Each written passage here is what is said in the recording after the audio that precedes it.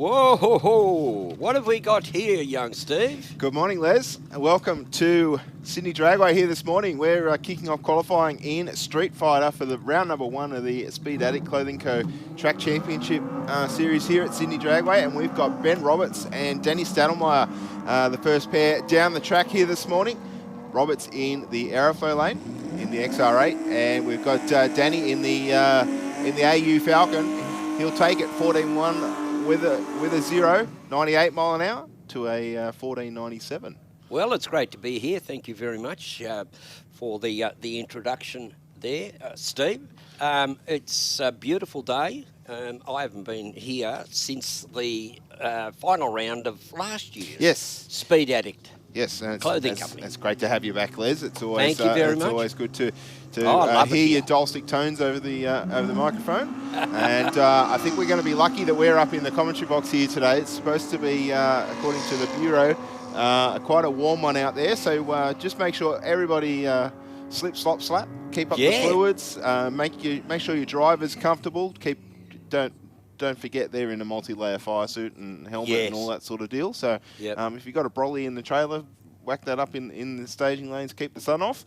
And, as I say, keep hydrated. There's plenty of food vendors around the place to grab a cold drink and something to eat. And, I hope everybody here has a fantastic day. The next pairing is on the start line as we speak. Wayne Smith in the HSV Club Sport taking on Scott Goodison in the Legnum.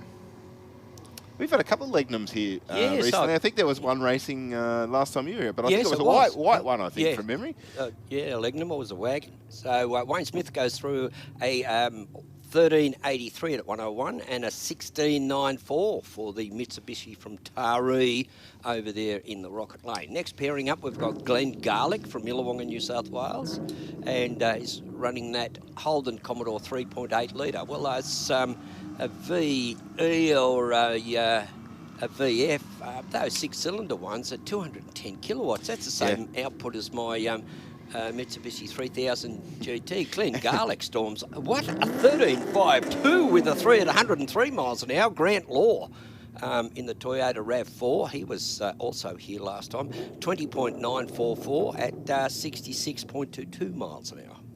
Yeah, it's a bit of a sleeper, the old RAV4. Not typically what you call a race car, but in Street Fighter, more than welcome. There's no minimum ET, and Grant's been out here a few times at Sydney Dragway, having a bit of fun, and often goes the odd round or two, courtesy of the red light in the other lane, and the other driver's impatience, I guess, or anxiousness, I guess, might be a better word. Yeah. But yes, sometimes we see a little bit of a handicap there. So on the start line now, we've got a BA Falcon taking on Don Zammit. Zammit, a very tough racer in this category. He's going to take the win light here, 13.13 with a 5.106 and a 14.39 with a 6 for the competitor in the Aeroflow lane. Look, just reminiscing, young Steve, and you may remember, I mean, to do 13s and I think the cut-off's 12.99. Then you move up to Super Street. But for the low 13s, mate, there were some race cars back in the day that were probably second or third qualifier for the class. Yes, I know. I think it just shows how much technology has moved on in the modern motor car. 13.211 there for Cam Whitmore in the Ute. But yes, I agree with what you're saying, Les. But we see a number of cars from the factory that would have been, considered a bit of a street sleeper. A little Hyundai hatch that goes and runs 14 seconds or 15 seconds out of the box, and that's before you start. You open up the computer and start putting a bit more boost in it, and before you know it, you got a 10-second car.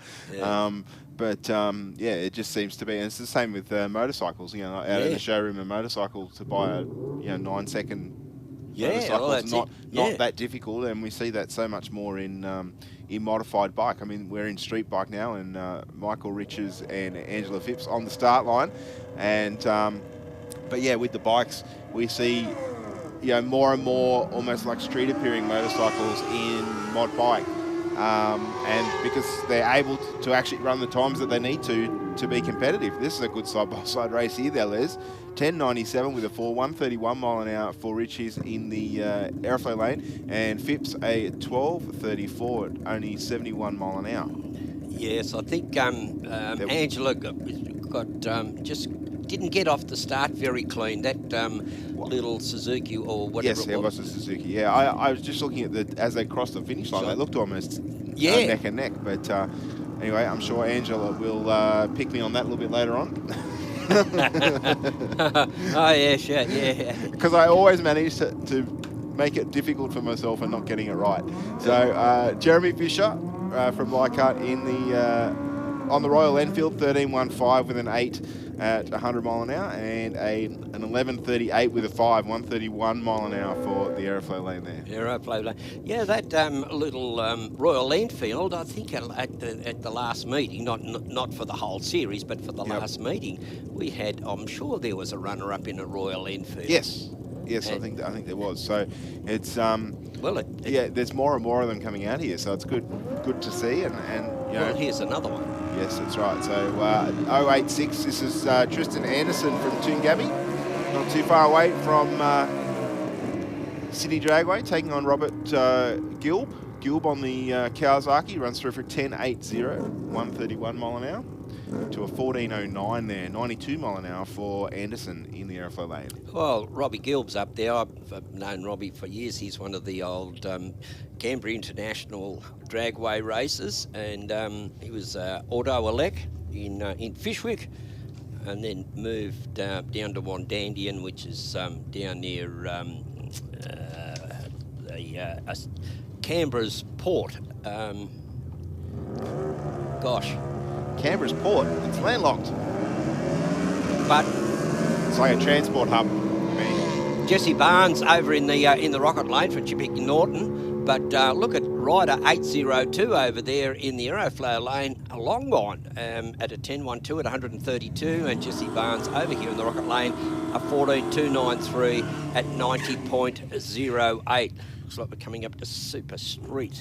Yeah, that rider in the aeroflow lane, our current #1 qualifier by nearly 7/10 of a second. So that's a fair margin. Yeah. To try and chase that down. Mick Bennett from Mudgee in the Tirana, LS1 on board this one, 5.7 litres. It's an all flat black affair on the start line. One, I'm not being picky, one is a little bit more dusty than the other. Well.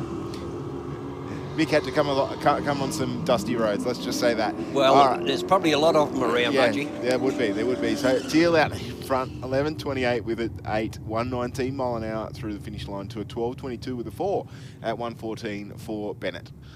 Yes, Alicia Teal, fresh from her weekend at, is it Drag Week? What do they call it here? Or Drag Challenge?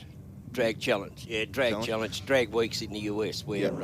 I watched a little bit of there's that supercharger wine from Guy Greenland. I watched a little bit of the Street Machine drag challenge on YouTube last week.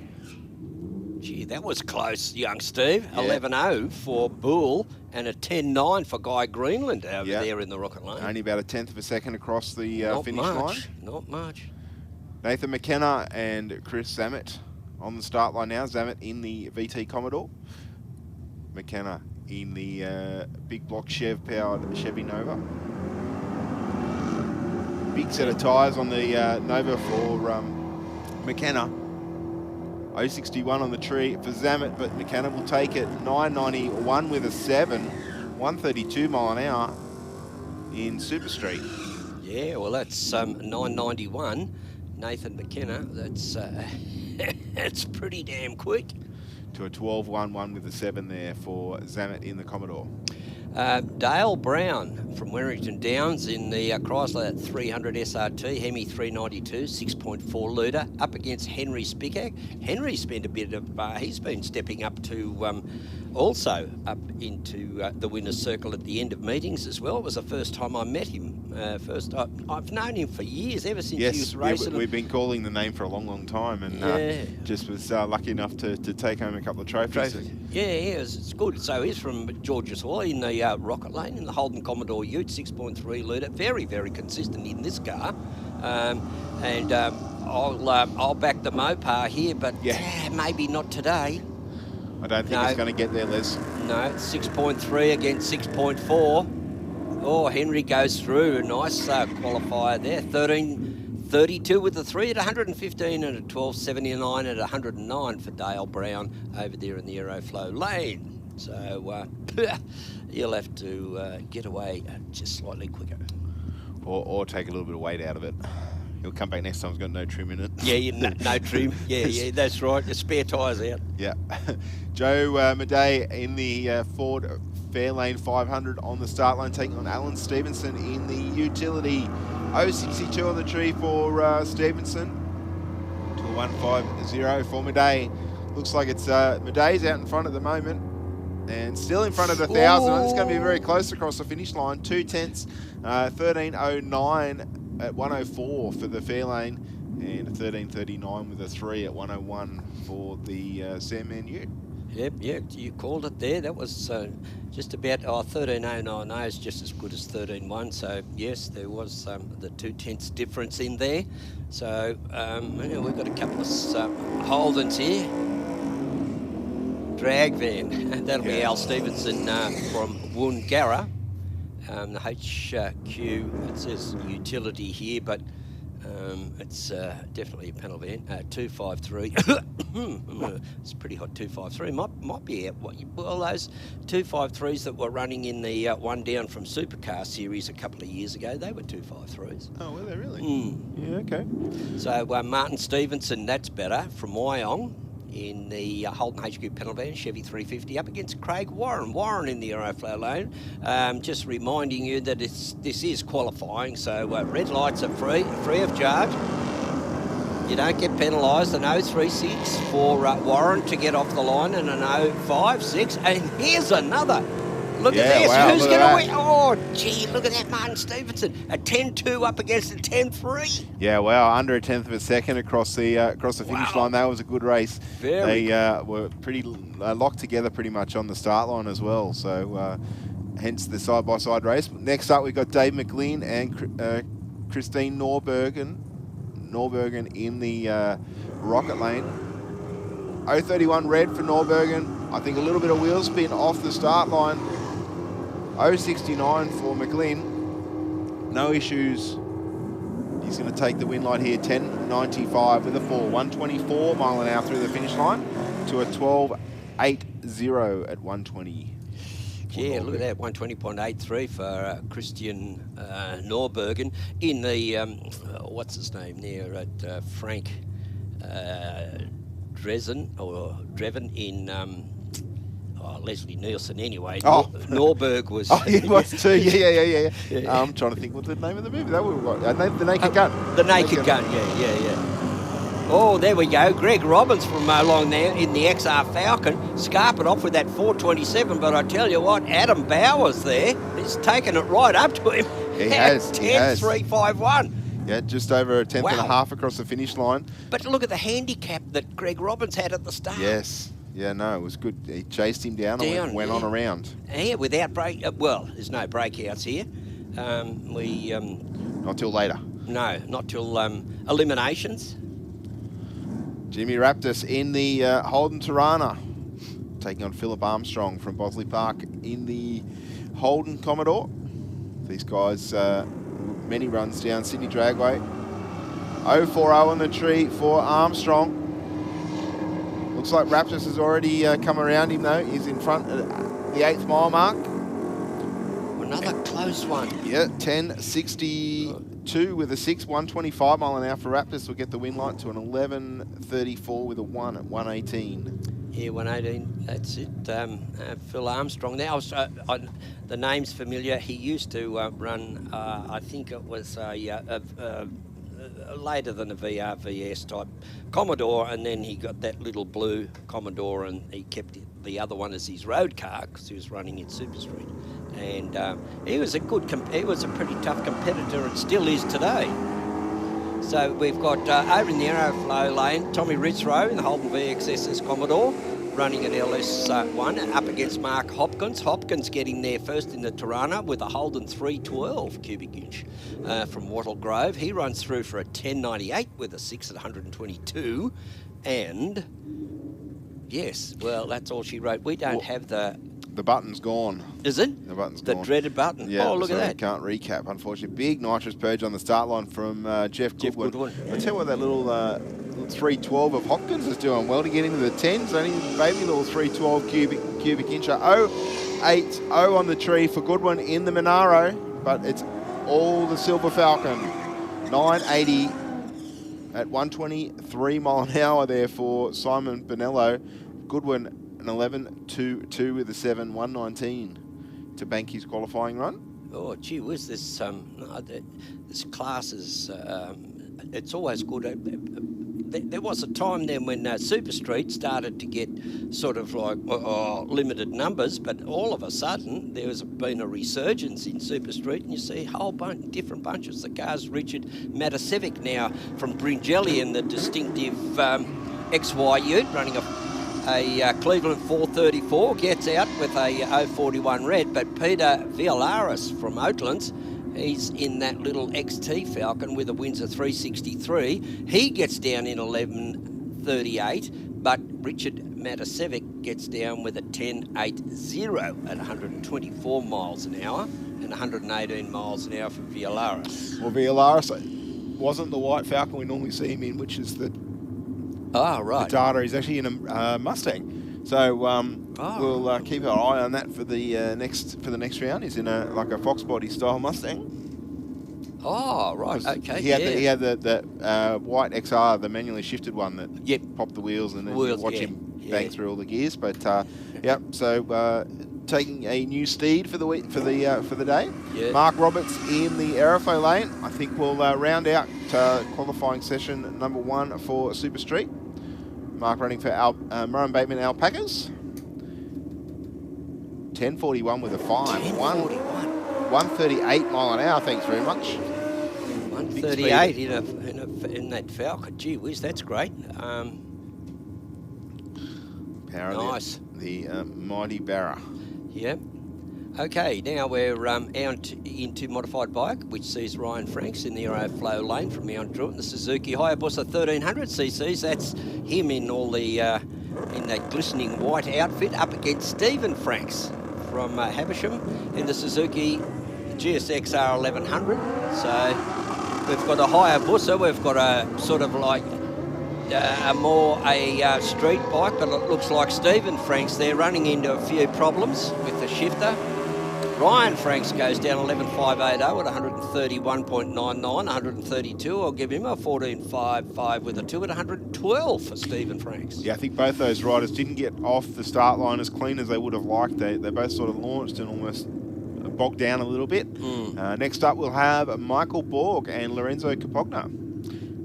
Borg on the Kawasaki ZX-12R and Capogna on the Powerhouse Motorcycles Harley-Davidson V-Rod, which is in the rocket lane, of course.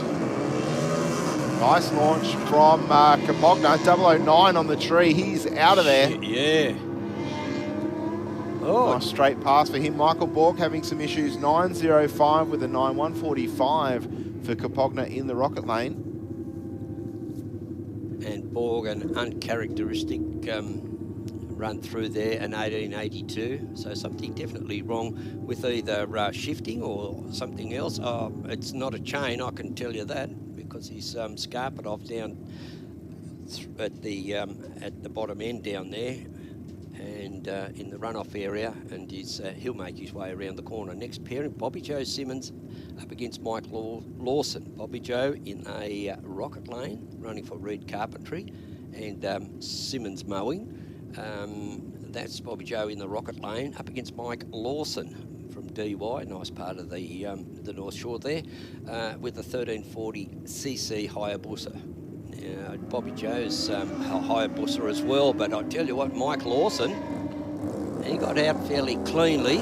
Oh, I think Bobby Joe rounded him up. I think that the lead changed a few times there. Yes. 971 with a 1 there for Lawson in the RFO lane to a 968 with a 6 at 152. So bigger speed there for Simmons in the Rocket lane, some 5 mile an hour, which doesn't sound much, but that's a fair difference. Yes. Well, the rider over here in the white bike, I thought it might have been a previous racer whose name escapes me at the moment. But Mark Davies now from Belmont in the Suzuki GSXR 999cc in the Rocket lane up against Justin Clemson in the Buell V-twin 1423. Nice light for Davies, 075 on the tree, and Clemson way over towards the wall, brings it back to the centre of the lane now. But Davies will take the win here, Les. 10.50 with a 4, 130 mile an hour, and an 11.85 with a 7, 106. Yeah, a couple of these guys have been around at Sydney Dragway. They're great supporters of the facility here, and they're great supporters of all the events. You see them here a lot, but you know, they run as regular as clockwork. Should anything go wrong, except. And we've got rider 9701 in the Rocket lane, gets out with a 457 up against Santina Keith. Santina goes through on the Royal Enfield with 11.10 with a 430 and a 10.095 at 143 for the unnamed rider 9701. I've got a 7091, so I'm guessing maybe we've got the number in the wrong way, yeah. But I'm sure that will be sorted. Peter Strudwick now in the Harley V-Rod. That's Peter over in the Rocket lane up against Ronnie Adams. Ronnie Adams there in the Aeroflow lane. Ron Cut Builder Supplies. Oh, gee, I tell you what, he's sort of faded off in the end a little bit. A 10.07 for Adams and Strudwick a 10.57. 10.57 at 134.94 miles an hour, and for Ronnie Adams 131.47 miles per hour. Okay, next pairing out. Who have we got there, young Steve? Help me, Lucas Nigo. Yeah. Nigo from Stanhope in Victoria. Well, as soon as you said Stanhope, immediately a friend of mine was born there up in Queensland. Okay, well this is the Victoria, and there's a Stanhope Gardens not far from here. So that's, rightio. So we're all thinking a different thing. We got them covered. So this one in Victoria. Welcome, Lucas, to Sydney Dragway. I hope you have a fantastic day. You're kicking off with a nice pass, a 964 with a 5, 141 mile an hour through the finish line. And Albie Davidson there, 10.50 with a 9, 131 mile an hour. I notice he's added to his motorcycle a little bit of nitrous and also a wheelie bar. Didn't have that last season, so obviously getting a little bit more aggressive. Well, there's a rider that... as it came down, it looked like they had the top and they were just riding with the skin, you know, it's just the right angle, and it just looks like they just pulled their top down. And I thought, it can't be that hot outside. Not at this hour of the day, except... Give it a few more hours. Give it a few more hours, yeah, then it will be. All right, Christopher Hocking on the start line from South Windsor, running for Smart Looking Sheds Australia on the Aprilia. 0.72 on the tree for him. And a 9.01 with a 5, 149 mile an hour through the finish line to open his qualifying account here at Sydney Dragway, round 1 of the Speed Adict Clothing Co Championship Series for 2023. Yes, the first one, and we're glad to see. Now, I did see, and there was around in the down the bottom of the pit area, down where the grass is, I saw the infamous Bushrat Camaro. Oh, I haven't seen the Bushrat Camaro for a long time. Well, me thinks that because young Claire is out, she might be driving it, so we'll see it in Super Sedan. Super Sedan. I actually have the entry list right here, Les. Good. We're just waiting for our officials to assemble the finish line Oh, apparatus for Junior Dragster. We're Junior about to get Dragster. underway with their first round of qualifying. No, we've got Andrew Little. Andrew Little. Andrew Oh, Little's really? entered, so it's Yeah. Mick and Andrew. Yeah, oh, both of them there. I spoke to, where did I see that? Mick. Gee, he pops up everywhere. I was at an event and he was there and he was, oh, it was at the last, our last meeting for the final. He was here, and but he was a speckled potato in the crowd. Well, I think he still is a speckled potato because he's not on the entry list. Yeah. So, Andrew is, and that's Andrew. and that's the Camaro. So. Oh, righty. Okay. Well, that's. Well, I thought because Claire's been sort of eyeing off the car. Your mind started to turn over, didn't it? Yes, I thought, oh, gee, fancy driving your last race at, of the year last year, possibly at that event, and then turning around and ending up and racing in a very, very competitive class is Super Sedan. But anyway, it's not. Alex Ruffalo from Vineyard in New South Wales, Junior Dragster. That's Ruffalo in the Rocket Lane up against, well, it's not against, because they're only racing themselves at the moment because they're trying to get to the top of the tree, because this is qualifying. And sometimes you might have an A Junior Dragster in one lane and a C Junior Dragster in the other lane. And you can even get that in eliminations as well. So it is qualifying. They're just trying to get their best time that's legal within the limits of the class, which is we've got A Junior Dragsters, 2 of them. They can run as fast as 8 seconds flat, or in eliminations they can go down to 7.9 seconds. And I think, I'm not quite sure what the speed is, but it's around 84 miles an hour. That's right. They certainly get moving at the other end of the racetrack for what they are. A lot quicker than what a lot of people expect. And on the track now, Les, we've got Charlotte Leafting in the Speed Flow Products Junior Dragster running for Imprint Industries and Ice Slushy. If only she had the Ice Slushy machine in the trailer today. Yes. I reckon she'd make a fortune. Yep. Alex Ruffalo in the Rocket Lane running for Sydney Waterscapes from Vineyard. 095 on the tree for Alex. 051 red for Leafting. Good side-by-side race, though. 832 with a 5 for Leafting in the aeroflow lane to an 812 with an 879 mile an hour there for Ruffalo. So a little bit quicker in ET and a little bit faster in the mile an hour as well. Yep. Yeah, young Alex. And now we have Tegan Smith in the Rocket Lane from Albion Park. She's sponsored by J&M Auto Repairs, APM, and Power Cruise Promotion and Lucas Oils. Taylor Smith in the Aeroflow Lane, Junior Dragster, Northwest Parts and Performance, her sponsor. Is Nemingar? Yeah, Nemingar. I mean, it's really funny because, you have a look at a map of Sydney and then there's all these little suburbs that used to be a larger part of another suburb, but they've renamed it something else. There's about 500 suburbs in this city. I can't keep track of them all. That's why you have a satellite navigation, my friend. 017 on the tree for Tegan in the Rocket Lane. She'll take the win. 812 with a 4, 79 mile an hour to an 876 with a 974 mile an hour for the other Smith in the Aeroflow Lane. Yes.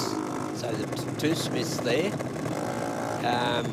Next pairing out, we've got Georgia Leafting. Well, the Leaftings are making an assault on Junior Dragster this year, up against Chloe Rako. Yeah, Chloe there, she's...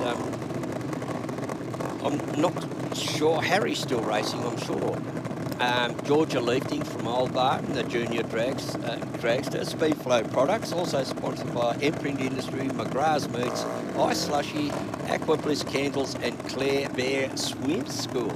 Chloe Rako as the tried and trusted sponsors of Mum and Dad. So, Leafting in the Rocket Lane, down from Old Bar, which is getting away up towards Taree. Yeah, I was going to say it's north. Yes, it's north of Raymond Terrace, north of Newcastle, but it's not as far as Taree.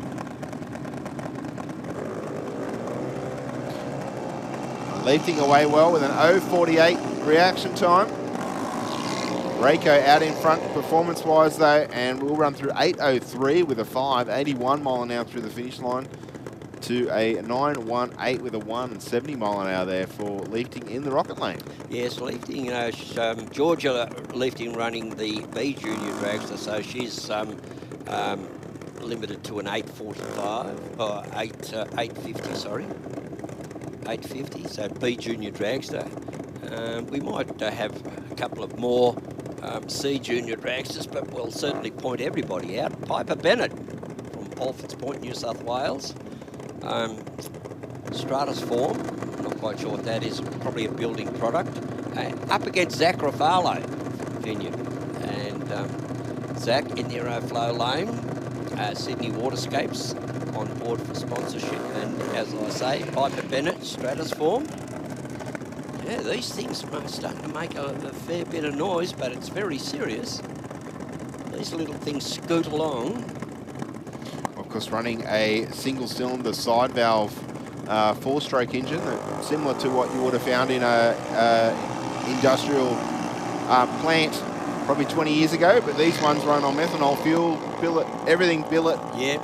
You know, probably pushing some of them 45 to 60 horsepower, depending on tune, I guess. Yep. And that's why we see these big speeds out of them. 0.31 on the tree for Bennett. Runs through for an 8.70 in the rocket lane there. Next up, Ryan Pettiford and Daniela Axiak. Well, Axiak's had the car repainted or re-wrapped. Oh, that's nice. Yes, it is nice. Yeah, it's had me there for a while because I didn't recognise the new colour scheme. Yeah, well, Axiak's car was one of the Perry machines, and she started driving probably 6 months ago, maybe I'd say, off the top of my head. So, of course, I believe her father runs a RX2 Mazda. Yep. And good to see the fresh livery for the fresh point series. Yeah. Ryan Pettiford in the Aeroflow lane, running for Fine Line Motorsports, Bank of Mum, and Arnox Enterprises. Yes, Ryan Pettiford. I did get an email from Alan White explaining our last attempt at trying to work out who belonged to who. Oh, okay. Yeah, and he said they were all laughing about it. They watched a replay of it. This is the problem with the live stream, that they might not hear what we say at the course of the race meeting, but of course everybody's got the internet, so they go back and do the live stream. Yeah. But we do apologise in advance if we say something wrong. We are only human. Yeah. Yes, apologise in advance. But I guess the joke was that it was trying to figure out who belonged to who, and who were they before and who they are now. So, and Whitey was saying all the whole family, they were at a barbecue at home after the races, and they're all cackling about it. Yeah, they're probably sitting there. Look at these pair of Ollies. They said it was real, A+ entertainment listening to you and I. Well, that's good. Right. We love feedback if it's good. Oh, Harry Constructive, there you go. Yeah. Harry Reiko, you were right, as he's in the rocket lane in the red machine, taking on Jake McNamara. McNamara also running for Arnox Enterprises and Fine Line Motorsports. Yes, that's the other daughter got married, McNamara, and then there's the other one that got married. You can have another go at it. Yeah, here we go. Jake McNamara gets there first, an 8.06 with a 79 miles an hour in the Aeroflow lane. Young Harry Reiko, a .175 reaction time. He runs an 8.38 at 75.25 miles an hour.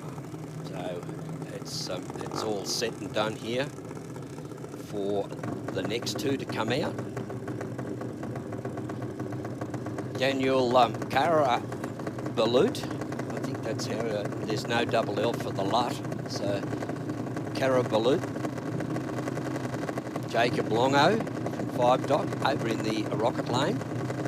Daniel, Lightstream Electrical, Australian Motoring Group, Reconditioning Services, VK Tools, and Dr. Meth Race Fuels. And RM for Mary J, Mechanical Repairs for Jacob Longo. Sponsors there. Oh, gee, I tell you what, Jacob Longo over there in the Rocket Lane, pretty sharp on the tree this morning for the young lad.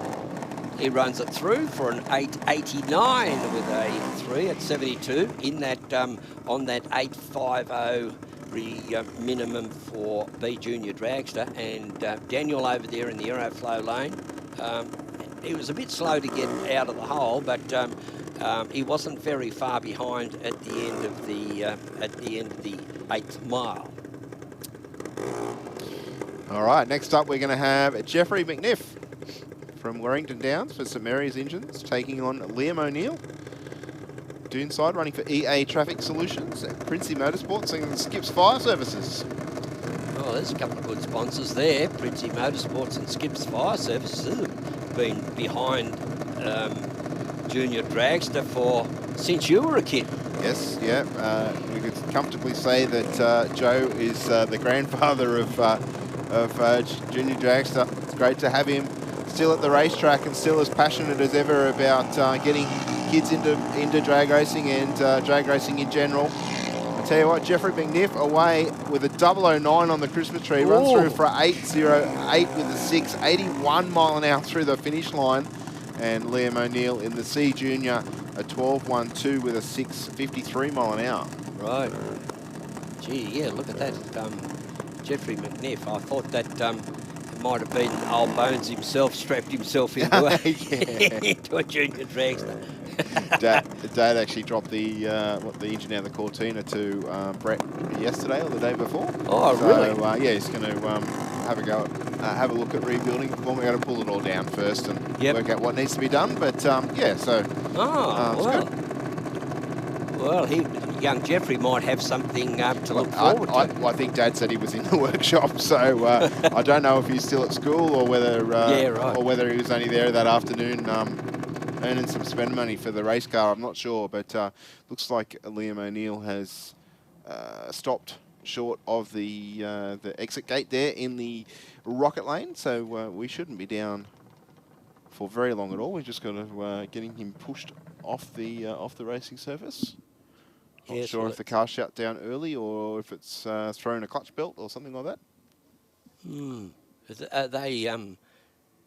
Yeah, well, I think, was it in the early days that, was the little clutch, that's right. They all run a centrifugal clutch. Yeah. But I mean, they're pretty consistent, these cars. I mean, you don't often see mechanical issues with them. No. Of course, they are a mechanical device and do have their odd malfunction, but on the whole, they're usually pretty good. You know, you got to remember some of these little engines pushing 8.5, 9 grand. They're not they're not doing it pretty easy at the other end. But you know, as I say, we've got a few more pairs left in qualifying session 1 for Junior Dragster, and Alex Rottenbury in the Rocket Lane, running for Hunter Race Engines and Quintino Ag Supplies. Now, Alex took home the W at the Top Fuel Slam here at Sydney Dragway a couple of weeks ago. Yep. And I'm just looking to see who is in the other lane. 6428. I just can't pick the pit crew there.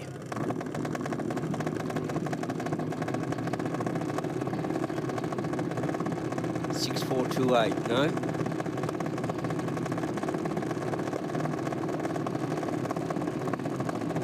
Nope.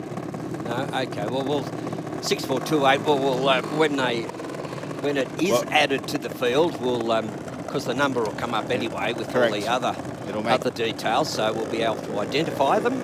make perfect sense then. But 0.67 on the tree, good reaction time.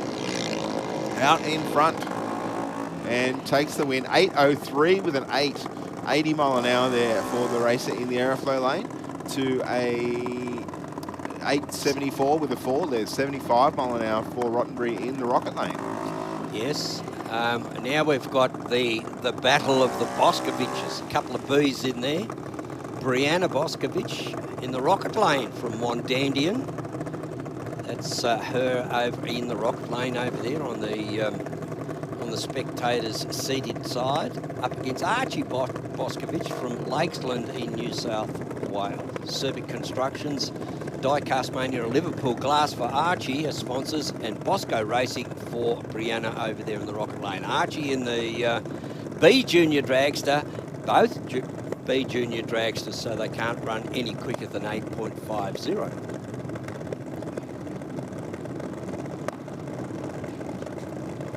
So there'd be potentially 3 cars in juniors for the Boskoviches, because I haven't seen Charlie out here today, but also a pretty tough competitor. Both away nicely. Brianna with the better reaction time. Neck and neck to the 330. Oh no. And an 8.71 with a 9 for Archie in the Aeroflow lane. And an 8.75 with a 3. Only pretty close. 0.04 of a second across the finish line. It's pretty tough racing. You watch at the family table. Imagine what the stories that go down there. Savannah Condello in the junior dragster over there in the Rocket lane up against Cade Fowler from Morisset. Oh, this is an up-and-coming member of the Fowler clan, I'd say. Sponsored by Fowler Transport too. I think Cade did a couple of race meetings not that long ago here at City Dragway, recently licensed, so that's fantastic to have another Fowler in a different category of racing here in the series. And Savano Condello, a sibling I think to Zane, who's in the Aeroflow lane in the next pass. Yes. Yeah, that's both B Junior Dragsters at the start line at the moment down there, so they'll get away. Savannah over in the Rocket lane gets out with a 0.47, but Cade Fowler a 0.21, so there must be something in the genes there. So been drumming the practice in. That's what they've been doing. Even in their sleep. 8.69 with a 0, 76 mile an hour through the finish line for Condello to a 16.002 at 40 mile an hour for Cade in the Aeroflow lane there. Yes, it'll be interesting to see how they go later on in the program. But this down here we've got Johnny Lucci from Menangle, Lucci Civil in the Rocket lane there, and Zane Condello in the junior dragster over there in the Aeroflow lane. We've got Johnny Lucci in the Rocket lane, a C junior dragster, which is limited to, I think, 12 flat. Correct, Les. So Condello's car not sounding super happy on the little test launches. It seems to have a little bit of a stumble, which is unusual for that car, because has done quite a bit of testing and like private hires and comes out for all the tests and tunes and that sort of thing, and has run some really good times recently, but perhaps the weather conditions not quite suited to the tune. Not 100% sure. Let's see what happens in the next 10 or so seconds. Oh, you're right, but I'm not sure which one's.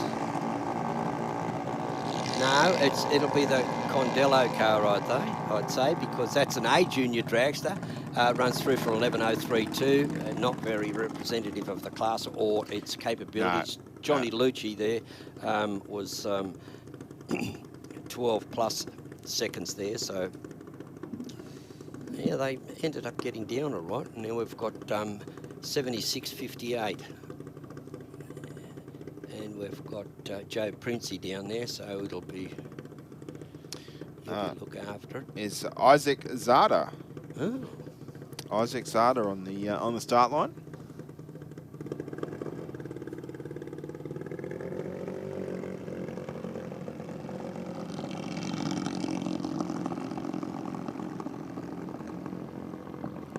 suggests a licensing pass for Isaac. And runs on through for a 15.36 with a 130 mile an hour. Yep. Might be a C Junior dragster. There's Joe down there. You can see the starter and the rest of the crew down there. I think that completes the round of Junior Dragster here. Les, we're about to get into Super Sedan will be our next category. Oh, okay. Oh, yeah, one of my favourites.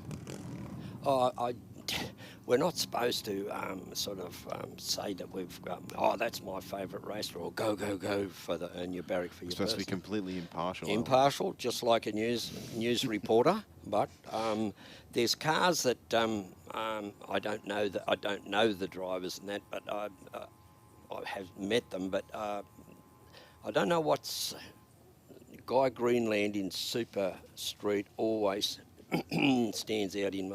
I just like watching the car, and he's a fairly good racer. Like for no other reason. Yes. And but I just like watching his that car, that station wagon. Geez, it goes. Well, I think there's always a different appeal for any type of car. We always pick something that we like about a car, whether it's a Ford, a Holden, or a Chrysler, or whatever it is. Yeah. And I think that's the beauty of drag racing, isn't it, Les? Is that you can do pretty much whatever you like, whatever challenge you want to set yourself to race your car, whatever your budget is. There's something generally that allows you to get out here and participate. It's not like other forms of motorsport where you have to have the best of everything to win, unless you want to run the professional categories. That's a different kettle of fish, as they say. Yeah. But certainly in the sportsman categories, there's something for everybody in those categories. So whether you want to run a sedan-based street car, or whether you want to run a modified dragster or a motorcycle or whatever it is, there's a category there for you, and you could potentially build the car or motorcycle to fit a number of different categories too, with minor changes between. But on the whole, the way that the sport is structured, I believe, is that you can progress through the categories without making wholesale changes to the car, unless you want to change categories altogether. So you can't run a sedan in modified, but if you build a modified car, you can race it in modified. You can then step up to competition. So there's that category change. If you've got a super street car, you can make the necessary safety changes and step into super sedan and then top sportsman. So that you've actually got three categories there. Or in some cases, we see cars that can jump between. So sometimes a super gas car can run in modified eliminator, for example, without too much difference. Yeah. And there are, as you say, Steve, I went to, my son's lives up, my older son lives up in Brisbane there, and at Lakeside, the racing circuit, the roundy circuit type layout, they use the main straight as a drag strip for, they call them sprints. Now, the last time I was there, the quickest car there, running sort of like high to mid-10s, was an Audi A3. Yeah, wow. Man, did it go. Yeah. Well, we've got an Audi R8 that runs here occasionally into the 9s. Really? Yeah. It's definitely not stock. No. Certainly a very quick car. And did you happen to watch the Bathurst 12-hour snippets of it? I did not. Didn't you? I did not, no. Yeah, right. I didn't watch the whole thing, naturally, because, that's 12 hours, man. Yes, that's right. And, I have trouble staying awake for that long now. But anyway, it's, I kind of enjoy it. I like the sprinkling of different cars and things like that. But, it's starting to become, well, it's virtually an all-German event now, because you've got BMW, you've got Audi, you've got Porsche, and you've got Mercedes. Yes. So there's, the top half of the field's just about made up of those marks. But Can't beat the old drag racing. I was just waiting for it to find out what was happening with the television and the sports broadcasters to see if any drag racing was going to be sort of featured, but I couldn't find anything. I saw Alan White and a couple of the other guys online saying that they renewed their subscription, so they must. Okay. So Al White, I mean, he often talks about it. Oh, he just said, you know, Ron Capps just goes down for such and such, and there's records being broken all the time, which is good to hear. So we're going to get underway with a super sedan now, Les. And look at that! These cars a little bit quicker than the super sedans. The super street cars that we saw. This is the next step up, and we've got Larry Edsel in the Nissan taking on Chelsea Smith. Well, Chelsea is, well, I guess the burnout person. You can't say the burnout king or the burnout queen, but the burnout person. Look at that. Look at this. It's just still lingering. It's just lingering. Lingering, yes. Not much of a breeze at the moment, obviously. It's always a good way to tell. Yeah. The smoke slowly dissipating, but Edsel into full stage. Just waiting on Smith to move in now. Oh, Larry Edsel out there with a 008. Talk about switched on, the guy. Mopar powered and all. 87 Nissan runs it through for a 10.24 at 130. And for Chelsea there, the burnout was spectacular. She got off the line at 0.144, but something's obviously troubled any further progress. Oh dear. Just pulling over towards the wall at the finish line. Of course, it's not a bad move that if you are having some issues, try not to drive down the centre of the racetrack. When safe to do so, move over to the wall, and it just makes the clean-up a little bit easier if you are actually dropping something. Spot on, Steve, spot on. That's it. And if you look in your rear vision mirror and your oil gauge is dropping and there's heaps of smoke, don't go right down into the finish area down there, because it'll take us half a day virtually to clean some of these things up. Rex Webster from Madawi in the Osney 40 Ute, running that 540 Cube. He's been karting around from car to car, up against Ross Bealby from Rossmore in the Ford Cortina with a Windsor 434. Gee whiz. Oh. Bealby, a regular racer here at the Aeroflow.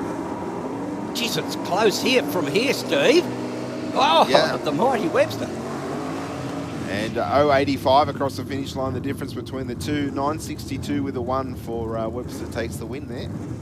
Yeah, well, it ended up being Rex Webster. Nathan Watt now in the Holden VL Commodore with the Chevy 383 in it. And that's the traditional 383. And Dean Giddens in the Ford Cortina running a Clevo 408. These 408s are popular. I'll have to... Oh, look, here we go. To Benny. Oh, very good. He's got our screen up and we can see the staging lanes. And they're full of a few cars there. So, Nathan.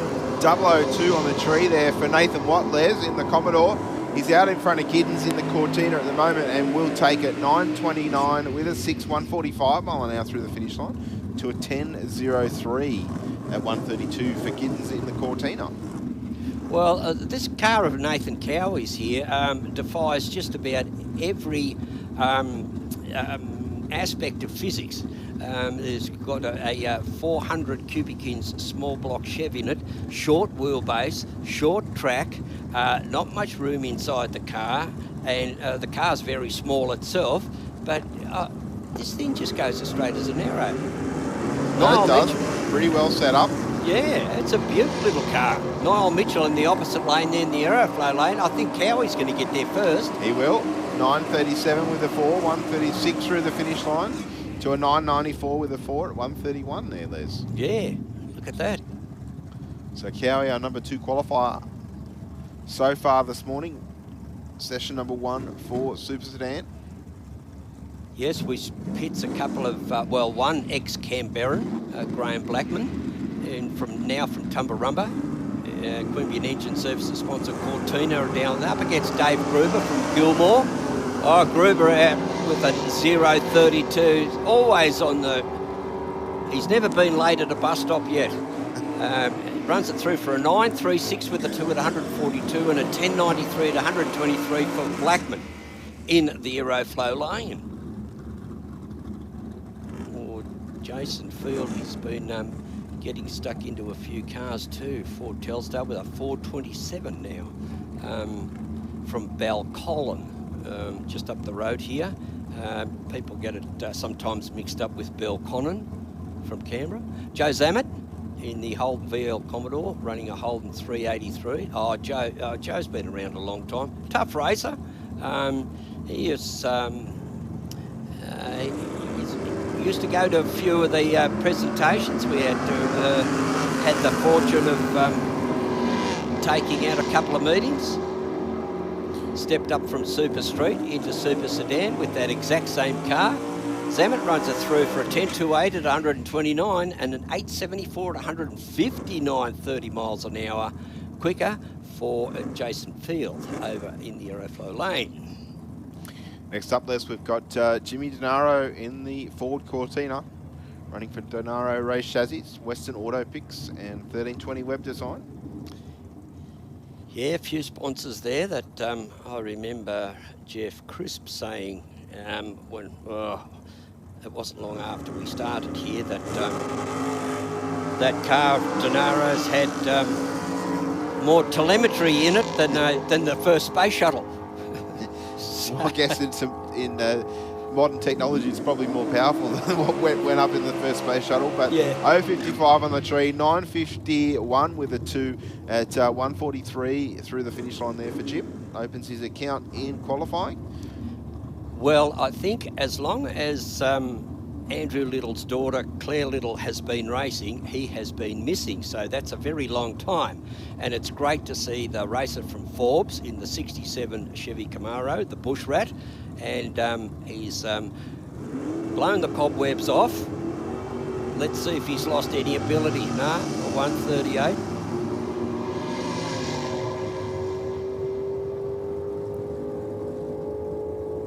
Winding it up at the finish line at 10.33 with a 130 mile an hour through the finish line for the Chevy Camaro. Well, I can see there's Claire there, down in the ute. So now the roles are reversed. She's the pit crew. Roy Romeo must be into super gas, young Steve. Correct. Up against Johnny Someranch. I'll say about Someranch's car, and you know, like, it's probably not a well, that Cortina is a pretty car. Yes, very much so. Always has been very well presented, this one. Oh, I saw it at three-quarter angle. It was at a three-quarter angle when I spotted it, and it just glistened in the sunlight, and it was with the colours and everything else. That's what I say. It's a pretty car, and he's a tough racer here too. He JB. is. This one manually shifted, so he doesn't have all the throttle stops and bits and pieces that we see more often in super gas. Of course, fixed index pro tree. You see the Cortina leave the line and dart over towards the centre line there. Neck and neck, JB looking at that Commodore to see where he sits in terms of his time. Look at it, 9.90 with an 8. I think wow. Les and I looked at the screen at the same time. At the same time. 9.86 with a 1 there for Romeo in the rocket lane. Yeah, so that run won't count for his qualifier. 9.90 with an 8 straight off, and it's, as Steve said, it's a manually shifted car. You'll see the cars take off and then slow down and then gas it up again, but not for JB. He's into it from the start. It's fantastic. He's a good racer to watch too. Joe Catanzariti from Mountain Anan in the Rocket Lane, Pontiac Firebird, beautiful car. Up against Vince Panetta from Brookvale in the Holden Tirana with the Chevy 400. There they go. Not much in the reaction times for these two cars. Panetta slightly better, but as you'd expect, neck and neck, 10.04 with a 148 mile an hour for Panetta, and an 9.83 with a 163 there for Catanzariti. Big speed for Catanzariti. Yeah, look at that. 15 mile an hour difference over Panetta there. Yeah, 163 mile an hour. It's quick, isn't it? That's a big speed. Big top end charge, yeah.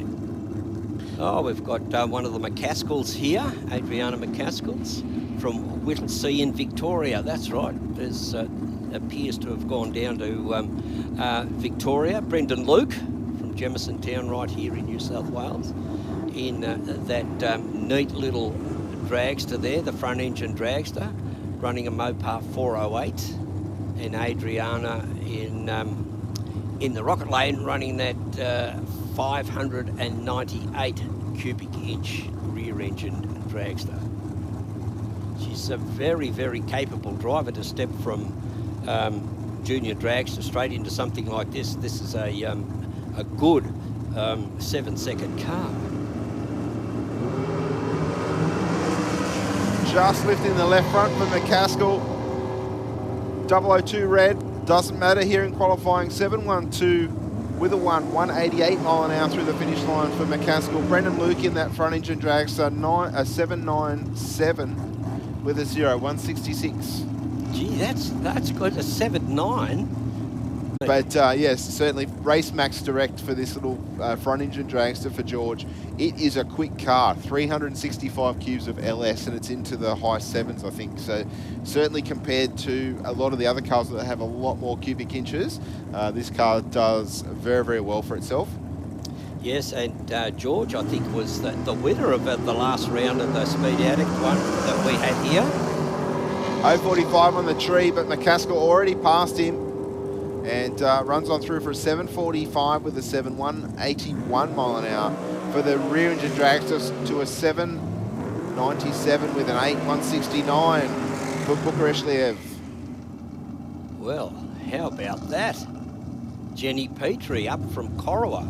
Got a great golf course there down on the Murray River. Jenny Petrie from Corowa up against Lou Carpinato. Lou in the Aeroflow lane in the 40, it says 43 Bantam, but it's nothing like a 43 Bantam. So it's a rear engine, well, just call it a rear engine drag. So big block Chev 555 cubic inches up against Jenny Petrie in the little Fiat Topolino in the Rocket Lane with a small block Chev 400. She's been getting, at the last meeting, at the final last year, that car ran as regular as clockwork. Seems to be the move away from the big smoke. Has, gee, she must like it. The car certainly does. 020 on the tree for Petrie, but Capinato out in front with the dragster. Runs through for 752 with a 180 mile an hour through the finish line. And Petrie in the Fiat, 849 with a 153. Oh, gee whiz, a couple of centre steers here. Yeah, side by side altered burnouts. And that's Kelsey Lay in the Skips Fire Services Ford T-Bucket, 502 cubes, a big block Chev. She ran her first 7 here a couple of weeks ago at Sydney Dragway. Did she? So the team was pretty pumped about that. Oh, gee whiz, that's good. Stephen Jones from Naminga in New South Wales. Ford T-Bucket. Okay, so that's 2 people from Naminga here this weekend. Yeah. Must be a town explosion, population explosion. Oh, that's not very fair to the people of Naminga. But it's probably one of those nice little country towns that you see on TV or something like that. They're nice, sleepy little... I've drifted towards those sorts of towns myself. That's what happens when you become a mature citizen. We don't grow old, we mature. Oh, Kelsey Lay out there, look at that. 024 on the tree, that machine is gone. Straight down the centre of the Aeroflow lane here, 795 with the 162. to a 982 with a 4, 132 mile an hour there for Jones in the Rocket Lane. Yeah, Jones there a bit, young Stephen, a 131 reaction time. By that, when you get to this level of racing, particularly in this class, because you have different body styles, you have front engine dragster, rear engine dragster, you can have AHR comes in here, hot rod, provided they maintain a few of the original parts that distinguish them from the other class. You've got altereds, similar to the two that just went down there. It's such a great range. Unless it's a hot rod, you won't find many sedans in modified, and it's they virtually own the class. So we've got Shane Wind, who from Echuca, who used to live in WA and was a national champion in a modified, up against Ali Stewart. Well, we all know the Stewart clan from the ACT, and Ali's in Queanbeyan now in the rear engine dragster, Chevy 540. Jeff's Racing Engines cackling pops photography and Madman Productions, and Get 'em Garage for Shane Wind. 064 to an 025. Wind with the better reaction time. He's out in front at the moment. Les 771 with a 2, 172.12 mile an hour. So all 7s, 1s and 2s there for Shane Wind in the Rocket Lane to an 819 with a 5, 164 for Stewart in the airflow lane. Yeah, Shane Wind there, 20 cubic inches more than the car beside Ali Stewart's car. Very close race, pretty good reaction times for both of them, and Ali was runner-up at the last big meeting, but there was no trophies for runner-up. Is that right? Just winner take all. Lee Hartle-Law from Silverdale Ford Roadster wins a 440 over there in the Rocket Lane. Sharp car, sharp driver. Craig Davies also same deal. Front engine dragster, small block Chev 385. That's him in the Aeroflow Lane. Also sponsored by Somaranch Race Cars, Ice Ignitions, Victory Transmissions and Revolution Race Gear in Brisbane. And Prestige Air Conditioning and Electrical for young Lee Hartle-Law. Lee gets out with an 010. Davies' reaction didn't look that bad, but Hartle-Law just drove away. So quickly. 121, 8121, 164 mile an hour for Hartle-Law in the Rocket Lane to an 838 with a 4 at 159 there for Davies in the Aeroflow Lane. Well, yes, that was a pretty tight run there. But now Gareth Rogers in the Fiat Topolino, small block Chev 408. Here's another 408.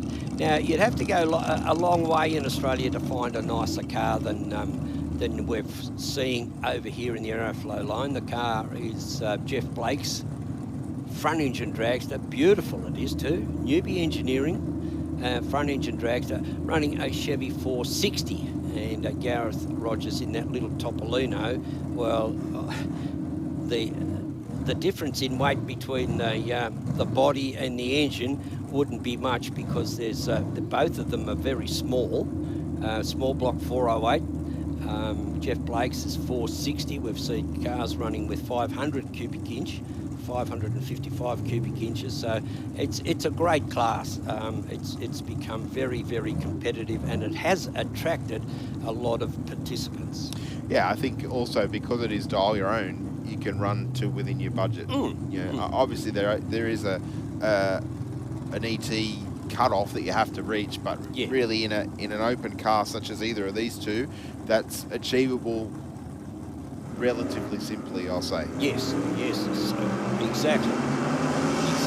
029 on the tree for Blake, has a 10th up his sleeve in the rear engine dragster. He's out in front of Rogers in the Fiat 882 with a 153 mile an hour there for Blake in the Aeroflow Lane to an 887 with a 4 at 147.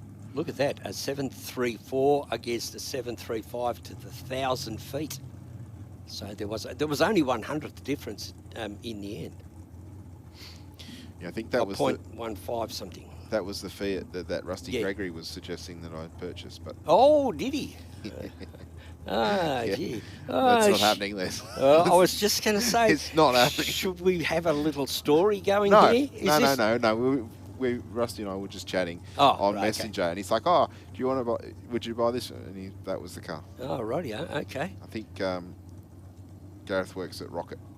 Oh, rightio, That's where the connection comes in. Oh, rightio. So on track now, Les, we're moving into Top Sportsman. Yeah. And we've got Joe Sorbello and Joe Gadlari on the start line. Sorbello in the Datsun Skyline in the airflow lane. 019 on the tree, but Gadlari away quicker with a 003. Gadlari will take the win. 865 with a 6, 157 mile an hour through the finish line. To a 904 with a 2, 155 there for Sorbello in the airflow lane. Yeah, the Skyline with the LS2, 388 cubic inches.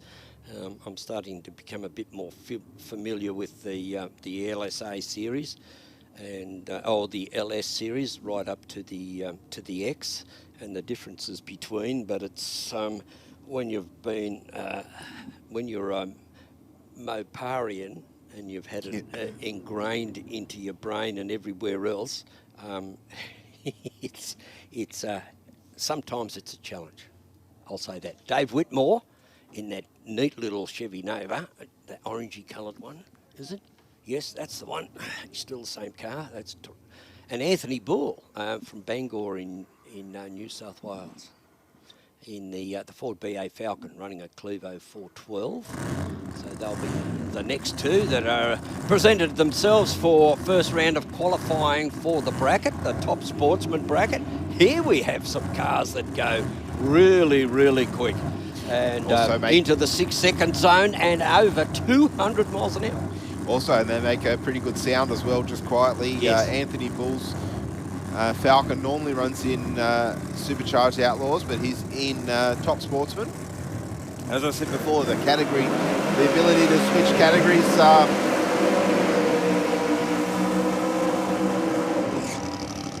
I'm not going to talk over that. So yeah, the ability to switch categories is how we see Anthony Bull's car in Top Sportsman. Yep. So admittedly, Bull will be busy later on this afternoon if he makes the closer to the pointy end of the field elimination-wise, because his between round maintenance would be a little bit more, I dare say, than some of the other categories, some of the other cars in the field. But anyway, he's a pretty well experienced racer. I'm sure that he and the crew will enjoy today's racing in Top Sportsman. Dave Whitmore in a very tough-looking Pro Street Chevy Nova, 400 cubed, a blown injected small block Chevy on board for Grant's Performance. Yes, very sharp-looking cars, both of them. Bull's car up on the converter off the start line. He'll run on through first, 755 with an 8, 182 mile an hour for the Falcon, and an 836 with a 165 there for Whitmore in the Rocket Lane. Yeah, Dave Whitmore there just stumbled at the start line, which was enough. He went red, but they're free. And Anthony Bull there, when Whitmore stumbled, he was just coming out of the hole, had the momentum to stay out in front, and Dave Whitmore had to do the catching up. Jeffrey Sargent now from Mount Rankin in the Rocket Lane in the Chevy Camaro 522 up against Mark Philp from Weewar in New South Wales. Holden VP Commodore running a big block Chev 632. I don't think I've seen this car before. I don't remember calling anyone from Weewar. I think he was here at the Top Fuel Slam, Les. Yep, okay. And Sargent definitely raced here before at Sydney Dragway. The Chevy Camaro, nitrous fed, 522 cube big block. Yep. Yes, I must. I was just about virtually just about ready to step into the car to drive up here for day two, because I do my not penance, but as a senior citizen, I do some voluntary work helping a mate. Well, I'm doing his Dodge Challenger, putting his 70 Dodge Challenger together for him. So, Okay. So I couldn't make it on Friday and just about to hop into the car, and then the wife came down with all these sort of concerns about other matters within the house. Not personal matters, but other things like leaking dishwashers and stuff like that. Oh, And so you got tied to the house. That's Yeah. fair enough. Fair enough. 094 on the tree for Phil. Out in front, but the Camaro around at about 1,000 foot. Ooh. 798 with the 4. 171 there for Sargent in the rocket lane to an 886 with the 4. 151 mile an hour there for the VP Commodore. Yes, big side-by-side burnout there. I think that was that must have been teed up, I reckon. I think so. It must have been, yeah, put on a show for the crowd. Oh, gee, Greg Fowler there. He was... Fowler in the Tomcat. Chevy Beretta running for Fowler Family Transport. 632 Cube. Chevy Big Block taking on Josh Boscovich in the rocket lane. He's in the XA Ford Coupe, running the 410 Fontana. Yeah, very rare engine. Fontana 410. It's a... those Fontana engines, they were in the US. They were a sprint car engine. Sprint car engine, yes. Yeah, 410.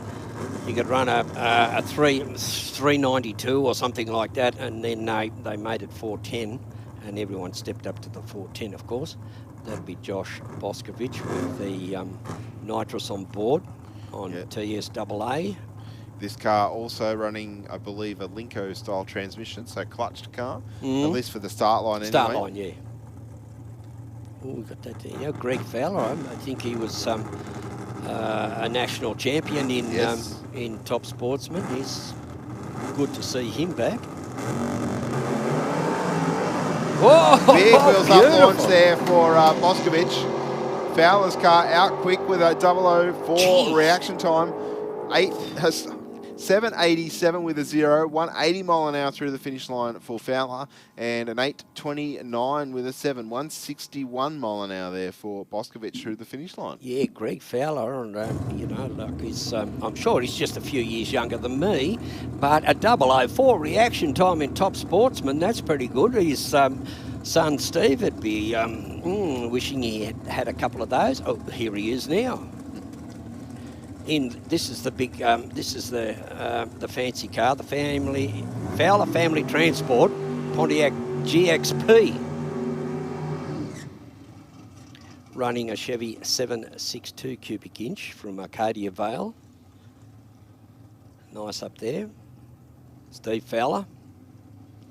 Now, I think I've seen this car go as quick. Well, I've seen it. It's probably gone quicker, but I think it's gone. Quickest I can remember is 206 point something. Yeah, something like that. Certainly 200 plus mile an hour into the 6 second zone as well. 762 cubic inches of carbureted goodness under the bonnet of this car. Yes, and you can see as they're coming up the return road, Jeff Blake's car, how it glistens in the sunlight. With all that nice chrome wheels everywhere. Yeah, it's a beautiful, I mean... All their cars are Mickey Mouse in their presentation, though. So, as is most of the cars here today, a lot of the races put in a fair amount of effort in terms of presentation of the vehicle and also their crew and the transporter and the whole box and dice. Okay. This is what they used to call Steve. Used to call him Steggles from the chicken people, Fowl. And Mum was always driving the. I think she still might be. I'm not quite sure. But here's young Steve Fowler. 012 on the tree. The car just over a second of the 60-foot and Holy runs on God. through 694 with a 3, 200 mile an hour. 200 miles an hour. It just started to drift at the up there past the 1,000-foot a bit, but still it was 5.81 to the 1,000 feet, 4.47 to the 8. Whoa, that's really honking. Oh, who's this now? Oh, You've it's got to a remember dragster. that 200 mile an hour, Les, is near enough to 320 kilometres an hour. Yeah, 324.7 kilometres an hour. Go to the decimal point. Fine, no worries. I was just trying to to keep it simple, you know. Yes. yeah. Okay. Hats off. Oh, this might be a bit of TNT, I think, is it? Well, we haven't changed the screen yet, so we don't know what's going on. I was going to say that looked like Wayne Cartledge's car. Good to see Wayne up here at Sydney Dragway from Eden Park. 310 cubes of Mopar between the chassis rails and the back. Yeah. Always like this car. The style of the rear end, when you look at how narrow it is. Yes. Still got the big tyre tucked in behind the extractor on either side. Yes, yeah, you can see it from up here. This car, a Super Comp car, runs B dragster automatic. So usually runs to an index. And what shall that index be today? We've got 7.29 and a 7.129. So there is a tenth and a bit. Well, I think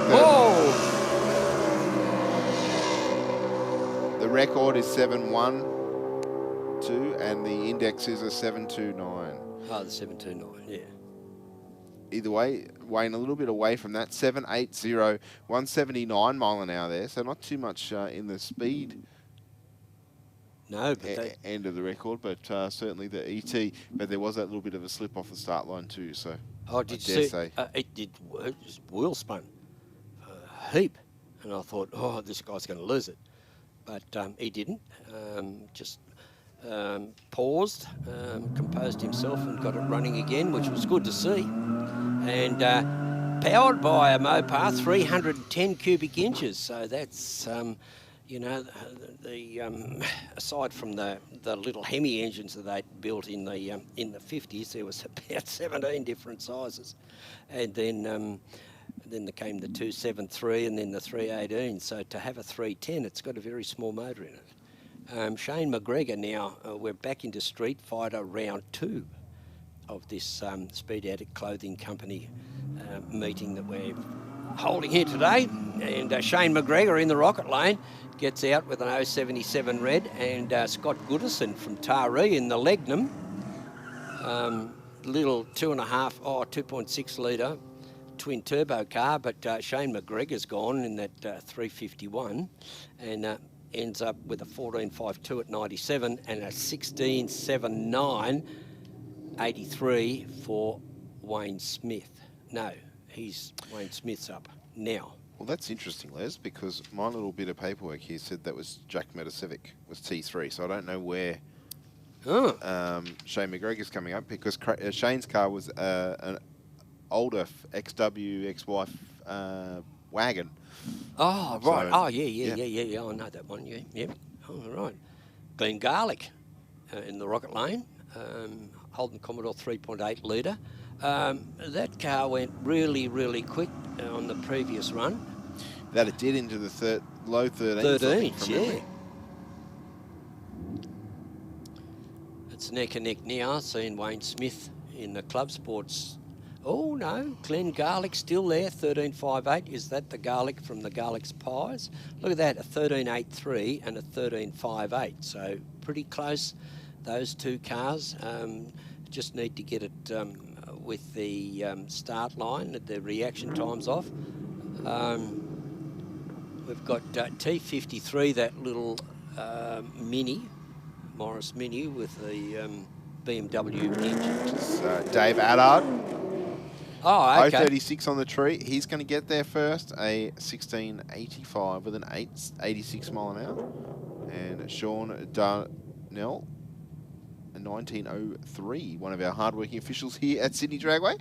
Sean's taken the day off and decided to be on the different side of the fence. Oh, right. Okay, so he's got that little Hundi. That's what they call it in America, Hundi. I-30, 19-second run. Cameron Whitmore from Dora Creek, and the Holden Commodore Ute, Holden 355. A sharp-looking car too. Up against Don Zammit. Now, there's the car I saw with the Sydney Dragway sticker, Speed Addict sticker, and there was, New South Wales Championship Series. So 3 stickers on the side of the car. Look real good too. I asked if Benny had anything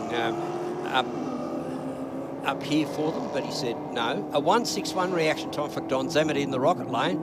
He's sped off and will get there first. He runs a 13.179 at 106, and Cameron Whitmore 15.354 at 94.41. So a bit of 12 miles an hour difference between the two at the other end. Now, what's this Danny Stadelmeyer? Does he physically breed cars? Because every time you see him, he hasn't run the AU for a little while. He said he dragged it out of the paddock not long ago. He sold the Holden to Jazz. Did he? Yeah, and he's had the Falcon for a while, but he's had to rebuild the gearbox because he had a gear missing. Yeah. But it's good to see Danny back in the Falcon. 014 on the tree, runs through for a 14.06 with a 4.98 mile an hour through the finish line. And Con Esther in the rocket lane there, a 14.60 with a 9. If nothing else, Danny Stadelmeyer turns up and he's so consistent. Yes. You know, he's so consistent. Whichever car he drives, he's really good. Ben Roberts from Quakers Hill in the rocket lane, up in the Ford XR8 Falcon there. But Nick Bennett in the Holden Gemini running a Holden 202. That must be some 202, a 1366 with a 5 at 99.66 and a 15.095 at 94.51 miles an hour for Ben Roberts in the rocket lane. And both red. And yep, only 6,000. 6,000's different, yeah. Yep. I did spy that there, Liz. This is the RAV, is it? Sure is. It's Grant Law in the Toyota RAV4. And you can see Grant gets excited and takes some weight out of the car, takes the spare wheel off. It's probably a good thinking. Good 20 kilos in that, 25 maybe? Yeah. Maybe a little bit more, I'm not sure. Well, yeah, probably that. You take the wheel nuts and unless it's just a big wing nut, I'm not quite sure how that works at the back of the car. And so Grant Law, he's a .803 reaction time, but it gives the guys down here at the start line to carry out some mop duties while Grant goes down the quarter. 21.974. Yep. Oh, dear. 60 mile an hour there. Went 14.18 to the 60. 14.18 to the 60. So just put that in comparison. Our C juniors are about 4 seconds quicker. Yeah. And the kids are only 8. 8. Oh dear, it's got all sorts of parallels you can draw with drag racing. Beg your pardon, 2 seconds quicker. 2 seconds. Yes. Yeah, I said 4, but yeah, 2. 6 seconds quicker if you're an A junior. Yeah, 6. Yeah. Well, that's so side by side, the junior would get there, and Grant would be at the 330 foot mark. Yep. Roughly. Into Street Fighter now. Tristan Anderson in the Royal Enfield gets away with the red light. 025 on the tree, taking on John Puckeridge on the Suzuki GSX R1000. Puckeridge takes it 1071 with a 7, 136 mile an hour to a 1418 with a 2, 91 mile an hour there for Anderson in the airflow lane. Yeah, Stefan Stavala now in the street bike category from Wetherill Park. Harley Davidson Night Rod Special, 1250cc. That's Stefan in the Aeroflow lane. He's our #1 qualifier, incidentally, in street bike with a 10.12 with a 0 at 132 miles an hour. Now, alongside Stefan, is Michael Riches in the AMS Water Meters Suzuki 750cc. That's that water bus, I think.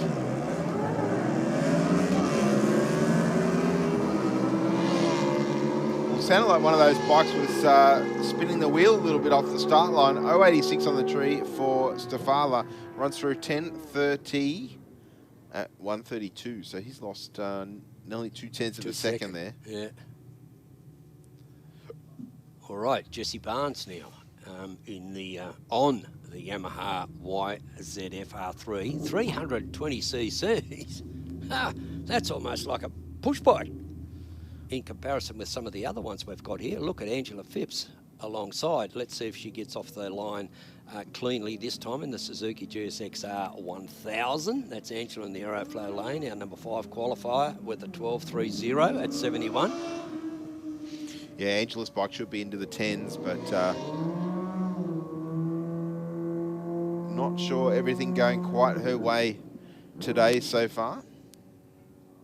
Oh, wow, look at that. Jesse Barnes gets there first. A 14.30 at 89. 14.3 out of 320 cc's. That's pretty good. Angela Phipps there at 12.30 at 71. 71 miles an hour? Something wrong there. Yeah, well, it's her previous run wasn't that hot either. Jeremy Fisher now in the rocket lane up against Robbie Gilb in the Aeroflow lane. Gilb now our number 3 qualifier. Was number 1. Oh, there we go. Gilb away relatively clean. I'm not sure what happened to Fisher on the start line though. Only 865 cc's of Royal Enfield for him. Gilb through the finish line, 10.71 with a 130 mile an hour on the nose. And Fisher gets there with a 20.886 second pass. Yes, I'm not quite sure. I thought the clutch cable had broke. But no, he got it going. So now we've got Nathan McKenna, and now this is where into Super Street. Nathan McKenna in the rocket lane. St Mary's Race Engine sponsored, and Mac Attack Racing. Number 24 qualifier, so it just shows you what sort of field we got, 24 cars. Super Street. Dale Brown. Oh, that Morpire. He's probably didn't have the traction control on. 300 SRT, Hemi 392. Nathan McKenna, he's gone. He runs a 10.49 with a 5 at 126 and a 13.06 with a 1 at 109.5 for the white Chrysler 300 SRT. Next up, Alan Stevenson in the utility, running for Power Plus. Race Fuels New South Wales, taking on Dave McLean in the rocket lane. He's got the HQ Monaro, 071 on the tree for McLean. That car very well sorted. Yeah. For Morissette Batteries and Tyres and Family Racing. Runs on through first for a 10.87 with a 0, 124 mile an hour through the finish line to a 13.04 with a 1 at 103 there for Stevenson. Yeah, Stevenson there has been having a few issues to be running 13s in Super Street, but nonetheless, I hope they fix it up and they'll be around. Tim Ritzrow from Glenmore Park, that's Tim in the rocket lane in the Holden Vex SS Commodore LS1. Our number 17 qualifier with a 12.107, and Craig Warren in that very, very slippery little Tirana there. It's just got out with an 0.40 reaction time, runs it through for a 10.28 at 131 and a 12.21 with a 2 for Ritzrow in the rocket lane, and that's why Craig Warren is number 2 qualifier. Very, very sharp racer and handles that car perfectly. A bit like Dave McLean. He's a good racer too. Here he is.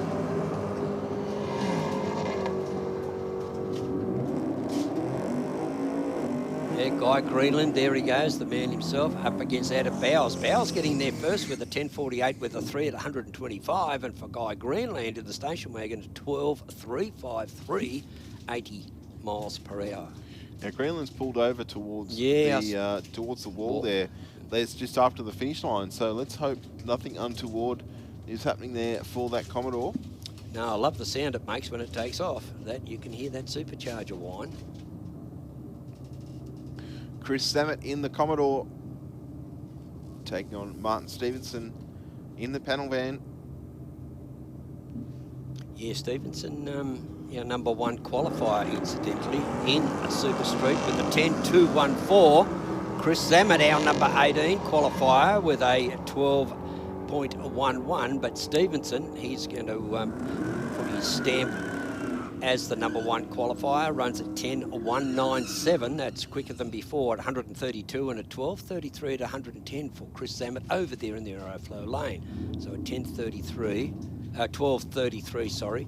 And his best to get him into 18th was a 12.117. So he'll be relying on that as his qualifier should he not go any quicker.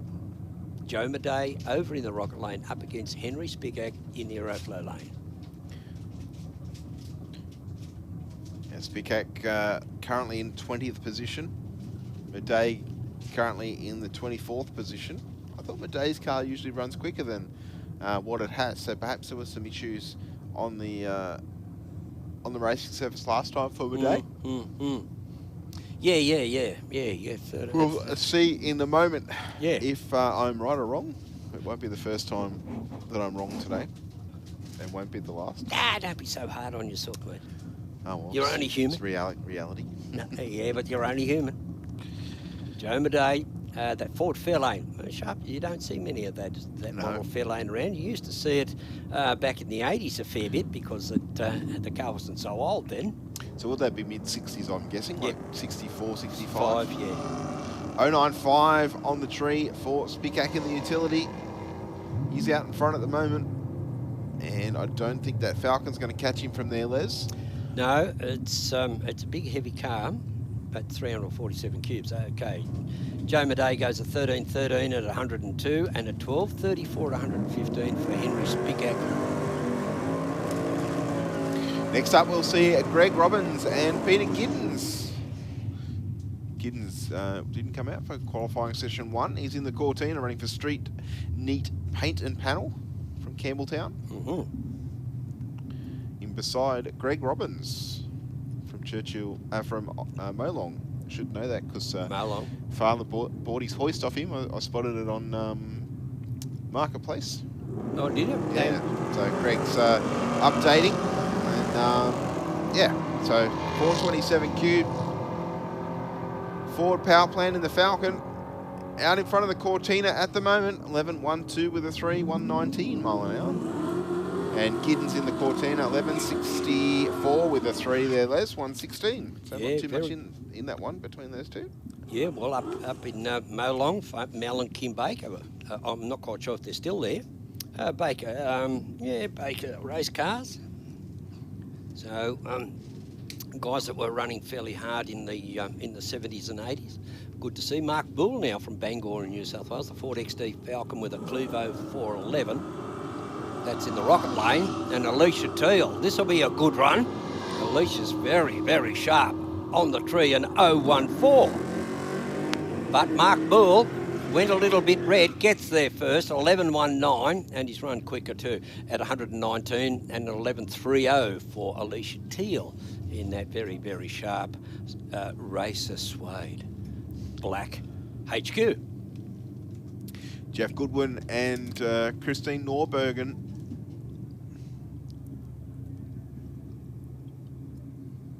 Goodwin in the Holden Monaro, 042 on the tree, running for Speed for Sale Nitrous, and 131 on the tree for the HQ, but the HQ round gets there first, and 11.04 with an 8, 122 mile an hour for the big HQ, to an 11.39 with a 120 mile an hour for Goodwin in the aeroflow lane there. Oh, yeah, Jeff Goodwin there, and just wasn't quick enough just to outsmart his opponent, and but come eliminations later on in the program, things may be very different. Mick Bennett now in the Rocket Lane from Mudgee, New South Wales. That sparkly example of a Holden Tirana, LS1 5.7. But, as I say, there's a lot of bad roads around Mudgee area that have been affected by the rain, so he may not have driven it, and it's all the dust he collected on the car trailer. And Brett Stutchbury in the Aeroflow lane in that sharp Holden Commodore LS1 5.7. And Stutchbury out with an 0.37 and Mick Bennett out with an 0.46. He's going to get there first, the young fella. And he runs a 12.21 at 116. And Brett Stutchbury runs a 12.87 with a 2 at 107. So a fair bit of difference at the top end. And there's a tussle here between Simon Bonello, which is he's run a 980. 980 with a 2, and to be 27th, he must have gone, whoa, look at Mark Roberts. No. Yeah.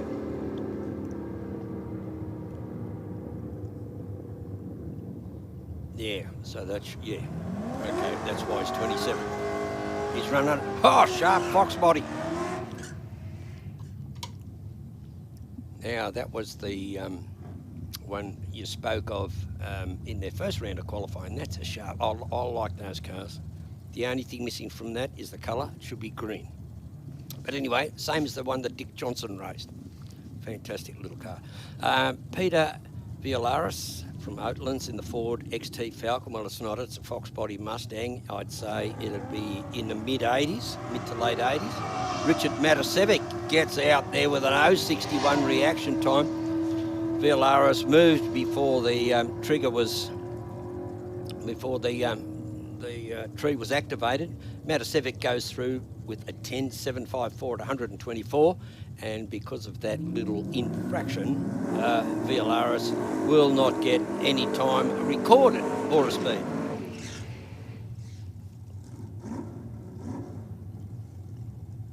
So he's got one more attempt before he picks his dial in. A couple of Tiranas here. We've got a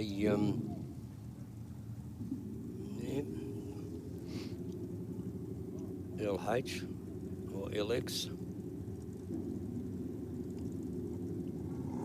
Mark Hopkins over there in the Aeroflow lane. He's our number 11 qualifier with a 10.98. Gets out with an 0.48 reaction time. The yellow Tiranas of Jim Raptis is closing the gap. Oh, I thought he'd get there. A 10.93 against a 10.85. Gee, not much in between there. Only 400s across the finish line between the two. I tell you what, that little cubed Holden for the racer in the Aeroflow lane holds its own. Big mile an hour too, considering Raptors had 6.2 litres on board. Next up, Philip Armstrong from Bosley Park, running for Keystone Acoustic Panelling, St Mary's Engines, and Kerry and Phil Racing. 0.80 on the tree for Armstrong. Winds the car out the back door. 11.38 with a 119 mile an hour through the finish line. Yeah, runs it right through. Nice clean run. 11.38. Not as quick as his initial qualifying attempt there with an 11.34 up against an 11.7. It's funny, isn't it? I mean, when you have a look at pro stock cars and the cars up in the higher brackets that are not allowed to run traction control, you can't sort of impose that onto a car that, a production car that comes from the factory with traction control. But it's not as fast as a pro stock or some of the top end cars like Pro Slammer and things like that. We're now into a modified bike, so modified bike specifically, and Ryan Franks in the Rocket Lane out with a 007 red up against Stephen Franks. Of course, the modified bike brought to us by bikereview.com.au. Both races raced each other in the first round of qualifying, and they've switched lanes this time around, and I think similar issues for both riders. A 13.21 for Steve Franks in the Aeroflow lane to a 12.08 for the other Franks in the Rocket lane. Yep. And we've got Mike Lawson from DY in the Rocket lane in the Suzuki Hayabusa up against Ryder, the Pale Rider, 9701. No details there, and they must be running qualifying on reaction times. So Mike Lawson's gone a 020 or 020, runs it through for a 968 with a 2 at 147. And a 10.03 at 140. You never know when to... It's hard up here when there's... we don't like spewing out or presenting times and speeds while bikes are doing a burnout because they make a lot of background noise. But at the same time, we're trying to hold the screen. We've got no control over the screen here. It's come from Race Central. But anyway, Mark Davies now in the Rocket lane up against Albie Davidson. Now, Mark Davies is red lit, but it's of no consequence here. Runs it through there for a 10.19 at 131. Gee, that's pretty good going. And a 10.43 at 132.9 for Albie Davidson over in the Aeroflow lane. I didn't see any outstanding reaction times there, Steve. So nope. Next up, we'll have Christopher Hocking on the smart-looking sheds-backed Aprilia RS V4, 998 cc's. Taking on Lorenzo Capogna in the Rocket lane. He's on the Harley-Davidson V-Rod for Powerhouse Motorcycles. Both riders lining up on the right-hand side of their lane. Capogna moved over to the left-hand side of his lane now. The bike not leaving in a straight line. 0.31 on the tree. Looks like Hocking's in front and he'll take it by a tenth of a second. 9.01 with a 9. 150 mile an hour through the finish line. And Capogna a 9.14 with a 0 there. yes, it's very, very close. Strudwick on the Harley-Davidson V-Rod, that's 1300 cc's, up against Bobby Joe Simmons from Blythe Park in the Suzuki Hayabusa. Bobby Joe there snuck by her opponent in the first round of qualifying. It looks like that person down there has taken up your suggestion there. Steve, got the umbrella. Oh, gee, this is a lot closer. Bobby Joe will get there first. She runs it through for a 5.65 at 153 and a 9.67 with a 1 at 137 for Peter Strudwick in that Harley-Davidson machine in the Rocket lane. Now, Santina Keith,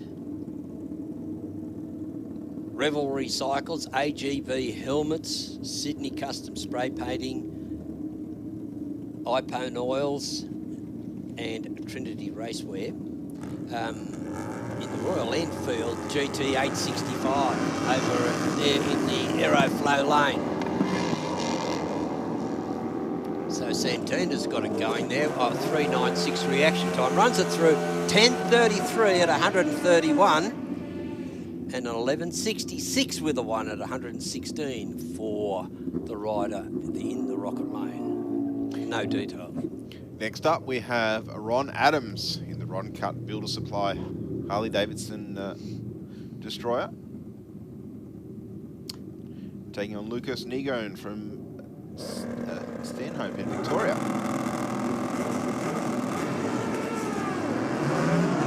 .164 the reaction time for Adams, 2.09 for Nego.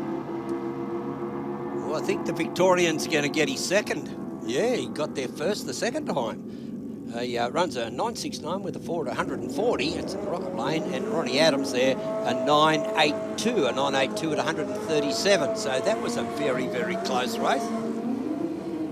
Both in ET and MPH, terminal speed. Oh.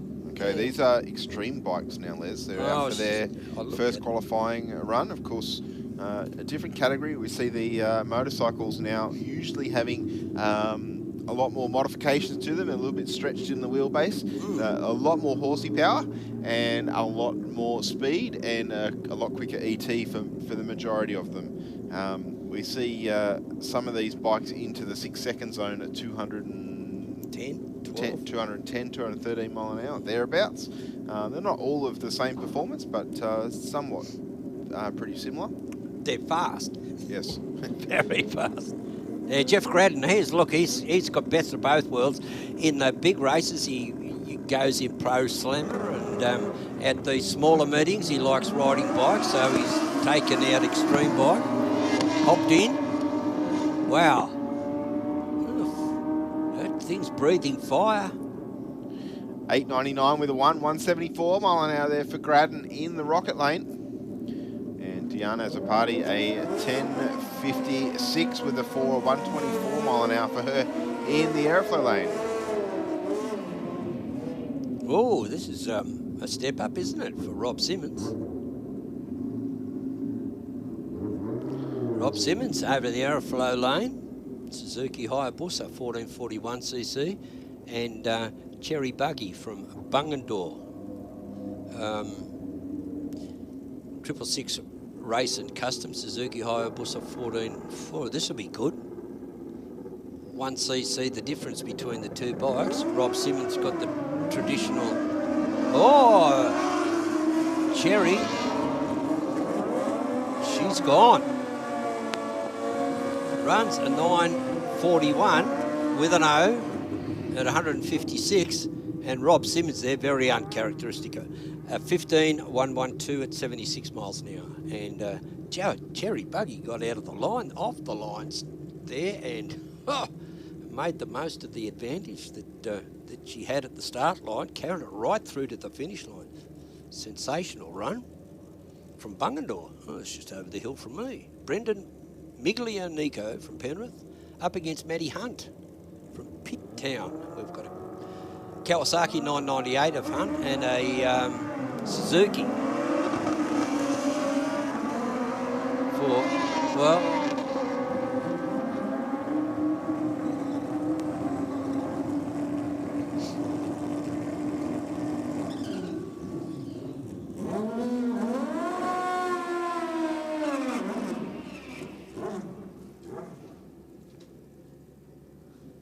Suzuki drag bike, Mick Hone Motorcycles. That's Grant Gilliver from Gilliver's Travels. Oh no, that's Gulliver. Sorry. Darren Foley from North Richmond in the Suzuki Hayabusa in the Aeroflow lane. And yeah, Brant Gilliver, that's Gilliver. Mick Hone Motorcycles and Extra Soy Candles. Well, from wanting, how diversified can you get? 089 on the tree for Gilliver. Oh, look at that. Yes, there you go. 706 with an 8. 214.93, nearly 215 mile an hour. Thank you very much. Gee for whiz. Darren Foley in the Aeroflow lane there. Wow. Gee, where did that come from? Darren Foley, look, he's 706. He's nearly 2/10 quicker than Jeff Gradden. Oh, Jeff's, he's got Darren Foley's a 7.0, and Jeff Gradden, who's number 2 qualifier, with an 8.9. Yep, so he's nearly 2 seconds. 2 seconds. Gee whiz. Oh, drag racing. That's like being starting off a race, from Sydney to Melbourne and giving someone who starts off from Yass a head start. That's a long way. All right, Les. I think we're about to get underway with the next round of qualifying for Junior Dragster. What we might do is just throw to our big screen and have a couple of quick words from some of our sponsors. We'll be back with you very shortly. Bikereview.com.au is Australia's leading website for performance and modified motorcycles. Bikereview.com.au is the only motorcycle-focused website to feature motorcycle drag racing on a regular basis. And in the words of editor Jeff Ware, our involvement with Sydney Dragway is our way of putting back into one of our favourite sports. Bikereview.com.au. Aeroflow Performance provides a wide range of high-quality performance products for racers, street machines and hot rodders. From fittings, fuel system components, intake solutions, and even turbocharger systems, you can see it all at aeroflowperformance.com.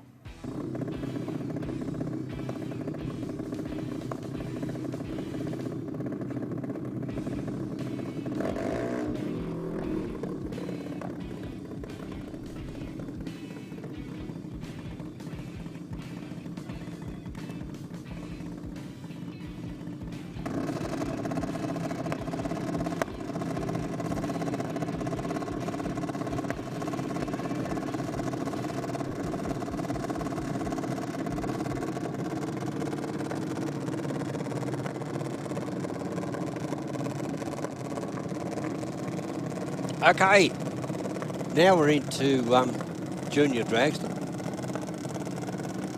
Charlotte leading in the Rocket Lane, our number 9 qualifier. That's Charlotte, 8.3.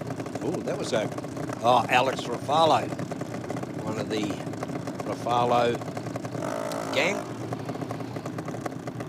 Sydney Waterscapes, our number 8 qualifier. So we've got 8 and 9 qualifiers next to each other. Just looking to see if they can pop up the ladder just a little bit. Alex Ruffalo in the Aeroflow Lane, our number 8 qualifier. Charlotte Leafting, our number 9 qualifier in the Rocket Lane. So betbetween 8th and 9th, Alex Ruffalo qualified with an 8.12 and Charlotte Leafting to be number 9 with an 8.32. 2/10 the difference. Both running A junior dragsters. We get out this time. Alex Ruffalo, a 0.11 reaction time. Don't matter. He runs an 8.084 and at 80 miles an hour, and for Leafting there, an 8.33 with an 8.77. I think they'll stay where they are. Ryan Pettiford now, Fairfield West. Arnox Enterprises, Fine Line Motorsports, and the Bank of Mum. I bet we don't hear it. We hear a lot about all the other banks on TV and how they're treating their customers, but the Bank of Mum and Dad is very, very special. So you won't hear much about them. Piper Bennett in the Aeroflow Lane, our number 13 qualifier with an 8.707. And Ryan Pettiford, our number 11 qualifier in the A Junior Dragster, Bennett being in the B Junior Dragster. So, Ryan Pettiford, our number 11, and Piper Bennett, our number 13.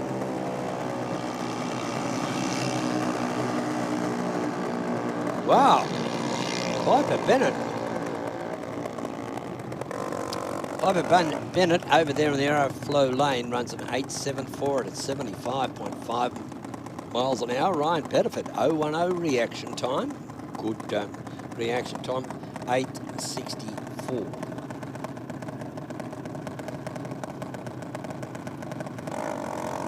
Well,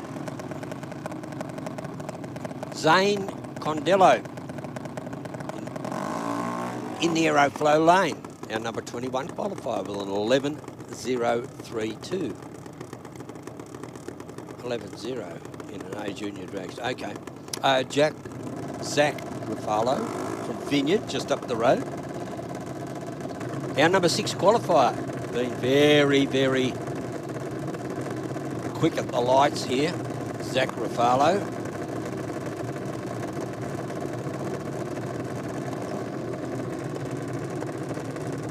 Our number 6 qualifier with an 8.085. Just waiting now for Condello in the Aeroflow Lane just to bump in. Has done so now. Trees activated. Condello a 112 reaction. Ruffalo a 166. Zach will get there first. Runs an 8.1 flat at 79.66 miles an hour, and for Condello a 9.561 at 68.13 miles an hour over there in the Aeroflow Lane. Now I think it's Harry Rako in that striking little red and predominantly red with black accents on it. From Albion Park, a young fella, a number 10 qualifier with an 8.380. Georgia Leafting from Old Bar. That's Georgia in the Aeroflow lane. And number 20 qualifier with a 9.181. She's running a B junior dragster, so she's limited to 8.5. Harry Rako is limited to speed and can't go quicker than 8 seconds flat.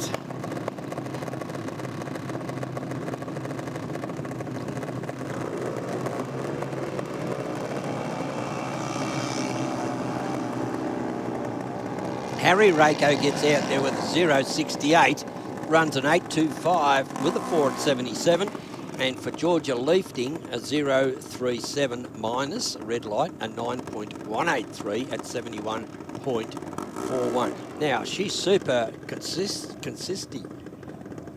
She's run a 9.181 and a 9.183. So it's only 2 thousandths of a second between her two qualifying times. So that's what you need to be consistent with your dial-in and get some really good reaction times. Daniela Axiak, a number 4 qualifier with an 8.076. That's Daniela up against young Jeffrey McNiff in the A Junior Dragster, our number 7 qualifier. He's done really well, an 8.086. to get him to there, and for an 8.076 for Daniela. Oh, look at this. These two are at it just in qualifying. I think Daniela will get there first. She does. She runs an 8.066, so quicker than her previous time at 81 miles an hour, and an 8.14 for Jeffrey McNiff, which is just a tad slower than his initial qualifying time. Not by much. Not by much. Tegan Smith now in the rocket lane. Our number 8 qualifier with an 8.124 up against Chloe Rako. So got a couple of young ladies here. 1 versus 8. Chloe Rako. Well, that looks like Tommy, the father there. So he's pretty sharp in that super sedan Falcon of his. So that's 3 members of the family. I don't know how many that are racers. I don't know how many's in the family. But Tegan Smith in the rocket lane is our number 8 qualifier, and Chloe Rako is an 8.035. So this is the second round. Still could be. Tegan Smith an 0.53. No, Chloe Rako drove around an 8.021. Well, she's done it again, and an 8.111 for Tegan Smith. So Chloe can't go any higher. She's won already, so she'll stay there.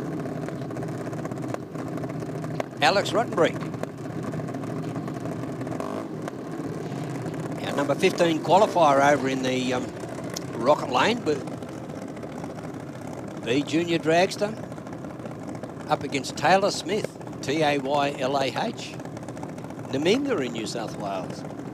Our number 17 qualifier running a B Junior Dragster, 8.769. Remembering 8.5 for B Junior Dragsters is the go there. Alex Rottenbury's out with a 0.89, but Taylor Smith at .33344. Rottenbury goes through for an 8.763 at 75 miles an hour and an 8.736. Just all the numbers shuffling round. Still all the same numbers there, just in a different order. Jack McNamara, or if you're from the 70s, it'll be Jake McNamara. And Savannah Condello. Condello in the Aeroflow lane, our number 12 qualifier. Jake McNamara, which is one of the white, Alan White's family side there. This is young Jake, so that'll be his nephew. He's our number 3 qualifier with an 8.066. And Savannah Condello, our number 12 qualifier, 8.69. She's over in the Aeroflow lane. Coast is all clear, people standing back. Oh, a .104 reaction time from Jake McNamara. He takes it on through an 8.109 at 79 miles an hour, and Savannah Condello in the Aeroflow lane an 8.524, also at 79 miles an hour, but with an 03. And for McNamara, a 5.4 in the mile an hour. Archie Boscovich. Archie Boscovich in the Rocket Lane. B Junior Dragster, our number 14 qualifier. That's pretty good. We've got a large field of junior dragsters here. Johnny Lucci from Menangle in New South Wales in the Aeroflow lane. Our number 23 qualifier, running a C Junior Dragster, 12.541.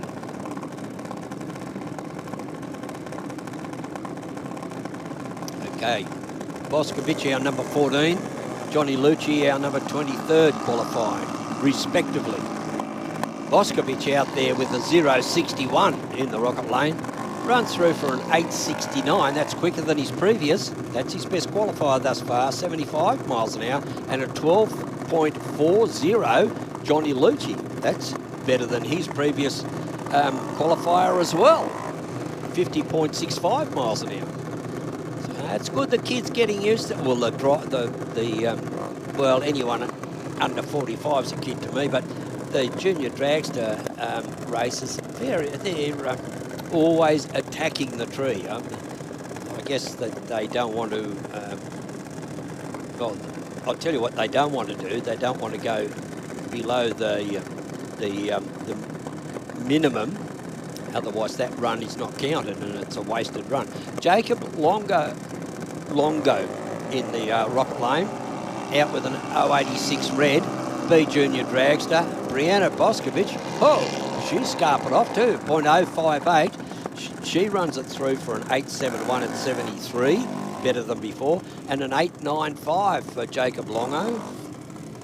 8.95. No, just a bit slower than his previous one, but he'll stay in the same position. George Nader. That's George in the Aeroflow lane. Our number 2 qualifier, 8.038. That's George over in the Aeroflow lane.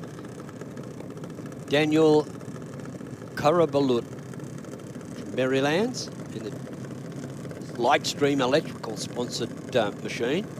Also sponsored by Australian Motoring Group Reconditioning Services. Australian Motoring Group Reconditioning Services, I think that's all one.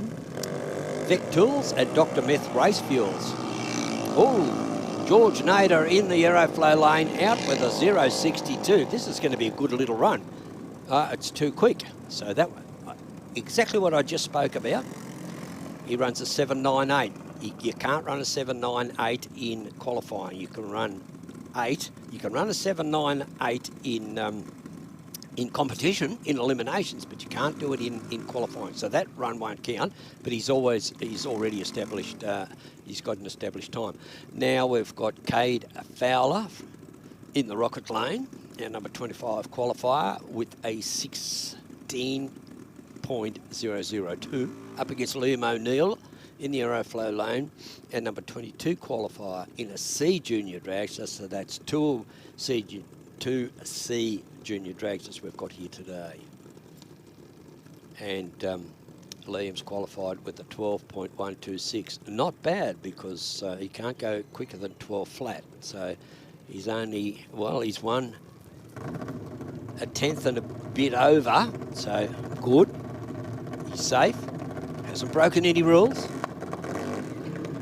Okay, Cade Fowler now in the rocket lane, the B Junior Dragster, and Liam O'Neill in the C Junior Dragster. Now, the only thing you can compare here is reaction times.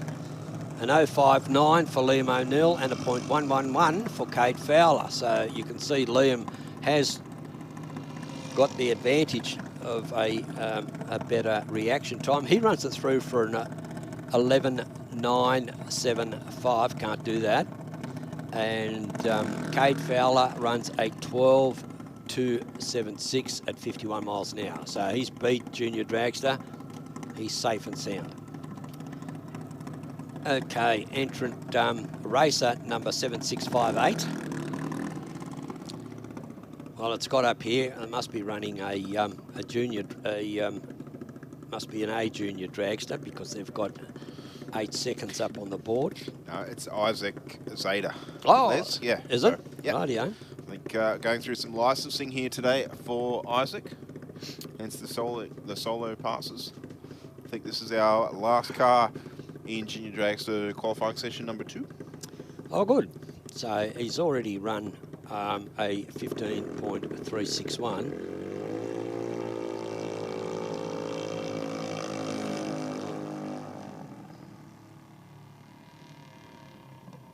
Yep, only under power to the 330 foot mark, which of course is half track for the Junior Dragsters. Yep. Yep. Oh, good. Rolls on through for a 12.82 this time around. Oh, that's good. 12.82. Oh, look at that. He's knocked a bit off. There. Two and a bit seconds. It's good. Still over the. He's still safe with a 15.361 and then a 12.820. He's doing very well. Okay. I think we're into a different bracket now. We will have Super Sedan, coming through now. You see them on our staging lane cams. So a reasonably good field of yeah, look at them. Super Sedan. We've got 15 cars in that category here this weekend. A couple of guys are missing. No Sean Maher. No Mick Little. Yeah, usually very well contested is the Super Sedan category. Very well, But, yeah. Nevertheless, obviously with some maybe time or financial pressures. Yep.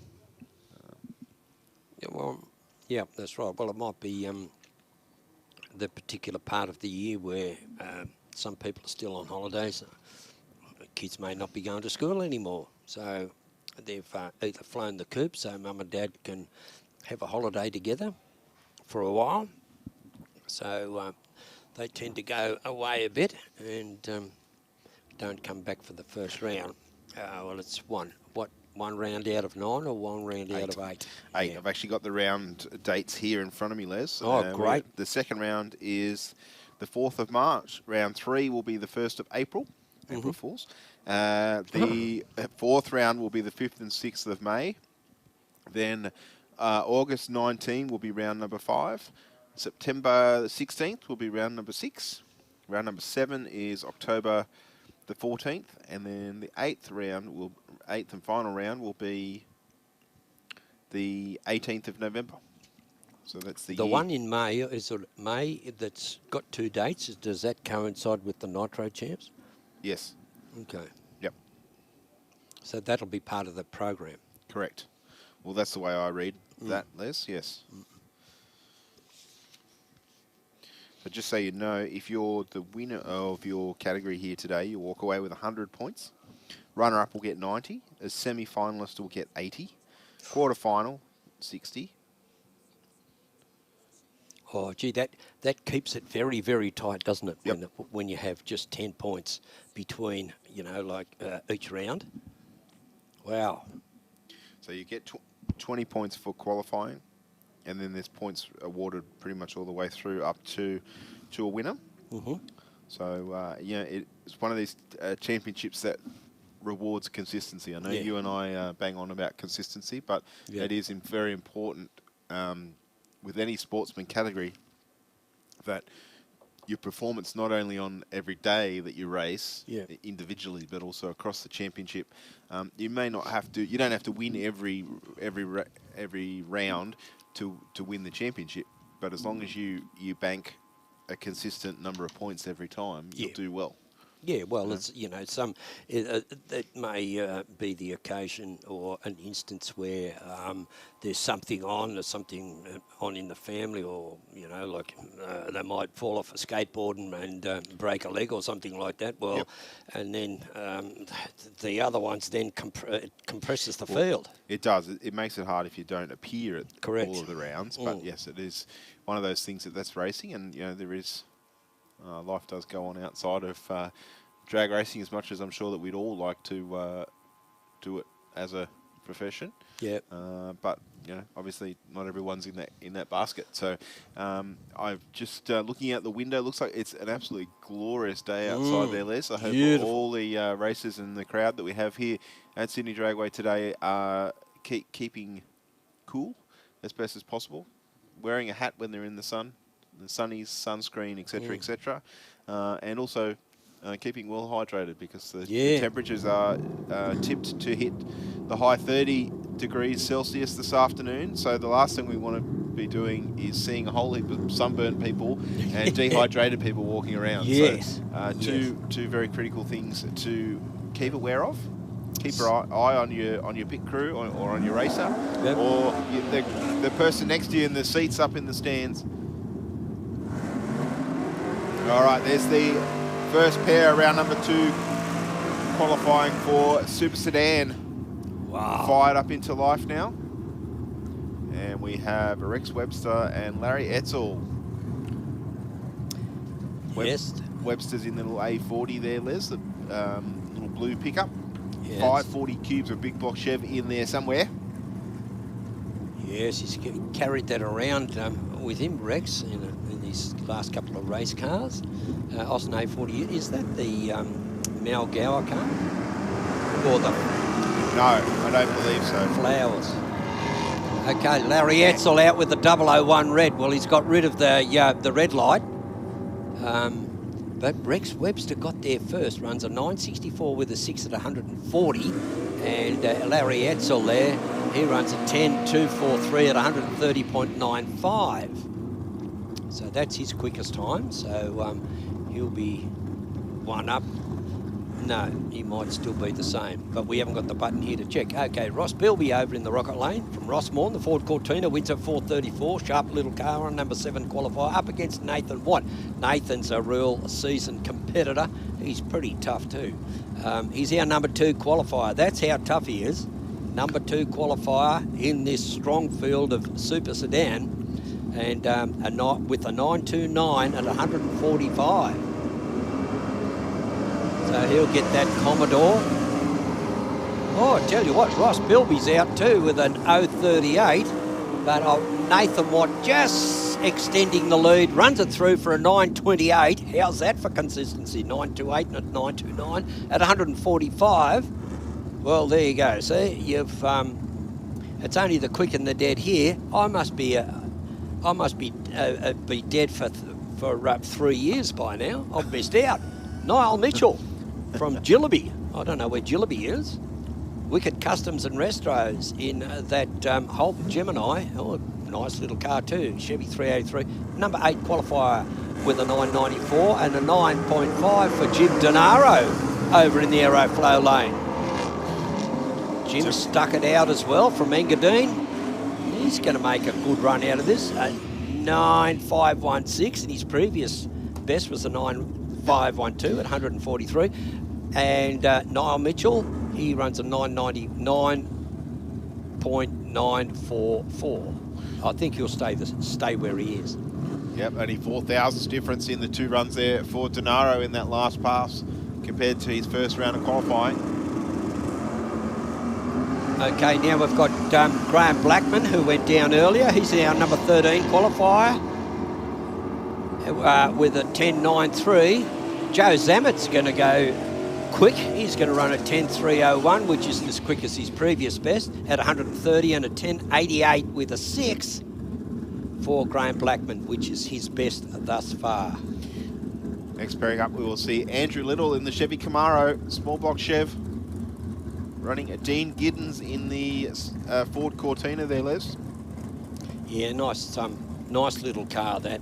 Yeah, it looks great in the powder like blue, doesn't it? Yes, it does. And it's the right shape for the colour. And unfortunately, Giddens away with an 017 red light. Doesn't matter this time around. But he's out in front of the Chevy Camaro and runs a 10.14 with a 6.133 mile an hour through the finish line. And Andrew Little there. Yeah, Andrew Little hasn't lost much, has he? No. For me. No, I mean, I that think long out of it. Andrew's a pretty tough racer. Yeah. Okay, we've got Nathan Cowie in that little Suzuki Rocket in the Rocket Lane, the Mighty Boy. Our number 4 qualifier with a 9.374 up against Dave Gruber. Dave Gruber as our number 3 qualifier. So there shouldn't be much between these two guys. Oh, look at the reaction times. Yeah. 026 and an 025. You're right so far, only 1,000ths off the start line. And Cowie gets it, goes 9.29 with a 7, 137 mile an hour to a 9.37 with a 6. Yeah, for Gruber in the airflow lane. Yes, well, it transpired into the numbers at the top end didn't match the distance between the two in the reaction times. It was virtually heads up, 1/1000th of a second. It's close enough to heads up for me. And me too, Liz. 036 on the tree for Jason Field in the perfect roofing Ford Telstar on the solo here. You run on through for an 8.81 with a 5, 158 mile an hour through the finish line. So not quite as fast as his previous qualifying time. So I'm wondering if the weather conditions are starting to warm up and we're starting to see a slight decrease in performance due to the weather. Yes, with the sun, the sun expands the air, and then there's it makes it harder for the cars to gulp it down, the hot weather. So, and we're not very high above sea level here, but I don't know how high we are, but I don't think it's not as if you're running at the Mile High Nationals Denver CO. Joe Catanzariti now from Mount Annan in the Pontiac Firebird, that lovely black machine. That'll be Joe over in the Rocket Lane. I think he's dispensed of his little Tirana. I wouldn't be surprised. He hasn't had the Tirana for a little while now, Les, but this is a very good car to step into. Roy Romeo in the VP Commodore, running for Burson Auto Parts at Narellan. Catanzariti in the Pontiac Firebird, as you said, Les. Catanzariti went a little bit too fast on the last run, as did Roy Romeo. Yes. Well, they've been seeded in the field as 3 and 4. So let's see if they can run a 990 plus instead of a 990 minus. So a 9861 for Romeo and a 9837 for Joe Catanzariti. Well, closest to 990 is Roy Romeo. This is what happened last time. Exactly the same. So there's the big throttle stops for these two cars. Romeo way out in front at the moment, and a 989 with a 7, 150 mile an hour, still too fast to a 992 with a 0 there for Catanzariti. So Catanzariti's at least banked a time that gets him in the field, but Roy Romeo is still that little bit too fast. Yes. Although Summer Arches was a 990, I think, wasn't it? Yeah, with an 8 or something like that. 8, yeah. 9908.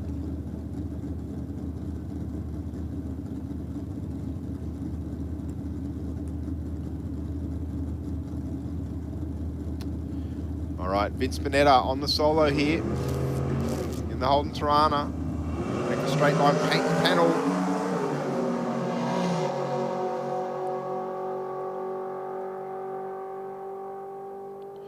And a 994 with a 3, 148 mile an hour through the finish line.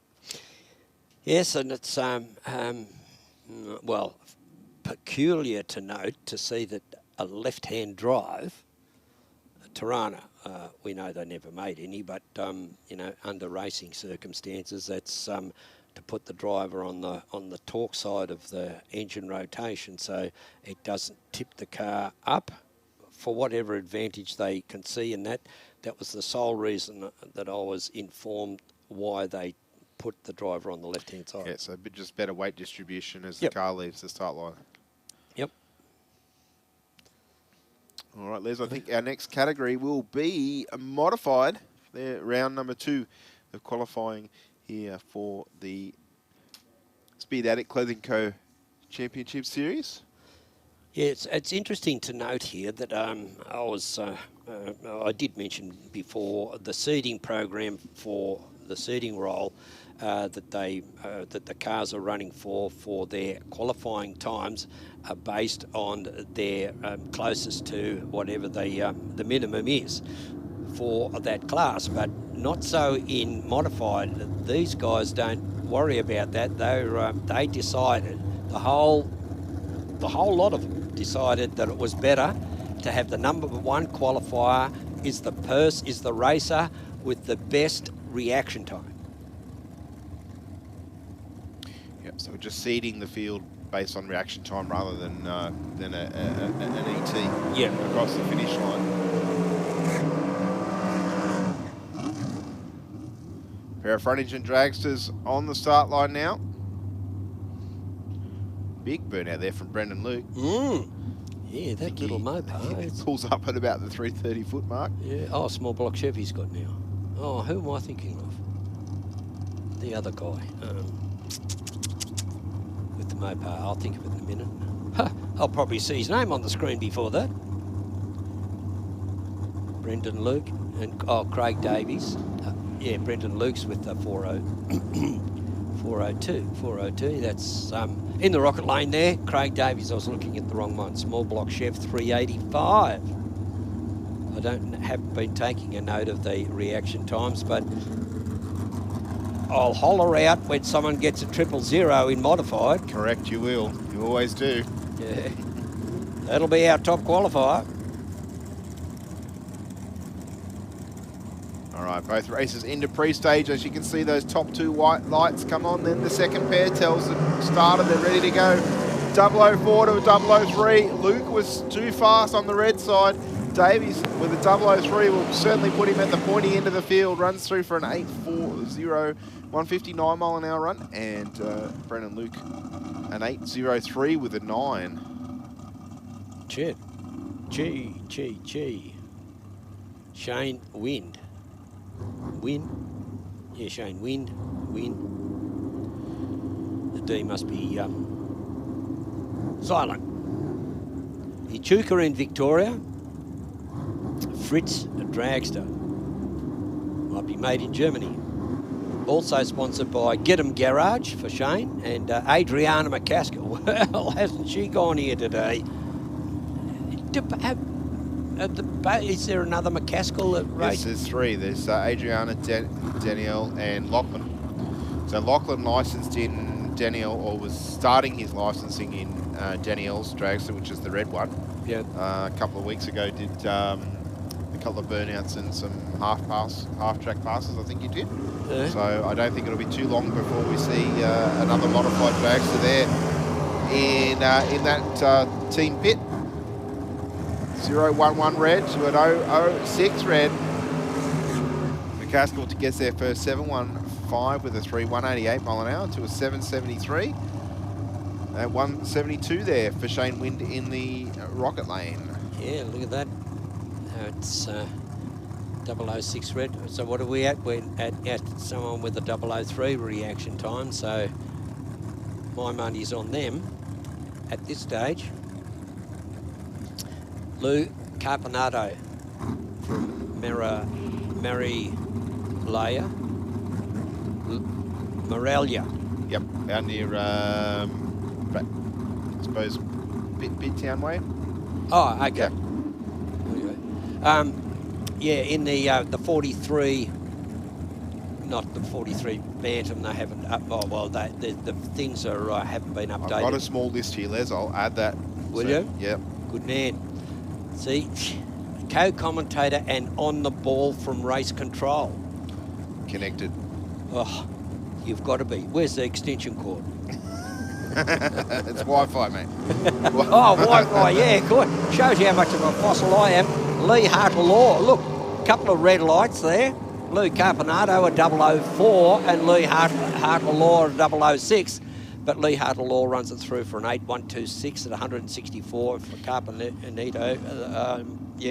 Carpinato, a 7.53 with a 4 at 180 miles an hour. 164 miles an hour up against 180 miles an hour.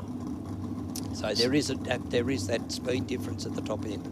Seeing a lot of red lights here in this round of modified eliminator. I think all the races have banked a reaction time in round number 1, and now they're going for it. Yeah. For round number 2. Yeah. Well, they've got a 003 to beat. Danielle McCaskill. Gee, who's forking out all the money for the race cars? Well, it's Mr. McCaskill.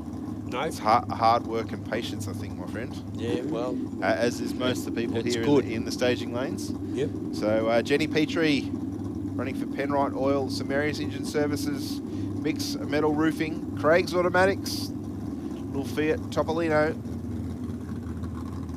400 cubes small block Chev on board this one. 062 to a 007. McCaskill with a 007, she's out in front. Gee. And a 741 with a 181 mile an hour, that car. 555 cube big block, working a treat at the bottom end of the racetrack. 062 on the tree there for Jenny Petrie. Yeah. Look, I know that the Jenny Petrie machine, that little Topolino, seems to be going harder than ever at the moment. Her times maybe it's gone all the way, and I've just seen her pull up against the cars that are, like this, like Alison Stewart's car running a 540, either one of the McCaskill cars that have got big blocks in them. Yeah, I think it's rare to see a small block now, like the 350 small block. Like most of the engines are 400 plus, and then you get the big monsters that are 632 and and bigger in some cases. Yep. I mean, one of the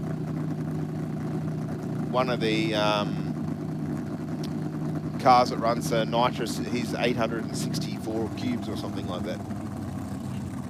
Well, Alison Stewart there from Queanbeyan in the Rocket Lane up against Stephen Jones.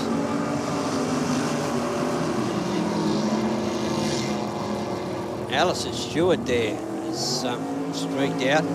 An 822 with a 5 at 163 and a 988 at 131 for Stephen Jones in the Aeroflow lane.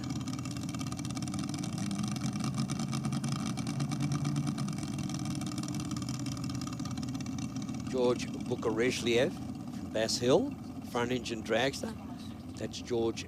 Met George at Bakersfield in 2008. I thought I'd seen him before, and then he was just introduced as George, but when I saw him, I knew it was the one and only George Bukarezhliev. The front engine dragster, done very, very well. It's just an LS 365 up against Jeff Blake in that beautiful dragster, running a Chevy 460. It's an odd engine size for Blake's Chev, isn't it? 460, then. Yeah, well, that's a 454. Yeah, 454 with a 454, 460. That's only 6 cubic inches. Yeah, it's probably only a 20 thou 20 over. thou over or something. Yeah. Yep. No. The parachutes come out for Blake in the Aeroflow lane, right on the just as he was bumping into stage.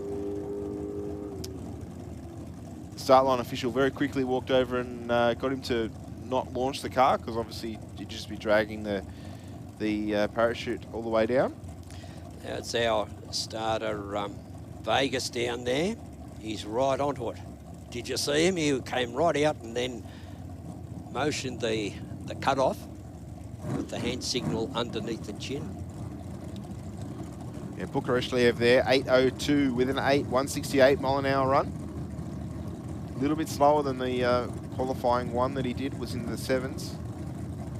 Yeah, well, it's a 7992 or something like that, 7994. Jeff Blake, unfortunately for Jeff, in that beautiful car. Oh, yeah, that's a neat little little Topolino, that little red car there. It looks good with those wheels and everything. Oh, I never had a look. Kelsey Lay.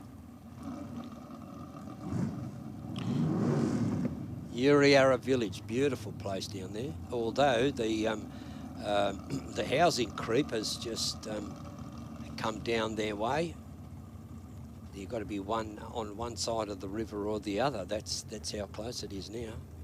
Used to be way out. You'd go for a day for a picnic and a swim at Uriara Crossing back then. But now, with all those new suburbs out there, one of the 500, you said. Pardon? Well, one of the 500 you said before. Yeah, that's it. yeah, all those places. Yeah, just sprung. Oh, they got all crazy names and that too. Oh, they're mostly named after persons or artists or something like that. Dear departed. Gareth Rogers in the Fiat Topolino small block share 408. That's Gareth in Rocket Lane. That car went pretty well. Kelsey there, she's got that thing going really well. Yeah, as I said before, into the 7s. 005 red on this pass, that doesn't matter. Runs through for an 8001, 161 mile an hour through the finish line, to an 887 with a 5, 148 mile an hour. Oh, Kelsey Lay there, look, an 8001. But you did mention earlier that they did run a 7. That's correct. Well, their first round of qualifying was into the 7s. 7s. Oh, good. Oh, well, that's good. That's very encouraging for the team, both youngsters now.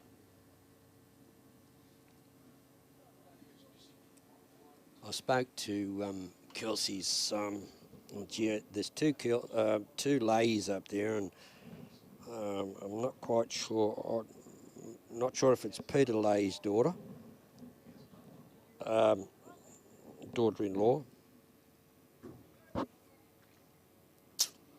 Anyway, the family's been racing for a long time and run in various fields. There we go. No.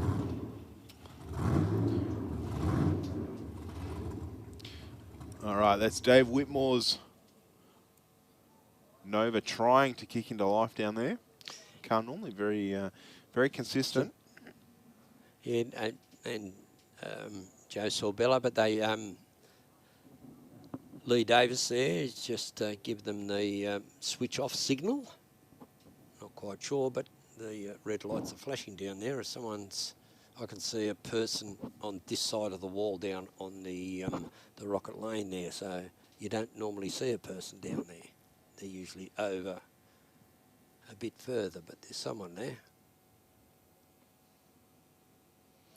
Just checking the half-mile timers, eighth-mile timers. Timers, yeah, yeah. Maybe there's a. Oh, I didn't notice on any of the runs if there was a discrepancy or if one of them wasn't working. But no, they still work, but sometimes they stick stick a little bit in race control. So there's a buzzer on each of the sensors. Oh, right. Okay. And sometimes they still give a reading, but it sends a signal to the little beeper in there, and it. Oh, okay. Here we go. I think we've got the fire up now. Everything's okay. As you say, Les, we've got Dave Whitmore in the Grants Performance Chevy Nova, taking on Joe Sorbello in the Datsun Skyline. Yeah, Grant's Performance will be Grant Watt, and the Watt Racing team have got that black Commodore. Oh, there's Joe Sorbello. He's done a really good job with that car.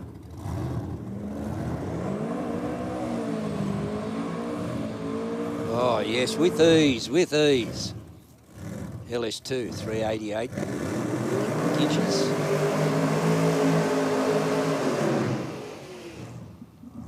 Dave Whitmore with 400.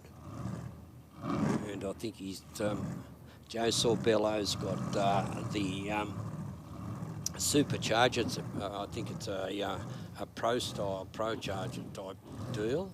If it's not, it'll be just a blower on right above the V in the engine, whereas pro-chargers tend to be off to one side. And Dave Whitmore's cars, well, that'll be just a traditional blower setup. GM style supercharger. Yep. And Joe's car's like a centrifugal supercharger. 012 on the tree for Joe, but Whitmore out in front, and he takes it 088 on the tree for him as well. Runs through for an 847 with an 8165 mile an hour. And Sorbello in the rocket lane, 907 with a 4. Very good. Oh, now we've got Anthony Bull. Well, firstly, that we can see is that Lisa Sargent in their Chevrolet Nova over in the Aeroplo lane with a dart. That was Anthony Bull in the Ford BA Falcon. There's Lisa Sargent doing her burnout in the Chevy Nova with a Dart 598. Anthony Bull just running a Cleveland 412. So we'll see. We don't have any indication of where they are in terms of positions in the bracket. So I'm not quite sure what they're doing. They might I'm thinking they're working on a Chicago. No, they're qualifying us based on reaction time as well, and that's why we're not seeing the. Oh yeah, because usually it's got up here, CS, Chicago. Well, that'll be racing. I'll have a flip over to the page.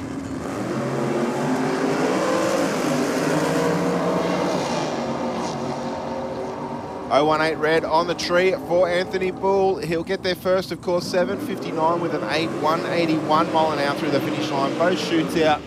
Car running nice, nice and clean. And an 8:63 with a 6 at 156 there for Sargent. The cause for concern for both of us was Joe Gadolari getting very crossed up in the burnout. The car just jumped sideways out of the water, and the crew had to take a big step back. We'll see that on the live stream. Should just say welcome to all our viewers. Oh, they're out on the YouTube live stream. Hope you're enjoying the racing action here from Sydney Dragway here this morning. Yes, there was. I did manage to see a bit of the live stream at the last big meeting at the that we had here. What, 2-3 weeks ago? 2-3 weeks ago. Yes, of course. It was the Atlantic Oil's Top Fuel Slam. Top Fuel Slam. Tell me, I didn't hear it all at various times when I just had a peek. I couldn't hear. I didn't hear Chad Naylon.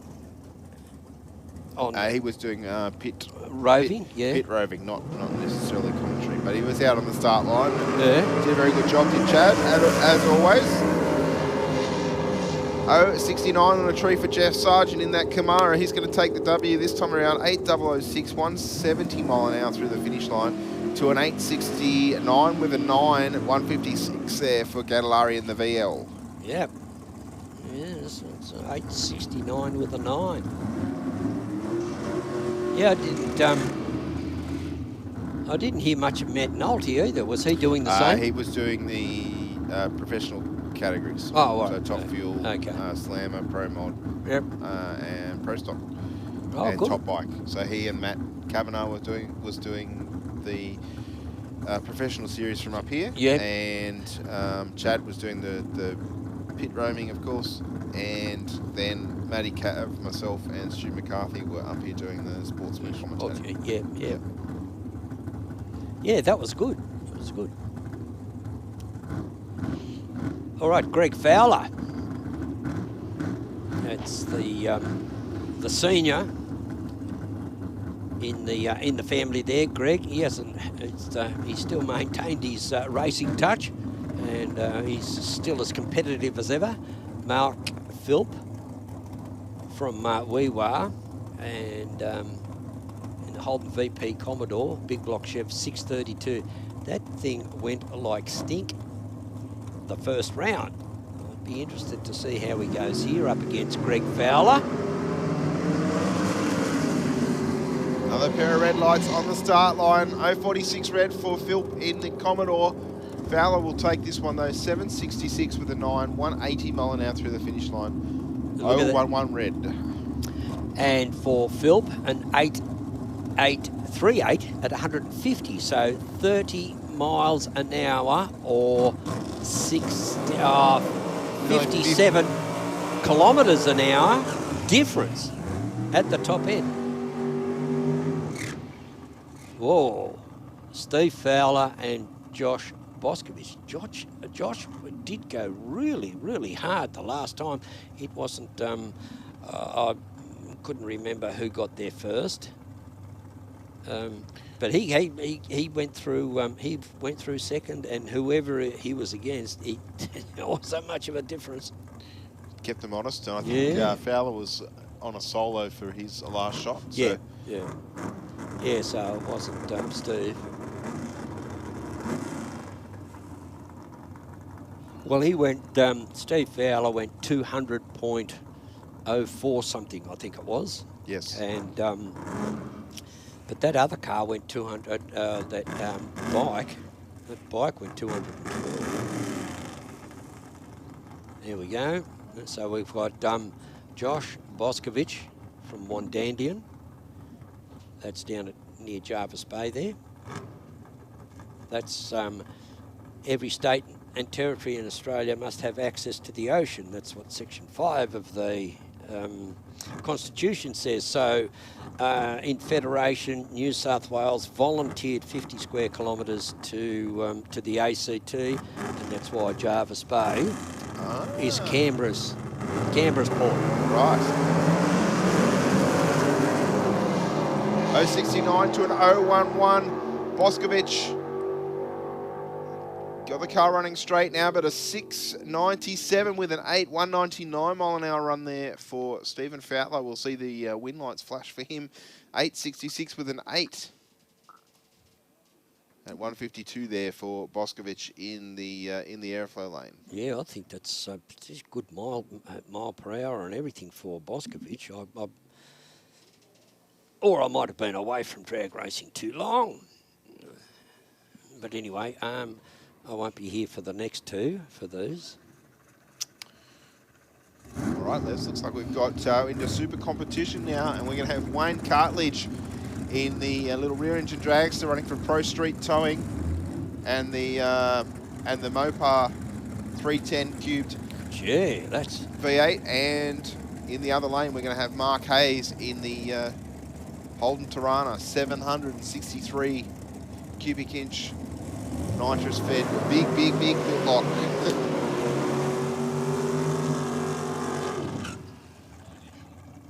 Oh yes, Mark Hayes is he's always had, I don't know if it's the same Tirana that was that sort of really pale bluey green colour, and he's repainted it, but he's always had really big engines in there.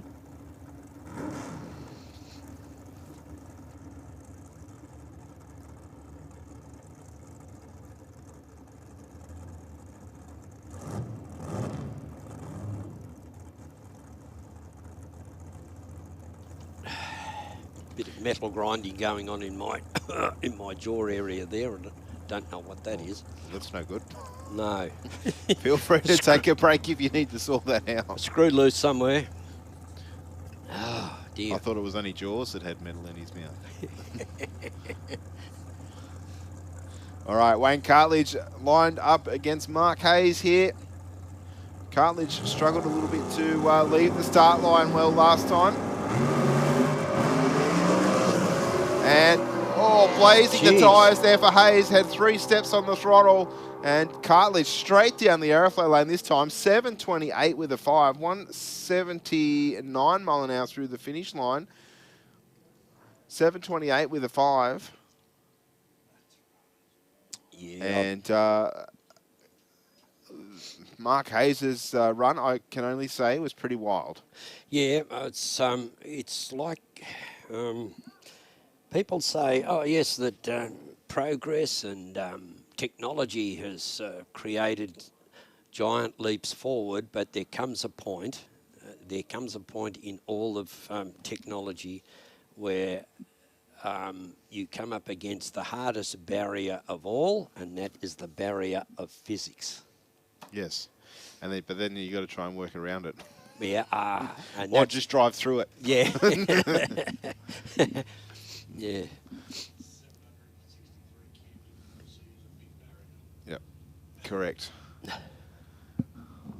So hopefully we can see Mark out a little bit later. I dare say that car making bulk horsepower, but with the nitrous, I don't know how they go necessarily in the heat of the day with the nitrous is probably not that favourable, but we're all playing with the same atmosphere conditions out here. Yes, well, that was when I looked at the car, and then I've known the driver because I spent a lot of time calling his name out at Horsepower Heroes at Summernats, and it was always between he and Jason Mansueto. The team Mansueto, and so it was the difference between the Capri and that gold Capri that they had there at the time, which had twin fours on it, I think, and Mark Hayes had his engine wasn't as big as it is here at Sydney Dragway back then. Here goes Danny Stadelmeyer and Jack Matasevic. So Stadelmeyer gets out with an 067 red, but the distance is still the same. And he runs it through now for a 14.286 at 97 miles an hour. And Matasevic over there in the Aeroflow lane, a 14.449. Next pairing up, Les, we'll see Wayne Smith in the HSV Club Sport taking on Scott Goodison. Goodison in the Mitsubishi in the wagon. Yeah, he's come all the way down. Hey, it's from Newcastle to Taree is a fair distance, you know. It's about 160 kilometres.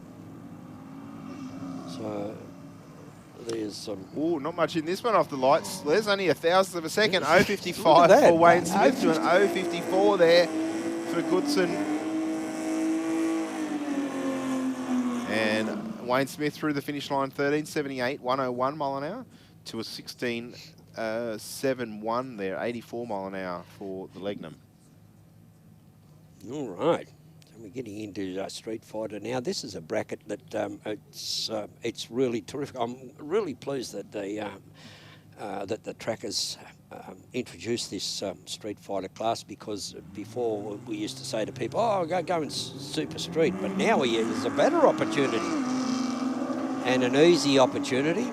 Well, it's more set up for street cars, so there's very limited electronics allowed in this category. There's no delay boxes or anything like that, so it's just all done with driver input. 13.85 with a 3, 105 mile an hour there for Cameron Whitmore in the Ute.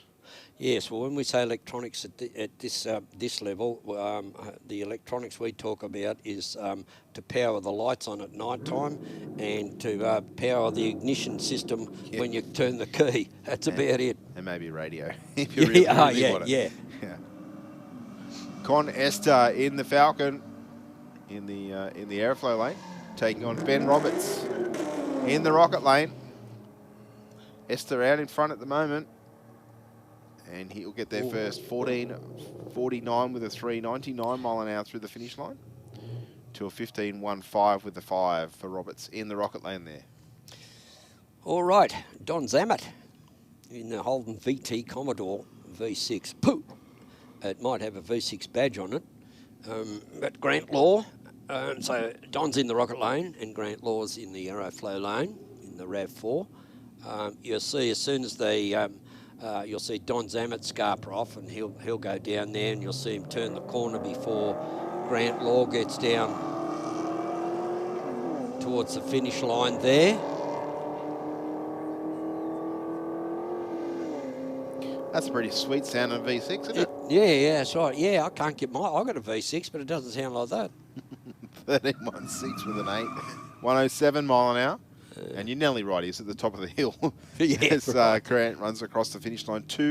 A 23.15 there for the RAV4. Right. Okay. Clean garlic. Chipping Norton Motors, the Holden Commodore, 3.8 litre, up against Dave Muscat. I think that Glenn Garlick has picked up Don Zammit's thing with the badging on the car, badge engineering they call it. Runs it for a 13.585 at 104, and Dave Muscat in a Mini Cooper 1.6, a 17.270. Of course, powered by BMW. Okay, we've got Sean Dartnell from Ruse in the Hyundai i30 1.4 litre. No, it's not a i30N N series. It's just a little old cute i30. I'll run it down there, 1.4 litre. It's not bad, 17.450. Gee, that's a nice ute, VRVS ute. I like them.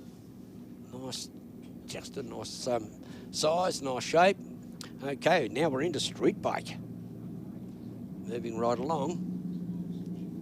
We missed a, the exhibition round might come up. Jesse Barnes and John Puckeridge. Puckeridge in the Rocket Lane, Suzuki GSXR 1000, our number 3 qualifier, up against Jesse Barnes from Chipping Norton in the Aeroflow Lane on the Yamaha YZF R3, 320 cc's. I can't believe that. Look at Puckeridge has gone. He runs a 10.65. And Jesse Barnes a 14.33. Well, when you've got 1,000 cc's up against 320 cc's is travelling pretty well. So Puckeridge is at number 2 and Jesse Barnes is at number 8. That's the qualifying order for those. Now we've got Michael Riches up against Tristan Anderson. Tristan Anderson on the Royal Enfield 600 twin. 046 on the tree to an 056. Richies will get there first, runs through a 10.90 with a 131 mile an hour to a 14.05 with a 1. So Anderson's been pretty consistent. Should make it easier for him to pick his dial in on the next on the first round of racing. All right, now we're going to get Stefan Stafala on the Harley Davidson Special to 1250 cc's. He's our number 1 qualifier with a 10.12 so far, 132 mile an hour, taking on Angela Phipps. Phipps running for fittings 24/7 Pro Tune motorcycles, the Suzuki GSXR 1000. She's had some troubles this morning. She was saying that she's broken something in a shifter, so hopefully she's been able to fix it before coming out this time around. 0.37 on the tree. Nice reaction time for Angela. Stafala through the finish line first. 10.21 with a 6. 132 mile an hour to an 11.43 with a 5. Yeah, that was see that night rod of Stafala's there. It's got the right everything, the right stance, and it's probably got the right rider for it. He's pretty consistent. Robert Gilb from Wandandian. Down there in that area, in the Rocket Lane. That's him on the Kawasaki ZZR 1100. He bought that bike, he said, for $800. Yeah, wow. Jeremy Fisher from Leichhardt in the Royal Enfield. Robbie gets out. I used to go to school with his older brother.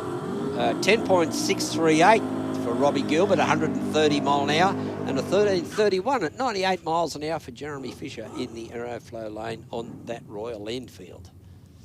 That's definitely a bike that doesn't come up in any results. We must be the only track that races them. I haven't seen them anywhere else. But it's good. Oh, we're into Super Street now. So Alicia Teal and Nathan McKenna. Teal once again, part of a all-black race between two black cars, of course. Looks like McKenna's going to get there first, though.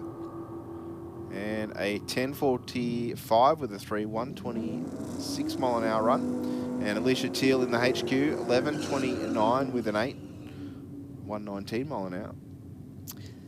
Okay, Henry Spicak from Georges Hall in the Holden Commodore 6.3 litre utility over there in the Rocket Lane, and number 23 qualifier. So we've got a really big field. His best is, say, a 12.323 up against Timmy Ritzrow from Glenmore Park, the Holden VX SS Commodore LS 5.7, LS1 5.7 litre. He's our number 20 qualifier with a 12.107. So there's only 0.2 of a second between how these two races are in the position they are. Tim Ritzrow, number 20, with the smaller literage, and Henry Spicak is number 23. So I'd say Tim's just he may not be. No, I think, he did too. Look at that, a 12.2 against a 12.3. And Timmy Ritzrow there, 12.21. Only 300s in between those two cars across the finish line. I don't blame you for struggling to pick who was going to be from here. Yeah. Of course, we're looking from behind. Yeah. And they're 400 metres, well, a bit more than 400, probably closer to 450 away from us. Yeah. Here we go. We've got the 002 to an 022. Oh, yeah, look at that. All twos and zeros. Mopar might just get one here, Les. No. 13.09. Oh, he's Dale Brown run a 12.7. I didn't see that. Mick Bennett now in the Aeroflow lane, our number 22 qualifier with a 12.21 with an O. The LS1 power in the Tirana taking on Adam Bowers in the High Performance World back HQ. Number 1 qualifier. Well, not yet, he's not. He's got to pick up a little bit. He's number 3 at the moment. Number 3. Let's see what he can do. 10.67 with a 0. I think the warm air conditions might be starting to take effect here, Les. Why did I say that? Why did I say I can't answer that question. Rightio. The next car in that lane is number 1. Oh, yeah, that's what That's exactly what you meant, wasn't it? You were just predicting. I was looking at You're predicting the future. Yes, I am, yeah. So Martin Stevenson in the Rocket Lane. He's in the Power Plus Race Fuels HQ van. Yep. Chevy 350 on board. Our number 1 qualifier with a 10.19. Away with an 0.29 reaction time, taking on, I don't know if it's a brother or relation, Stevenson in the utility. The Peno gets there first, 10.23 with a 6. 132 mile an hour to a 12.98 with a 9, 103. Yeah, Alan Stevenson in Aeroflow lane ran quicker then than his previous qualifier, so might run out of qualifying sessions to make an impact on how the field is going to be set. Brett Stutchbury now in the Rocket Lane in the Holden Commodore LS1. It's that sharp, shiny red car in the Rocket Lane up against Chris Samet. Now, I think it's Chris Buddha Samet in the Holden VT, running a Chevy 350. That panel van of Stevenson's, I can remember when that started racing here. He was originally from Molong. So there's Mel and Kim Baker. Then there was that other racer that's here. Greg Roberts, yeah. And that car used to be from Molong. But it's that, and he, incidentally, he's our number 1 qualifier. That panel van flies. Yeah, well, it's certainly punching a pretty big hole in the air. Yeah. Probably the biggest here, I reckon. Yeah, you'd be right. All right, Zamet taking on Stutchbury. 021 in the Aeroflow lane for Zamet. 066 for Stutchbury, but Zamet with the performance advantage should see the win light appear in his lane. 12.34 with a 9, 110 mile an hour through the finish line to a 12.87 with a 1. Speaking of our friend from Malon, it's Greg Robbins in the Rocket lane. Yes, there he is, Greg Robbins. Yeah, that's a really smart car too. Running for Churchill Mechanical at Orange, the XR Falcon, 427 cubic inches. Taking on Christine Norbergen.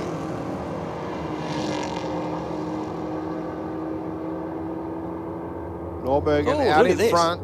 Oh, wasn't much in that one, Les. About 0.3 of a second.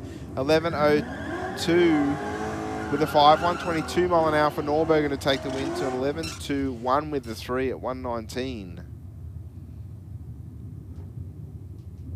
Yep. There we go. A couple of Fords battling it out here. Peter Giddens in the Aeroflow lane. With the that sharp little Cortina. That's just, I think, it's a pity they didn't come out with a V8. It would have been set up perfectly. Can you imagine how much easier that would have made it? Yeah, for all the hot for all of them that have put the 302s and 351s, etc., etc., etc. In this model Cortina, if only Ford did it from the factory, it'd make life so much easier. 056 on the tree for Giddens, 050 for Matasevic. The utility will take the win, 10.80 and 9 with a 1, 124 mile an hour through the finish line to an 11.62 with a 7 for the Cortina.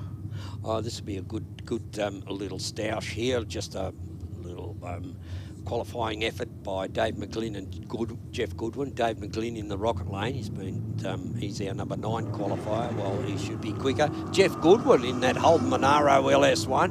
But gee, Dave McGlynn gets out there with the 0.51. Look at the difference it's made just off the line. Yep.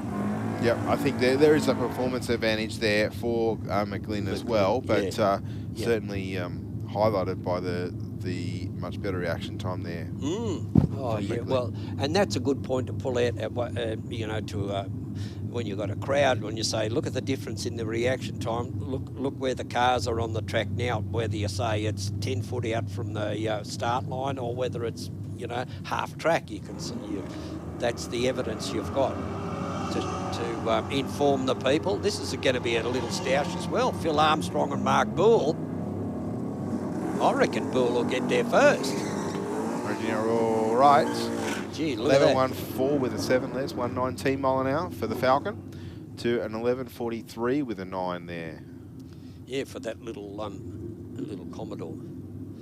Mark Hopkins from Wattle Grove in the Holden Tirana, the Holden 312.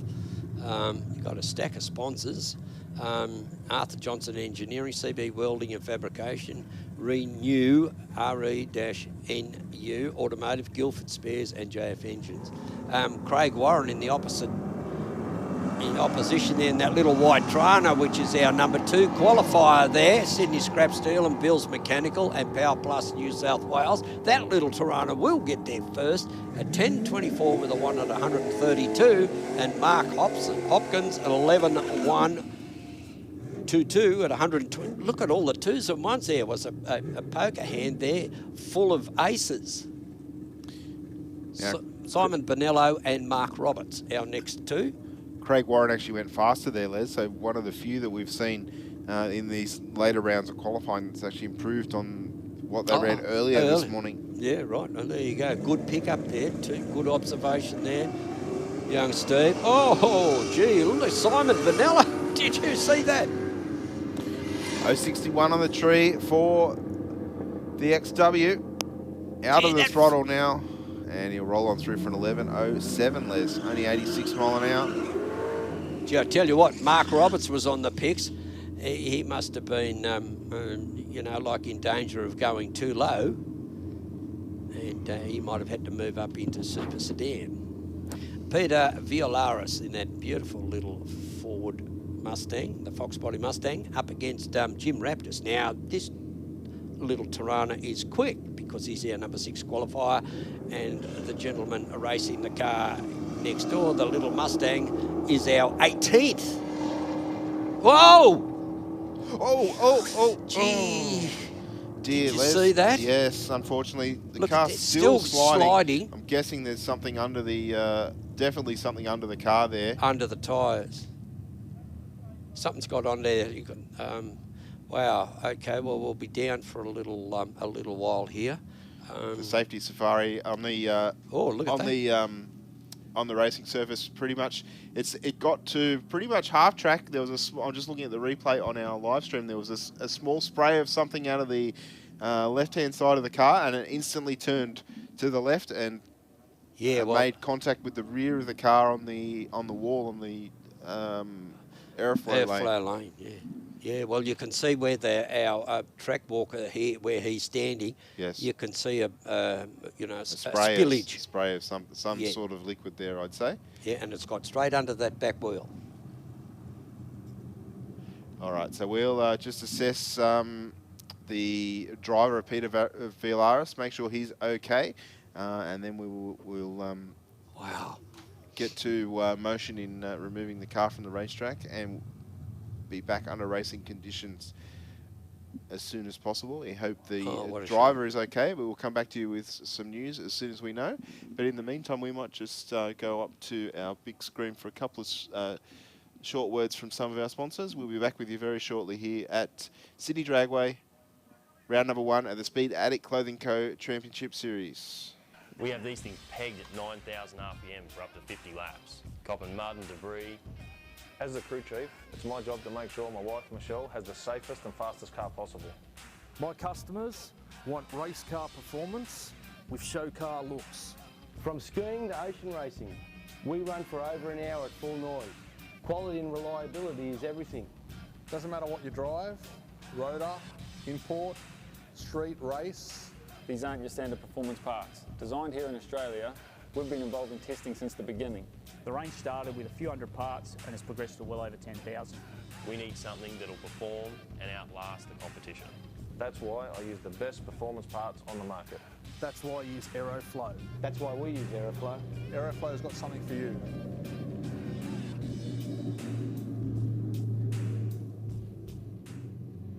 Stay informed, up to date and entertained thanks to the Western Weekender.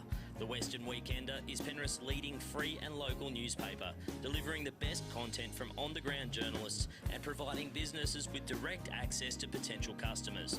News, sport, entertainment, puzzles and so much more. The Western Weekender is the heartbeat of Penrith and it's out every Thursday. Get your free copy at selected locations in the area, home delivered, or check out westernweekender.com.au. Bank said no to your home loan? Talk to us. Not a bank. Talk to Australia's real-life non-bank for home loans, car loans, personal loans. Pepper Money, the home of loan options.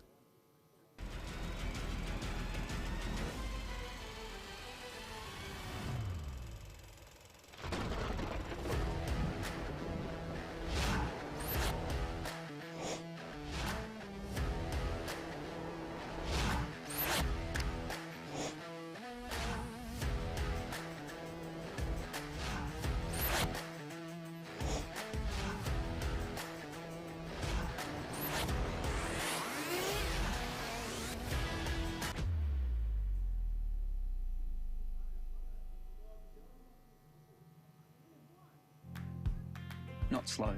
Not difficult. Not just ticking boxes. Not a bank. Talk to Australia's real-life non-bank for home loans, car loans, personal loans. Pepper Money, the home of loan options. Stay informed, up to date and entertained thanks to Para News.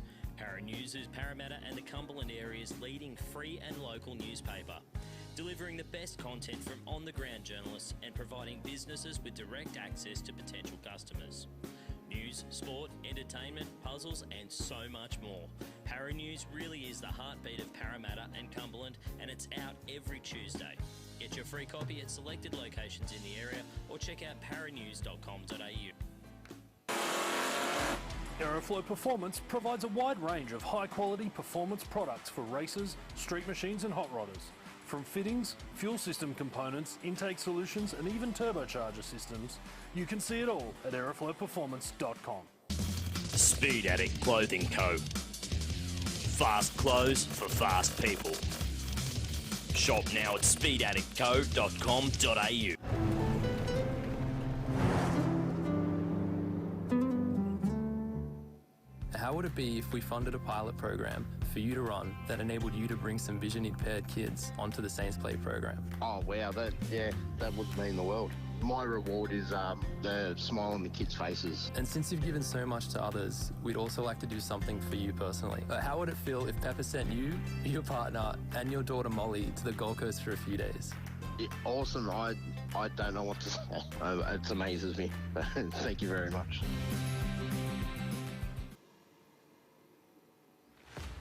Introducing the brand new aeroflowperformance.com. Featuring a new powerful search function to provide more relevant and accurate results. The new and improved menu increases speed and ease of navigation. Once you've found the right products, you will also find important information and specifications for your selection. Then, simply add to cart and proceed to checkout. Your Aeroflow Performance products are only a few secure clicks away. Try the new aeroflowperformance.com today.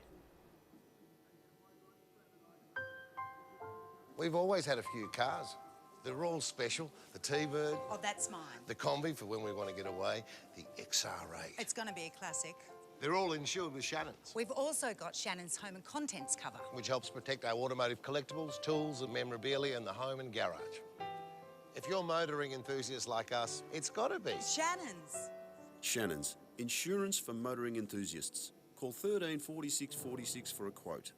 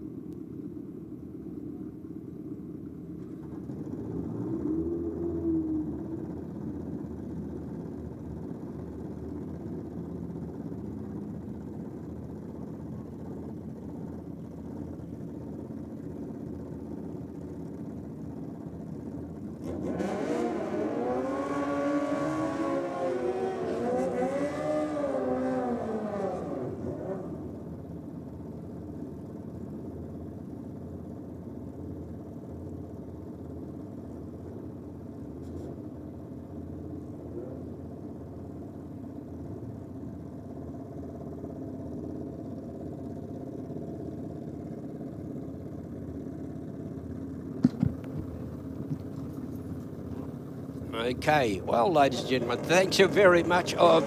So, race fans, thank you for your patience as we see Michael Borg.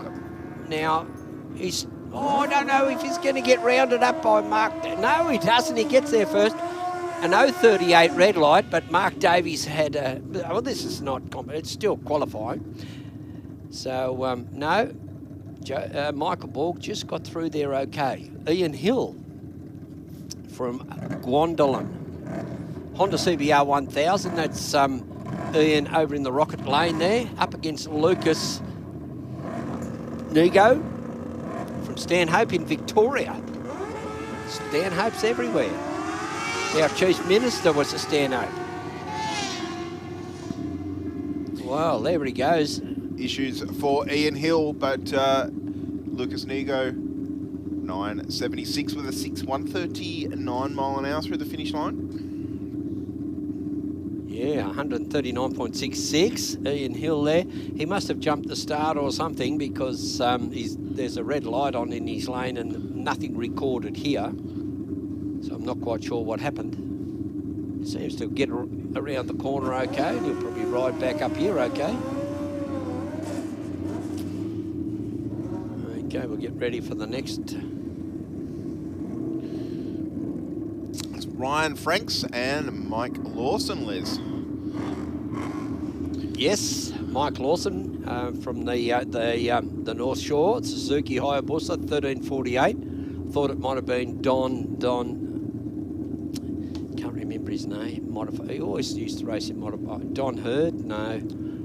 Ryan Franks in the Aeroflow lane. Baird. You're thinking Don Baird, I think. Oh, that's him. That's him. Wow, look at Lawson go. 0.74 on the tree, has a bunch off the start line. That's why the gap is so large. A 9.65 with a 9, 147 mile an hour through the finish line to a 13.04 with a 5, only 69 mile an hour there for Ryan Franks on the Hayabusa in the Aeroflow lane. Next up, Ronnie Adams on the Harley Davidson Destroyer, taking on Albie Davidson. Yes, Davidson on that Digger. Digger is the name, apparently, of the motorcycle. I think it's a Kawasaki. Oh, okay, yes. Yeah. So, like, it's a Suzuki Hayabusa, for example. Oh, right, So, yeah. Oh, okay. So, something a little bit different for Davidson. Running a little bit of nitrous and the wheelie bar on this one. 0.38 on the tree for Adams. He'll get there first. 9.96 with a 4, 135 mile an hour through the finish line. To an 11.21 with a 3 at 127 there for Davidson in the rocket lane, Les. Okay. Bobby Joe Simmons now in the rocket lane in Suzuki Hayabusa 1330cc up against Pete Strudwick. Now Strudwick riding the Harley V-Rod 1300 cc's. Wow, this is. I always wonder how these Hayabusas go against Harleys, but she's gone. She's taken this one out, a 9.58 at 153 for Bobby Joe in the rocket lane, and a 9.87 with an 8 at 133. 20 miles an hour difference. It's a fairly big speed differential. It is. Not outside in the heat, but how long does it take to get your leathers to turn to a sweat box? Yeah, about 15 seconds. In the sun, I'm just thinking these poor riders all in their in their leathers, and they've been out in the staging lanes as well. I mean, a driving suit would be bad enough. Multi-layer driving suit would be bad enough, but leathers, I think, would be a little bit worse from a heat retention. Unfortunately, the bike in the Aeroflow lane has wheeled himself back from the start line, and Santana Keith will go through for a 10.79 with an 8 at 131 miles per hour there on the Royal Enfield. Royal Enfield, yeah. Santana Keith's got really doing well on that on that machine. It's have to be one of the fastest Royal Enfields I've ever seen. Okay, Justin Clemson in the Buell V-twin, which is essentially a Harley-Davidson engine.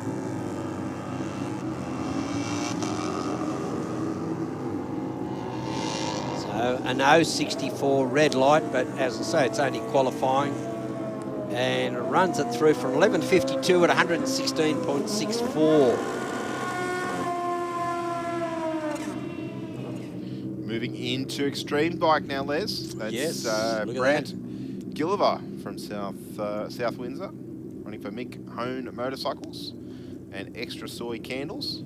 I think this bike looks like it's had a bit of a respray, I'll say. The colour looks a little bit brighter than it did before. Yep. But in beside, we've got Jeff Gradden from Glenbrook in the Sigra Rolling Stock Componentry Suzuki Hayabusa. This one, 1340 cc's, nitrous-fed Hayabusa. Problems for Gilliver on the start line.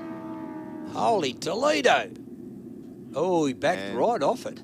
And Gradden, not a full power pass there either for him. I think out of the throttle at around about half track, I'd say. Maybe a little bit past. A little bit past, yeah. I would agree.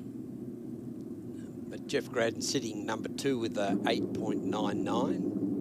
No, he should have gone quicker than that. No. Anyway, it's Cherry Buggy. And on the Suzuki Hayabusa 1440cc over in the Rocket Lane. And Diane Azzopardi in the Suzuki GSXR 999cc. Suzuki GSXR. She's our number 5 qualifier, and Cherry Buggy in the Rocket Lane, our number 4 qualifier with a 9.410 at 156 miles an hour. Let's see how we go here. It's 4th versus 5th. Both riders away cleanly. They both seem to bog a little bit on the start line though, but looks like Diane's out in front at the moment. No, she wasn't. Okay, 9.28 with a 7, 156 mile an hour for Cherry Buggy in the Rocket Lane to a 9.62 with a 5 there for Diane Azzopardi in the Aeroflow Lane. Okay, now it's Rob Simmons in the Rocket Lane, the Suzuki Hayabusa 1441cc. Didn't have a very good attempt at qualifying last time with a 15.112 at only 76 miles an hour. Can't say the same for Darren Foley. He went 7.06, 214 mile an hour last time. Let's see what he could do this time. The bike away from the start line, nice and smooth, dead straight. I tell you what, 0.08 of a second quicker, almost identical. 7.06 with a 0, 214.48 mile an hour. That bike is running really well. Wow. Yeah, it is going. It's well, I see Leonard's not here. Leonard as a party's not racing, so it would have been a bit of a stoush between those two. Okay, Matty Hunt in the Rocket Lane on the Kawasaki 998. Up against Brendan Miglianico. Brendan over there in the Aeroflow Lane. But it looks like Matthew Hunt will get there first, so it's a 9.84 with a 6 at 145 for Matthew Hunt in the Rocket Lane, and a 10.301 at 140.42 for Brendan Miglianico in that Aeroflow Lane. So we've got 8 bikes here in Extreme Bike this weekend. Yeah, that's pretty good. Yeah, it's not too bad. It's Yeah, a good field. Yeah. Those guys and girls will be running in a Chicago shootout style format of racing here later on this afternoon, which will mean they don't actually get eliminated as such. No, no, they'll come out and they'll each race each other 3 times. They'll go around and whoever gets the most points, they get X amount for 2X amount for first and 1X amount for second, and so on. So we'll be looking forward to that, and the one with the highest points and the second highest points will probably race each other. Or it looks like we might be coming up for junior dragster. Correct, Les. They're just fitting the finish line apparatus to the end of the wall down there behind the Rocket Lane timing board. What is that the crane's carrying? Is that a straw bale? Tyres, I think. It's a bundle of tyres. Is just it? to protect the engine so there's not a sharp edge on the wall. Oh, okay. Of course, the juniors run to the 8th mile mark here, Mm. which requires that gate to be open for them to exit the racing surface. Yeah. So rather than have them drive all the way down the bottom end and around, Yeah. you just open the gate and then they go out the first exit. Yeah, good. It's a good idea. And then they've... Okay. Not too far away from getting the fire up signal. No, there was... well, one thing I did notice was that there was a decent crowd for the unfortunate funeral. Of Sam Fennick. Yes, it was a very good commemoration of Sam, I think, and looking at all the bits and pieces that have been on Facebook from all the different races and all, you know, friends and family and stuff. You know, definitely a tragic loss for the sport. You know, good guy's gone. Yeah. Unfortunately, you know, the sport that we enjoy is quite dangerous at times, and unfortunately, issues do happen. So we're about to get underway with the first pairing of qualifying session 3 for junior drags. We've got Alex of Rafalo in the Aeroflow lane, taking on Johnny Lucci in the Rocket lane. Lucci running for Lucci Civil, and Rafalo for Sydney Waterscapes.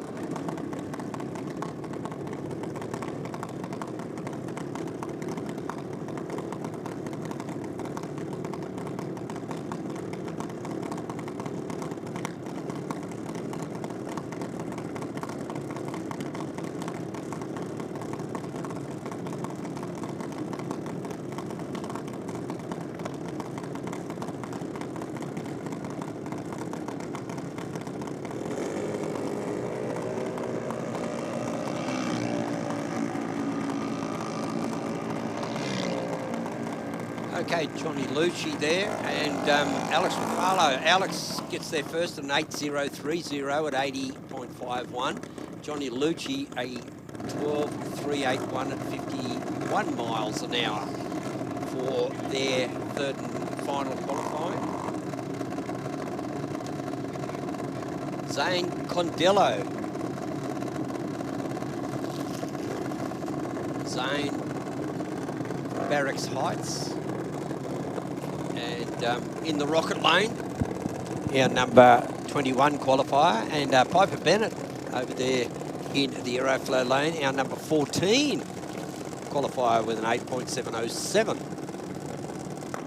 Now, Zane's car didn't run particularly well the last round of qualifying. I think it stumbled a fair bit off the start line. So let's see if he and the crew have been able to adjust the tune or find the issue to why it wasn't running as smooth as he would have liked.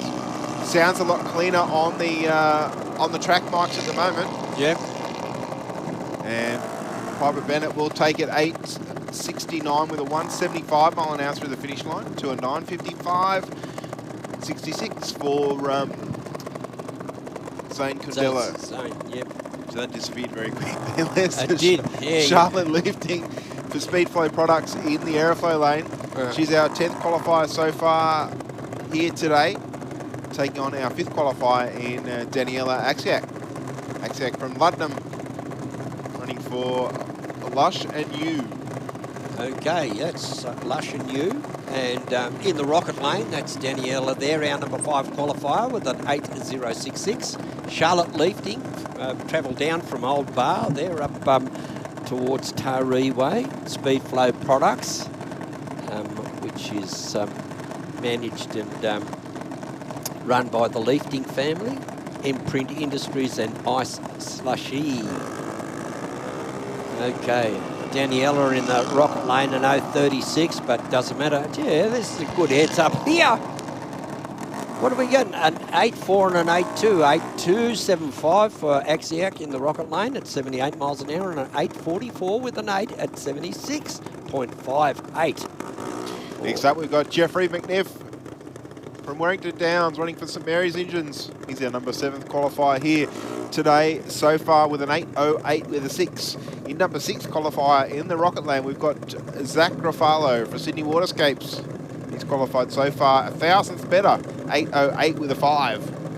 So it's pretty tight at the top of the tree in Junior Dragster here today. Yeah, look at that, 6 and 7. Gee, separated by 1,000. Wow. It's all happening here on this beautiful day at round 1. What a great season opening event we have here going on at the moment.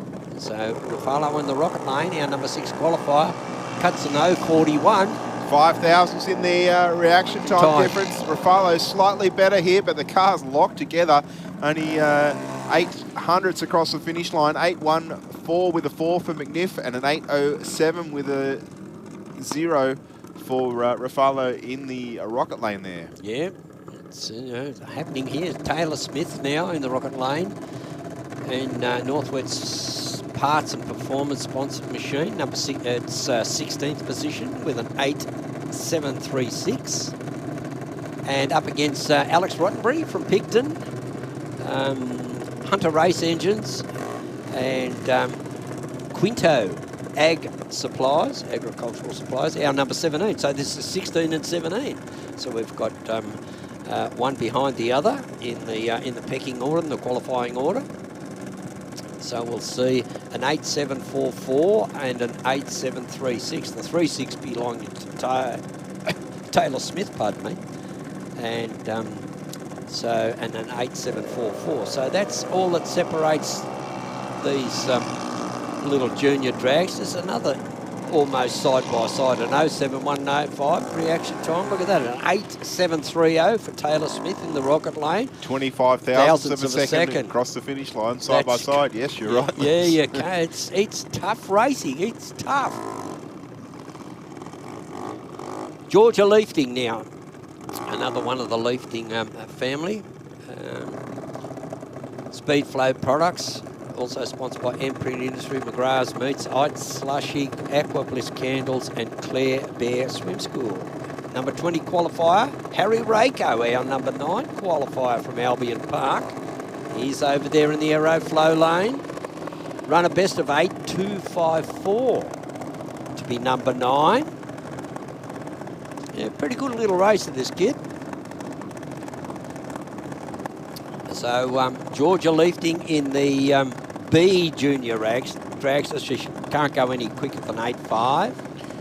Rako's car's producing a little bit of fume out of the exhaust there, just sitting tight. We can see it idling, but not hurting the performance. The car off like a rocket out of the Aeroflow start line. 8.22 with a 6.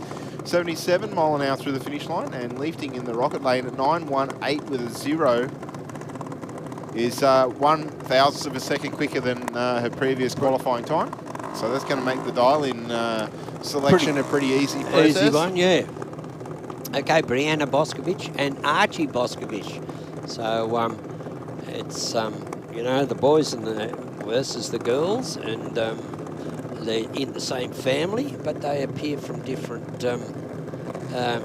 different addresses. So Brianna Boscovich from Wandandian, Bosco Racing, and number 15 qualifier, 8.710, B Junior, and Archie Boscovich from Lakesland.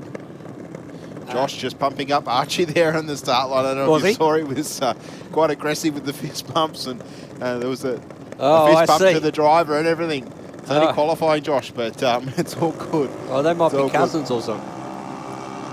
Oh, look at this. 0.18 reaction time on the tree for Archie in the Aeroflow lane. 0.41 for Brianna in the rocket lane. Oh, look at this. Yeah, 8.67 with a 2 for Archie to a... Sorry, yeah, come on. Me too. I was watching the margin. There wasn't much in it, I can tell you. 0.4, only 400ths. 0410 or something like that it was. Daniel, not Danielle. Read this. He'll be up here knocking on the door. Yeah. Dung, dung, dung, dung. He'll be 6'3". Tegan Smith in the Aeroflow lane, running for JM Auto Repairs. Power Cruise Promotion, and Lucas Oils, one of at least two of the Smith clan from Albion Park here today. Daniel Carabalut from Maryland's running for Lightstream Electrical. Australian Motoring Group, Reconditioning Services, VEK Tools. It's a good sponsor to have, VEK Tools. And they're all good sponsors. Dr. Meth Race Fuels. 002 on the tree for Smith. Oh, look at that.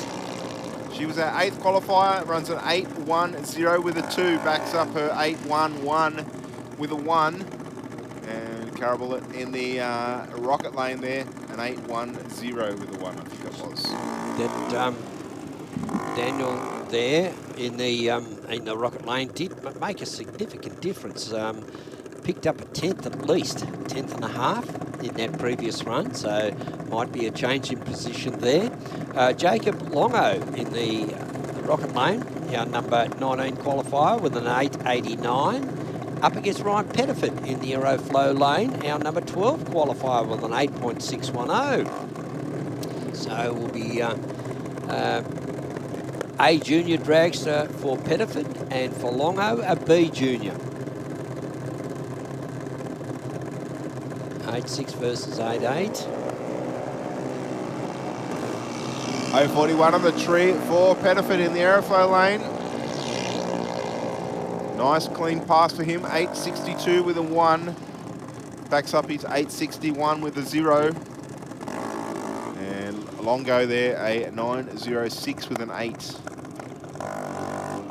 8.9. His best was a 9.86. So he ran a 9.89. So 9.86 will be his qualifying time.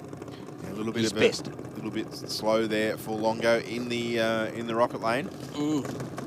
Next pairing out will be Chloe Reiko and Savannah Condello.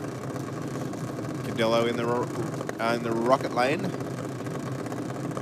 And Chloe Reiko, our number 1 qualifier, with that very fine effort at 8.021. 8.021.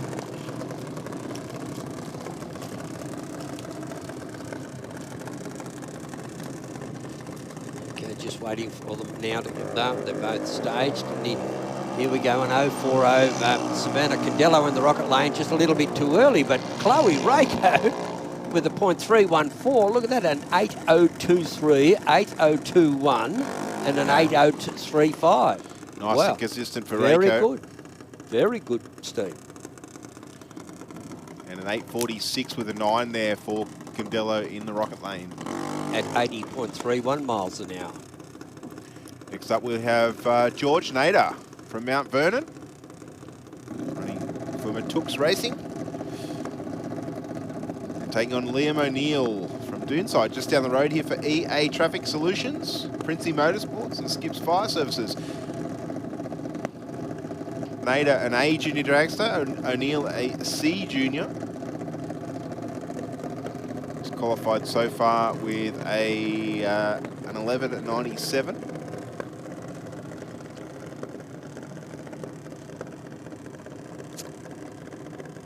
George, our number 3 qualifier with an 8.03.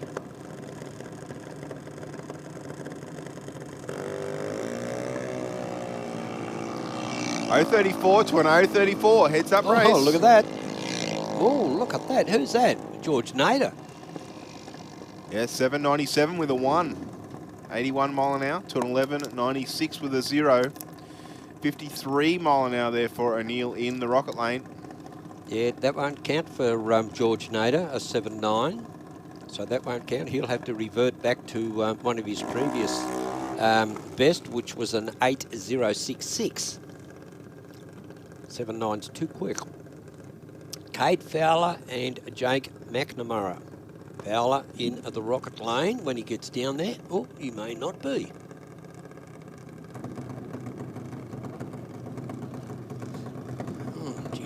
No.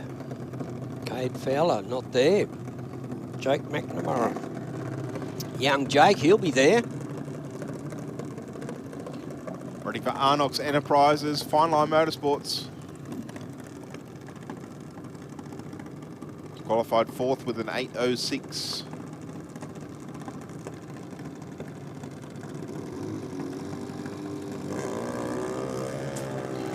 Wow. Nice reaction time, 0:14.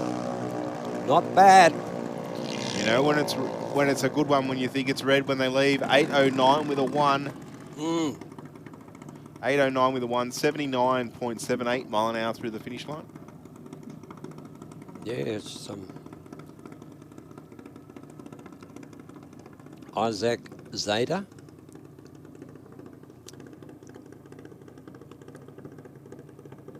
.820 on that 12 flat. So all from Yaguna. Just up the old Hume Highway there. I think Isaac going through some licensing here today. And out of the throttle a little bit early. Rolls on through for a 12:41 with a 3, 40 mile an hour. Easy as you like. Yeah, that's nice. Getting the drivers, the racers up to speed with what they're supposed to do. Bit of a play on words there, but yes, what's required of them in for their respective A, B, and C classes of junior dragsters.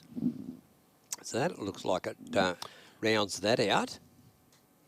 That it does. We'll be moving into Super Sedan next. I can see them in the staging lanes behind us for their qualifying 3 session. Just while we pack that finish line equipment up, we'll just throw to our big screen for a couple of words from our sponsors. We'll be back with you very shortly here at Sydney Dragway.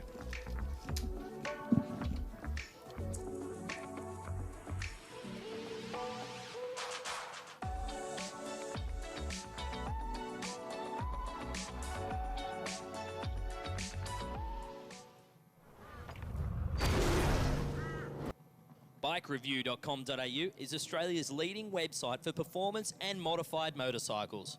BikeReview.com.au is the only motorcycle-focused website to feature motorcycle drag racing on a regular basis. And in the words of editor Jeff Ware, our involvement with Sydney Dragway is our way of putting back into one of our favourite sports. BikeReview.com.au.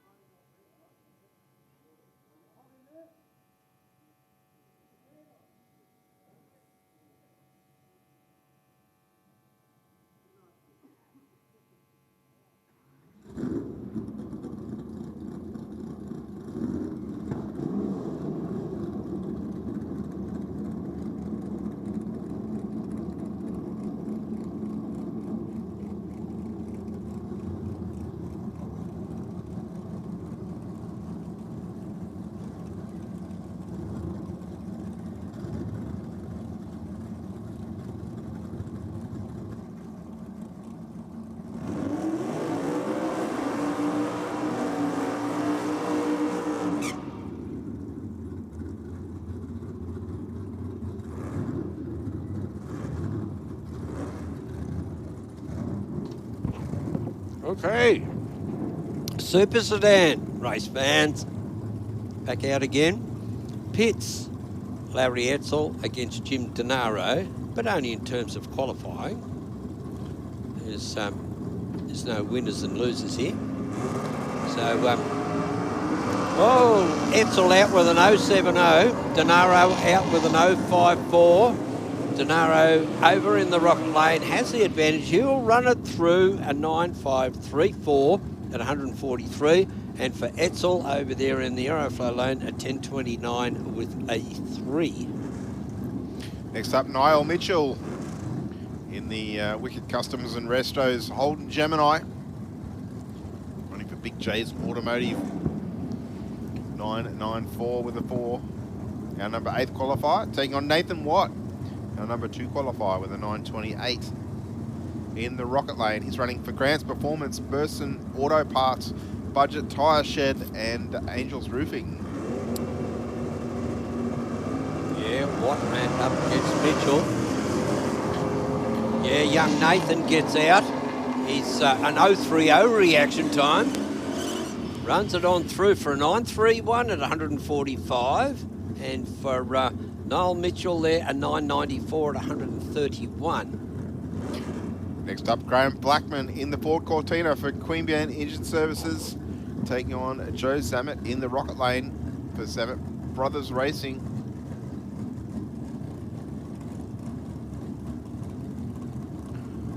Thirteenth qualifier for the Cortina, 11th qualifier for the VL Commodore.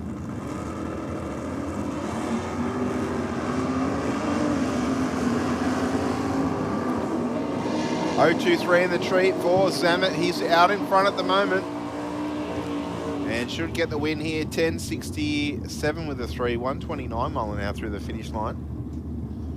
So a fair bit slower than his earlier qualifying time there. But a 10.93 for Graham Blackman, that's the quickest I've seen him go. So he's, and it's only been one race meeting, and that was the last one I saw him go through. So he's seems to have got that car really motoring along at the moment. Andrew Little up against Dave Gruber. Dashing Dave's out. Left a little bit early, 0.71. Out in front at the moment, runs on through for a 9.36 with a 3. Backs up his 9.36 with a 2 and his 9.37 with a 6. Yeah. So in good stead there for round number 1 of Super Sedan is Dave Gruber. Next up, Dean Giddens and Ross Bilby in an all Cortina battle. The Mark II Cortina in the Aeroflow lane for Giddens. He's our 10th qualifier, taking on our 7th qualifier in Ross Bilby. Giddens with a big red light, 114 red. 040 green there for Bilby. Look at that. And a 979 with a 0. 137 mile an hour for Bilby to take the win there, to a 10-1 with a 0 for Dean Giddens. Oh, Jason Field and Nathan Cowie. Jason Field over there in the Aeroflow lane in that Ford Telstar. Ford 427 cubic inches, our number 1 qualifier, incidentally. Going over to the other lane, we have Nathan Cowie in that physics Oh, you're right. Yeah, you're right. Yeah. So Cowie and the little Mighty Boy is what you're trying to say. Yeah, that's it. A little small box Chev jammed in there somewhere. There's also a driver and 2 fairly decent sized slicks there as well, but all in about a 92-inch wheelbase car. 055 tree for Nathan Cowie and 108 for Field. A little bit slower than what he'd be used to off the start line. Runs 901 with a 1. Also a little bit slower in the ET. Cowie that time, I've missed it. They disappear so fast here. The times. 901. 901 was it? Yep. And all right, so we're going to have Rex Webster now. He's going to go on the solo, I think, to round out Super Sedan qualifying session number 3 here this afternoon. Webster in the A40 utility.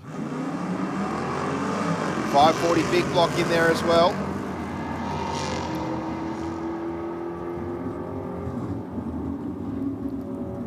He gets to the finish line in 9.584 seconds at 140 mile an hour.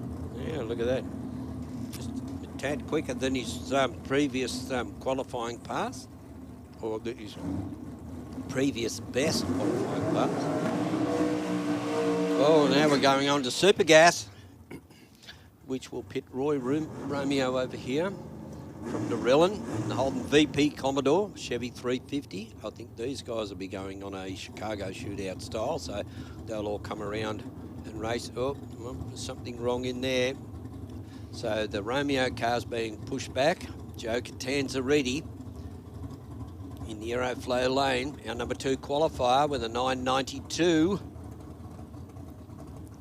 Now, Romeo actually hasn't posted a time slower than 990 there, so that's going to be up to the meeting director's discretion what they do with him in terms of his qualifying time. He has faced the starter, yes, but he's gone too fast on each occasion.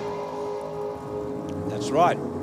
He's gone under, he's run too quick. Catanza ready on this occasion, too quick again.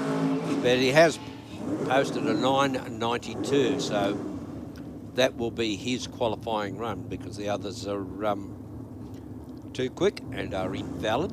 Vince Panetta. Haven't seen Johnny Samaranch come back, our number 1 qualifier, but he's probably sitting in... he's sitting pretty is what he's doing. Yeah, exactly. In the cool. Yeah, and he's saving his engine and everything. He said, I'm already number 1 qualifier.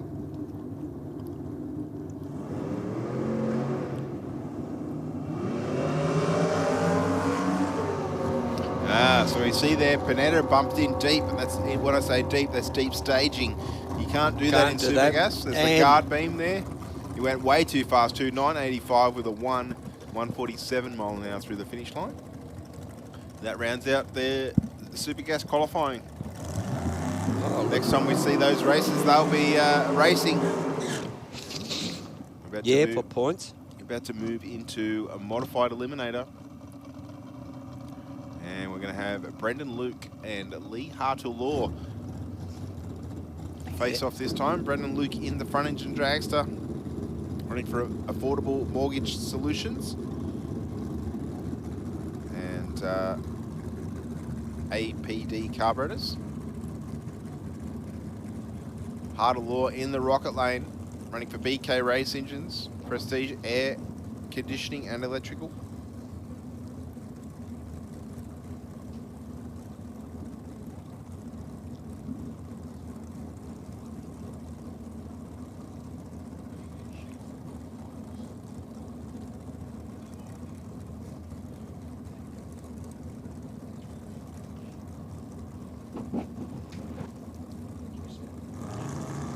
Waiting for Hartle-Law to complete the staging.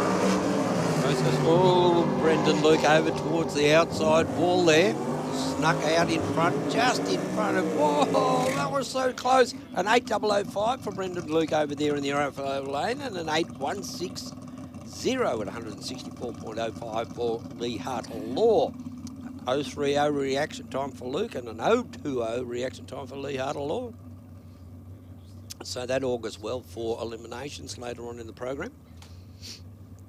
Craig Davies now, and in the front engine dragster, small block Chev 385. That's Craig over in the rocket lane. Oh, this will be a good little stoush as well. We've got George Bucareslio from Bass Hill in the front engine dragster, LS 365 Cuba, and I think someone with a 008, no, 008 reaction time they had. They seem to be our number 1 qualifier, but we'll soon find out later on. There we go. Oh, 003. 003 to an 033. Oh, look at that. Bukareshiev runs through for an 8.03 with a 169 mile an hour run through the finish line to an 8.56 with a 157 there for Craig Davies in the rocket lane. Oh, Jenny Petrie now in the rocket lane for Penrite Oils, Mary's Engines, Mixed Metal Roofing, and Craig's Automatics, sponsoring Jenny in the rocket lane in that little Fiat Topolino, running a 400 cubic inch small block Chev up against Stephen Jones, and nice little Ford T-Bucket small block Chev 400, and running a modified altered. Jenny Petrie also, Stephen Jones is AA, so he's got some assistance either mechanically or chemically supercharged. Jenny Petrie there is naturally aspirated. So It doesn't sound blown, but I can't. No, unless it's nitrous, but I haven't seen it purge. Oh, Jenny Petrie out with an 050.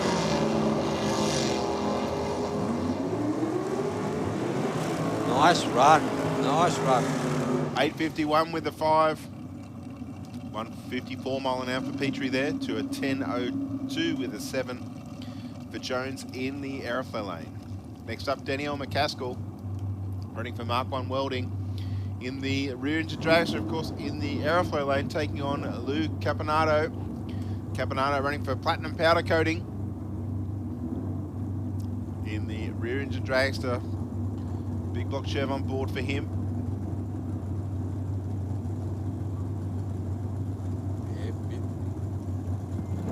Both cars there very well prepared and presented, and they're not doing too bad in the speed stakes as well. So very similar layouts. There's probably not much difference between these two. Look, even the engines are the same size, so there wouldn't be anyone with any advantage. I'd say the advantage would be whatever's holding the steering wheel at this point. Danielle and Lou Carbonado. So we'll be waiting there. They're already set to go. Oh, McCaskill there, red 001, but it doesn't count. And we'll get there first. Lou Carbonado on 018, which is very good, runs a 756 at 180 miles an hour.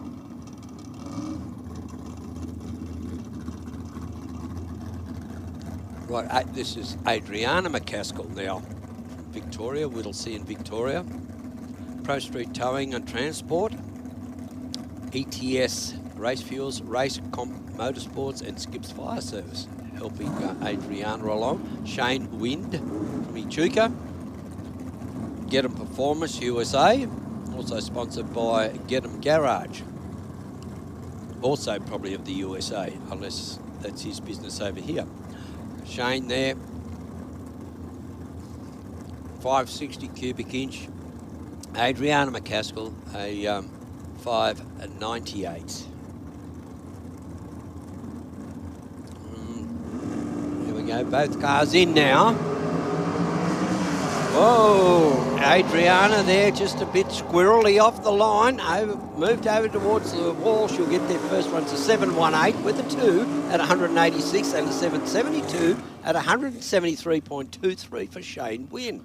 The number McCaskill's crew, I think, will be chasing is the 003 reaction time, but she's the second racer in the round to do a 003. So. Oh, yeah, okay. So whoever did the 003 first gets it. Correct. So, I think that's the best reaction time that we've seen so far. I am working from memory. Yes. Disclaimer. Yeah. Oh, yeah. No, there was a 001, but it was on the red side. There's been a couple of them. All right, next pairing up, we've got Gareth Rogers from Leppington in the Fiat Topolino. Very nice red example in the aeroflow lane, taking on Alison Stewart. Stewart running for LA Racing Lubricants, Jeff's Racing Engines, Crackling Pipes Photography, and Madman Productions. Yes, it's been busy garnering sponsors for her endeavours for the 2023 season.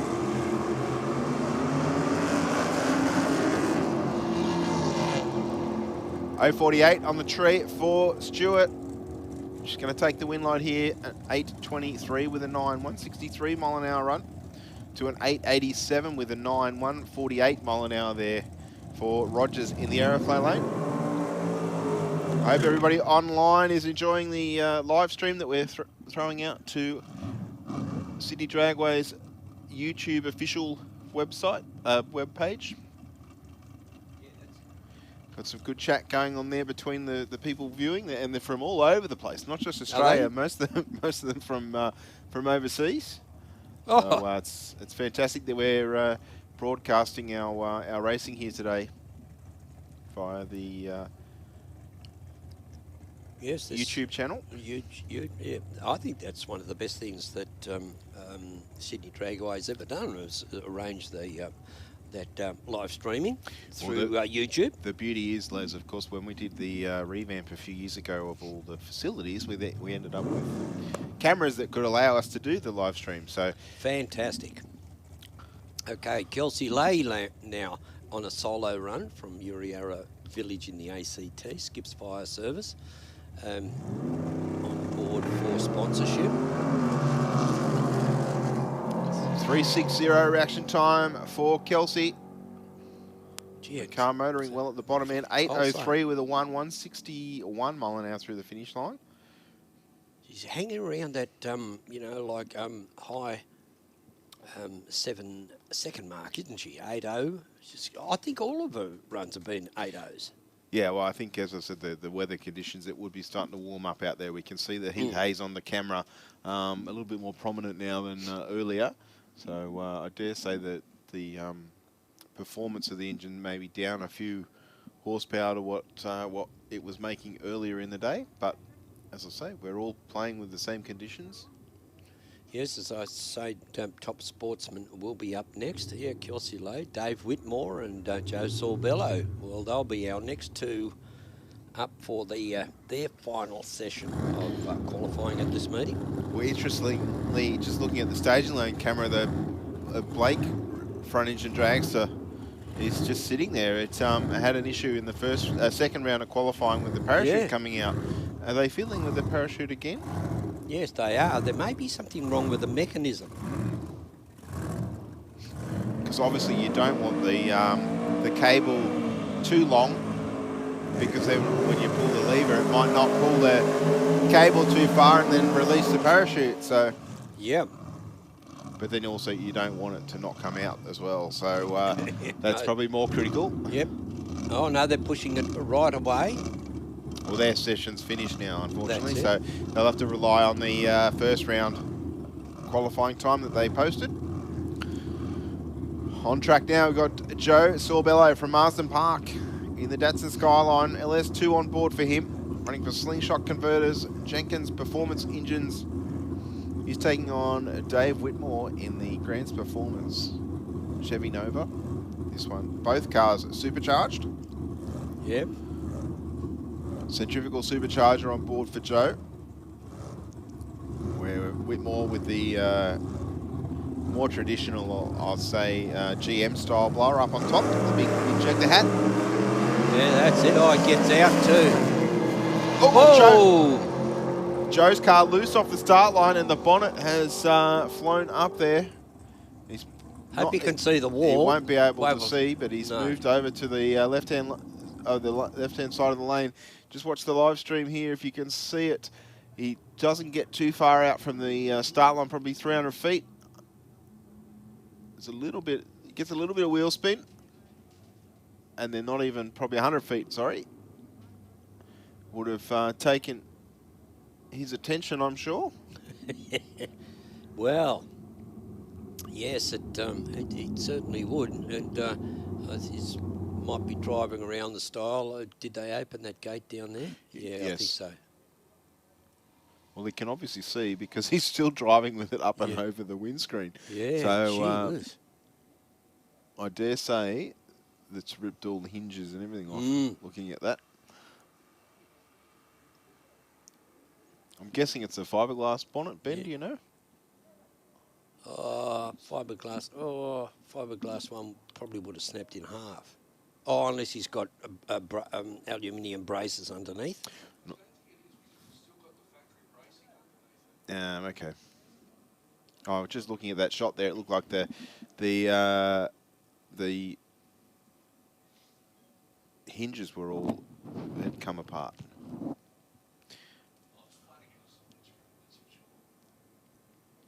Correct. I think you're correct, Greg. Looking at your comment on the live stream.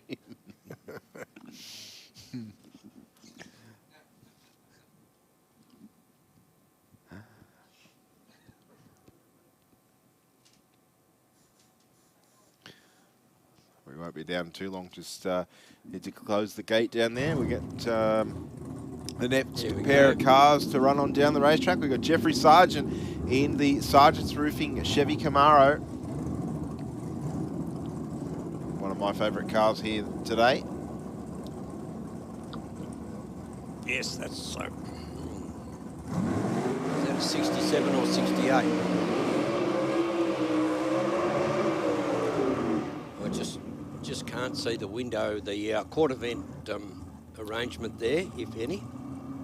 If it's a 67, it'll have a quarter vent. If it's 68, it won't.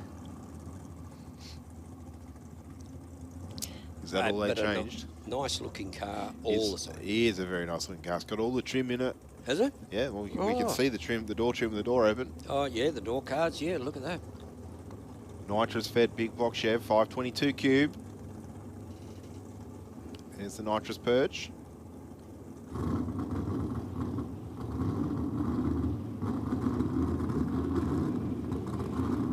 Taking on Joe Gadlari in the exclusive Transport VL, running for the Mob Detailing and the Oil Store. Again, 555 cubic inches. Yeah, not a big difference. Oh, well, 30 cubic inches, I suppose. It's enough. Sargent's car away nicely. Gee, beautiful. Good pass shootout right on the finish line. Runs through for an 8.02 with a 2. 171 mile an hour through the finish line. To an 8.71 with a 1.56. For Gadlari in the rocket lane there, Les. Yeah. Okay, we've got Josh Boscovich now in top sportsman. Over there in the Aeroflow lane. Bosco Mobile Mechanical, Ford XB Coupe, running a Fontana 410. Lisa Sargent from Mount Rankin. Sargent's Roofing, a Chevy Nova with a Dart 598. Also sponsored by Allflex Engineering for Lisa Sargent and Bosco Mobile Mechanical and Bosco Racing for Josh Boscovich. Okay. That should be an interesting little stoush, but I think that the Boscovich cars are just a little bit quicker. Oh, gee, I don't know, because she's got the Dart. That's nearly 600 cubes up against 410. Those Fontana engines were pretty outstanding for their cubic capacity a while back. We'll find out in about 10 seconds, Les, if not less. Josh away well, but the car just slowing at about 200 feet and pulling over almost in identical the same spot as Sorbello did. Yeah, look at that. But an 8.65 with a 157 mile an hour run for Lisa Sargent there in the rocket lane. Boscovich will be out the first gate. Well, we've got the one of the track walkers there running across. He's found something. Yeah, there was a mechanical piece there. Well, couldn't have been something that was too close to the engine, because he he carried it across the racetrack with him. So if it was red hot, he wouldn't have been doing that sort of thing. Oh, here's a Fowler stoush, but it'll be dad versus son. Greg Fowler in the rocket lane. I could say something there, but I'll give it to myself. Something about fighting chickens. Oh, yeah, okay. See, always forward, always thinking ahead here of what we can. Well, I hope I did that diplomatically. I'm sure you did very diplomatically. Yeah. You had a very... Sorry, I couldn't help myself. a very straight face there, Steve. There's no smirking, giggling or anything. None whatsoever. None at all. Steve Fowler over in the Aeroflow lane, and well, if they're going on reaction times, I'm not quite sure. I haven't been keeping an exact track.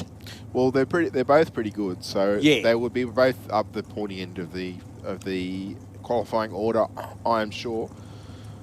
Well, there's a both former national champions in Super Sedan and Top Sportsman. So, but there's 100 cubic inches.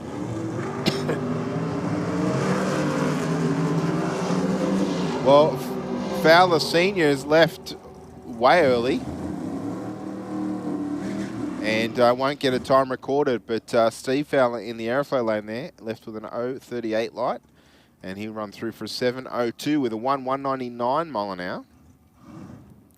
So the weather conditions obviously not hurting his ET that much. Of course, he did run into the sixes on a qualifying run at 1.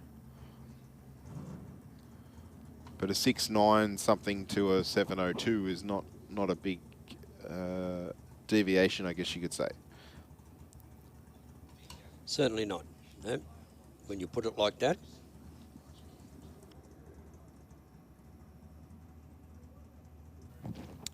Okay. Mark Philp. I didn't see Mark Hayes come back out.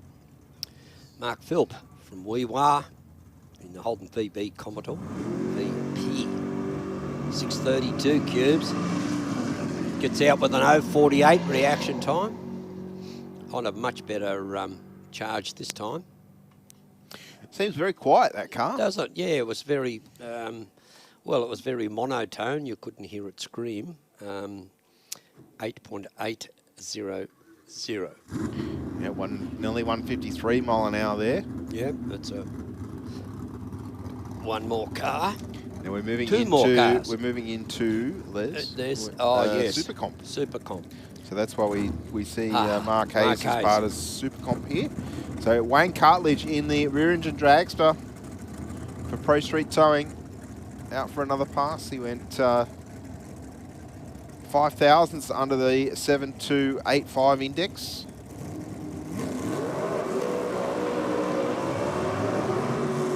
I beg your pardon, 5 thousandths under the 729 index, beg your pardon.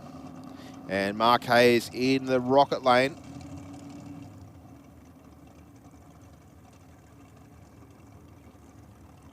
He's running AA, altered production, injected, automatic.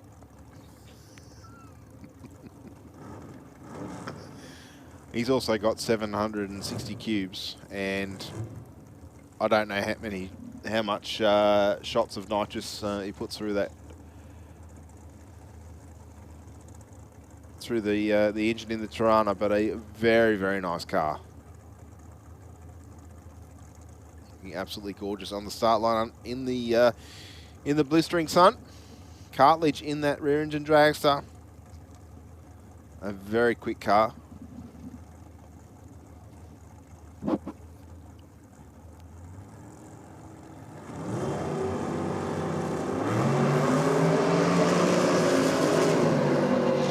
Better launch from both cars. Hayes over towards the fence.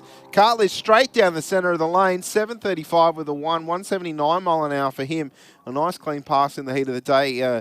Hayes, I think, was dancing with the centre line. The car kept wanting to pull to the right there, but it had the left front up as well. You can see it on our live stream right now. The Tirana going very well down the rocket lane there. Yeah. And Cartledge straight down the centre of the aeroflow lane. But look at this.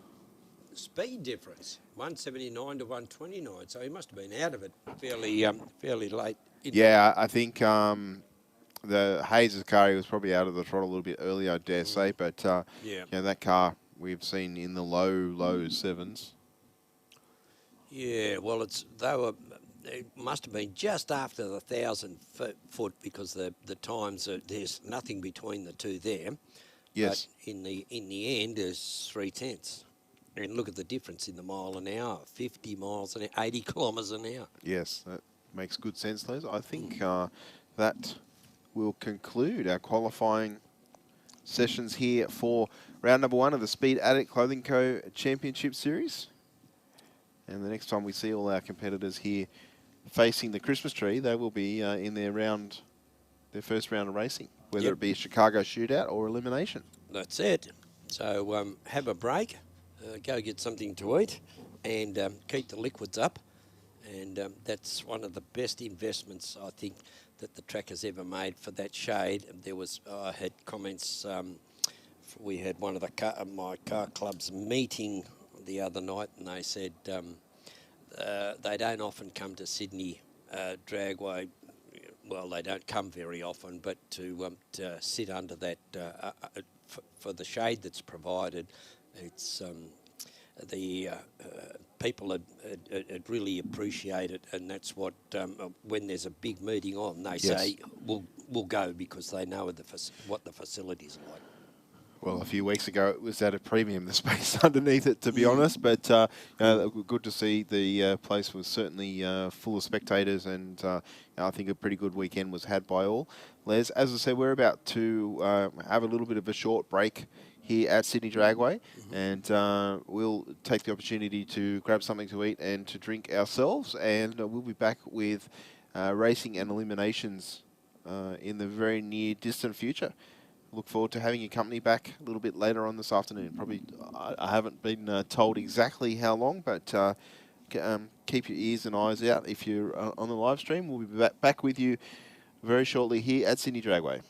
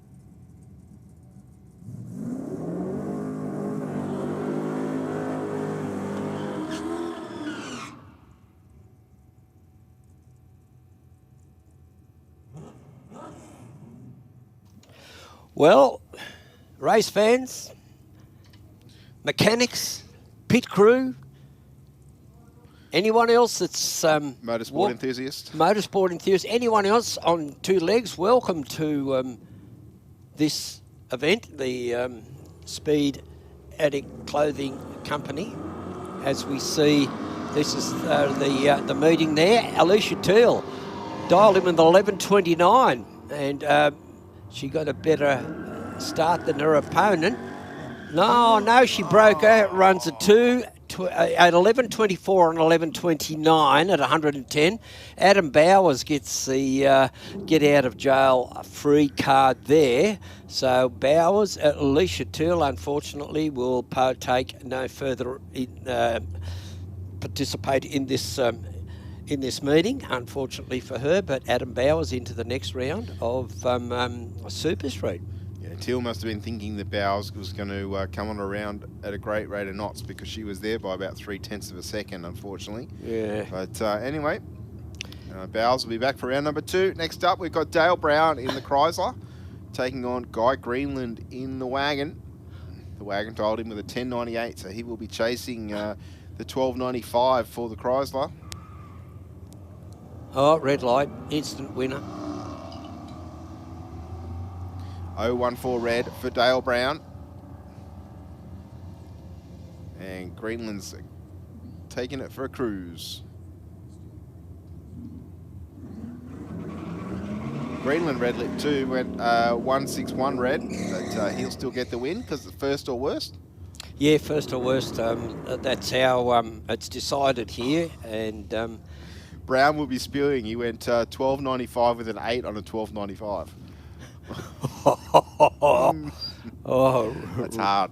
That's hard as a racer to have to swallow that. Oh. But anyway, what a bitter pill. But that's exactly what Steve's alluding to. That you know, there's all sorts of ways you can lose a drag race, and some people seem to be pretty good at it. Jeff Goodwin over in the Rocket Lane does get the handicap start by virtue that he's a slower car, but at .206, and it's not good enough. Craig Warren there on his 10.25 runs a 10.449 at 113, and Goodwin there on 11.30. He was just too slow at the start, so a bit of a whole shot win there.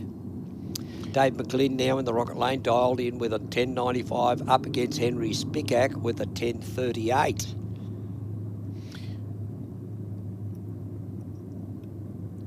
Wow, that's... I didn't know that Spickak went that quick, but...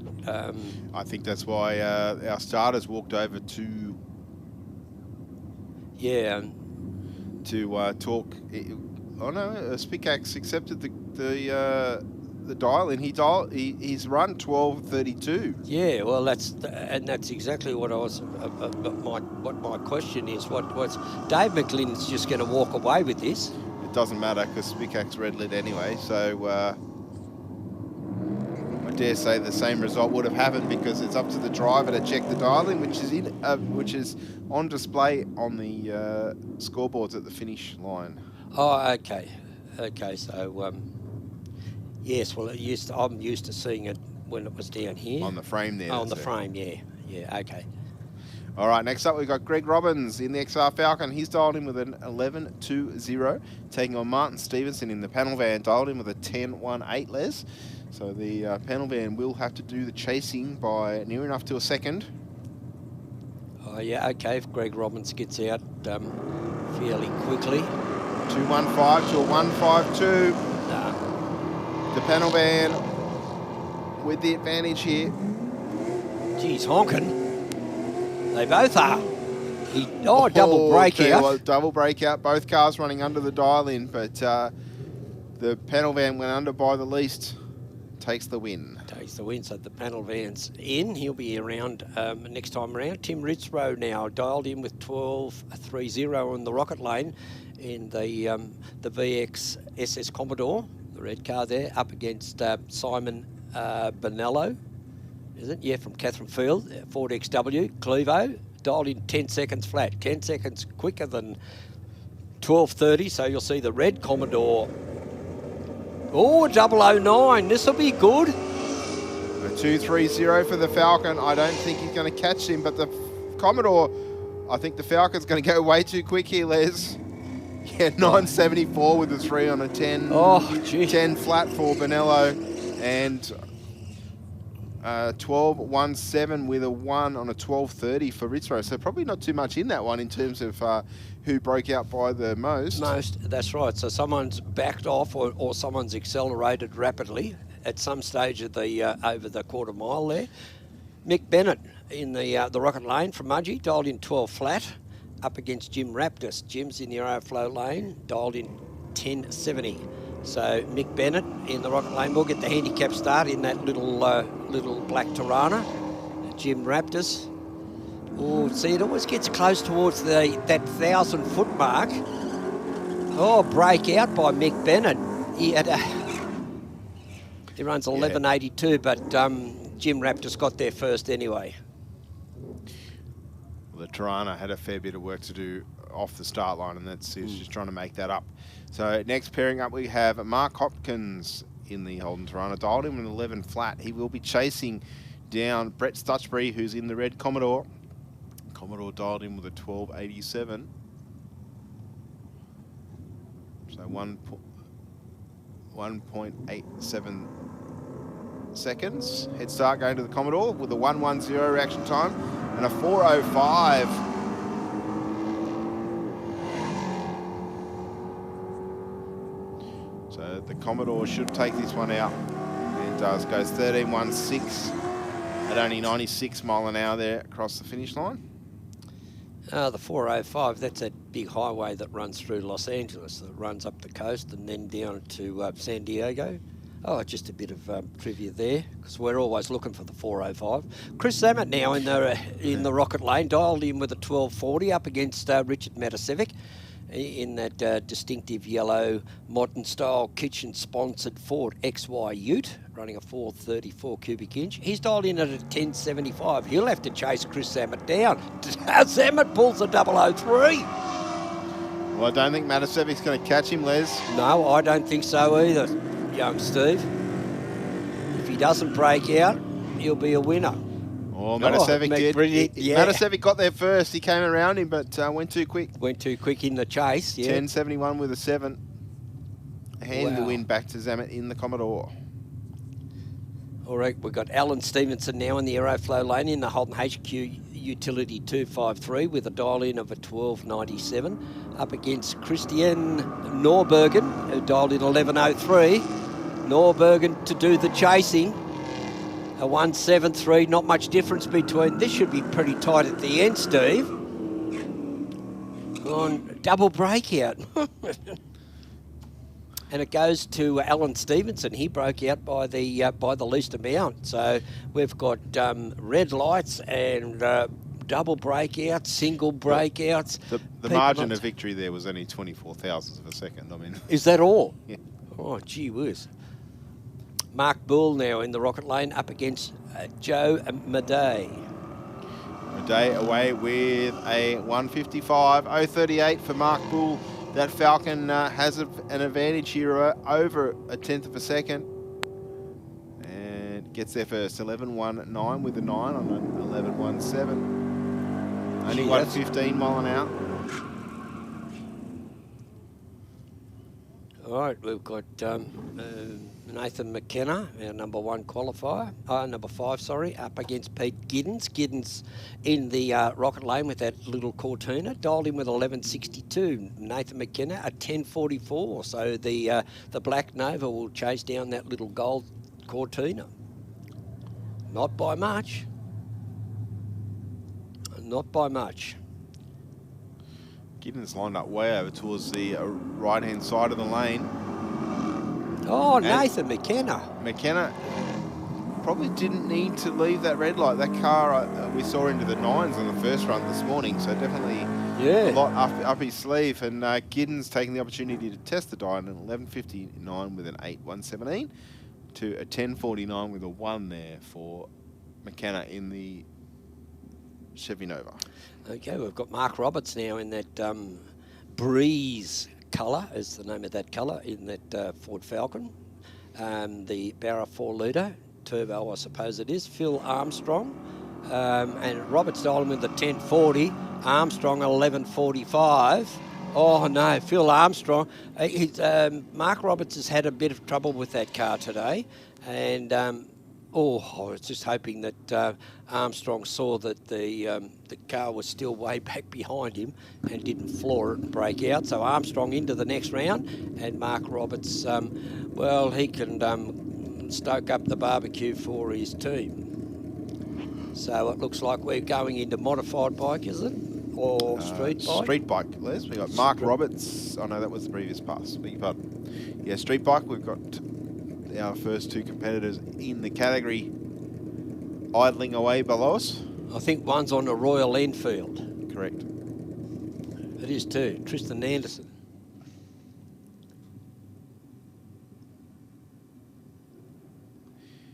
Anderson dialed in with a 13.99. He's in the aeroflow lane, taking on Michael Riches. Riches from St Ives on the Suzuki.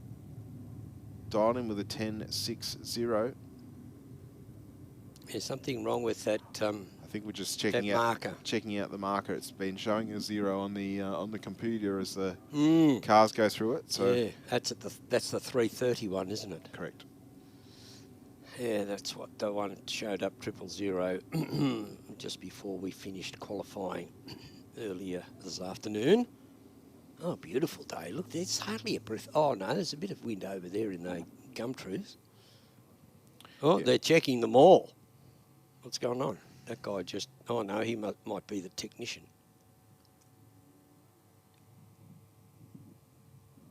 No one's a fixer or a mechanic anymore. Everyone's a technician.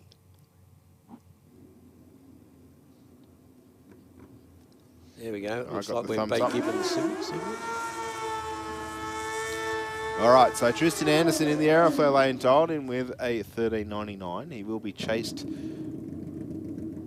by Michael Riches. Riches dialed in with a 10.60. So there's a reasonable gap for Riches to chase down. Yeah, well, if Tristan Anderson can, get a fairly decent reaction time, too bad, not so sad. Anderson's left an 0.33 red light.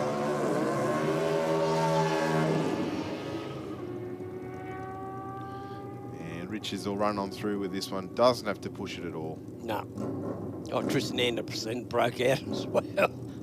A double barrel. Yeah, that Falcon hasn't been going well all day, which is unfortunate. It had one decent run, and that was it. Jesse Barnes in the Rocket Lane in the Yamaha YZF-R3. This is this little 320cc machine. It's dialed with the 1433, but he's up against Stefan Stavala. Well, this will be good. Yeah, he's got a fair battle on his hands, does young Jesse. Yes, and Stavala has to sit there for over 4 seconds and watch the tail light of the Yamaha disappear in front. He's down on the tank already at 207. No, Stavala will catch him. 0.99 on the tree for Stavala. I think he'll catch him by a little bit after 1,000 foot. Now. Oh, lucky. Gee, double break. Stavala got there first. He broke out, but so did Barnes. Barnes knew that night rod was coming at a great rate of knots. Not of rates. Anyway, he knew it was coming. Right? So he wasn't going to back off, keeping the throttle cranked right over. Right out. Willing it on, I bet. John Puckeridge now in the Rocket Lane. Well, he's had to do the chasing of Jeremy Fisher. Fisher got out with a 5.16 reaction time. Oh, he takes the win too. Wow, I wasn't expecting that. Looking at the times on that Royal reaction times. Look at that. Wow, he must have missed a gear or something. Yeah, the bike in the Rocket Lane was a little bit slow there. Next up, we've got Angela Phipps dialed in with a 10.50. She's taking on Robert Gilb, who's dialed in with a 10.60. Oh, so this Gilby. is nearly going to be a heads up. Yeah, well, you won't. We won't see it. I won't be able to. We won't be able to see the flicker of the light. Gilby, Ronnie will try and run away with it. Robbie, I mean. Oh, 2:17 reaction time there for Phipps. 1:41 there for Gilb. I think he looked around. Did he? Or he'll break out? Yeah, well, no, one of them was off the throttle. 10.81 with a 2, 1:15, only 1:15 mile an hour. So Gilb definitely off the throttle there. Yep. And Phipps a 10.99 with a 4 at 1:39. Now we're into Street Fighter, are we? Correct. Street Fighter. Don't give up your day job. This is the only job I got. Well, don't give it up, mate. Yeah, right. Ben Roberts from Quakers Hill in the Ford XR8 in the Aeroflow lane, dialed in with the 1510. Sean Dartnell in the Hyundai i30, dialed in with a 1745, but he's got a bit of an ace up his sleeve. He's going to get there first. I hope he doesn't break out. He does. 1724 on a 1745 for Dartnell in the I30. He had it won. He absolutely had it won. You've got to look over your shoulder. Always look over your shoulder. Grant Law now in Street Fighter. Law in the Toyota RAV4.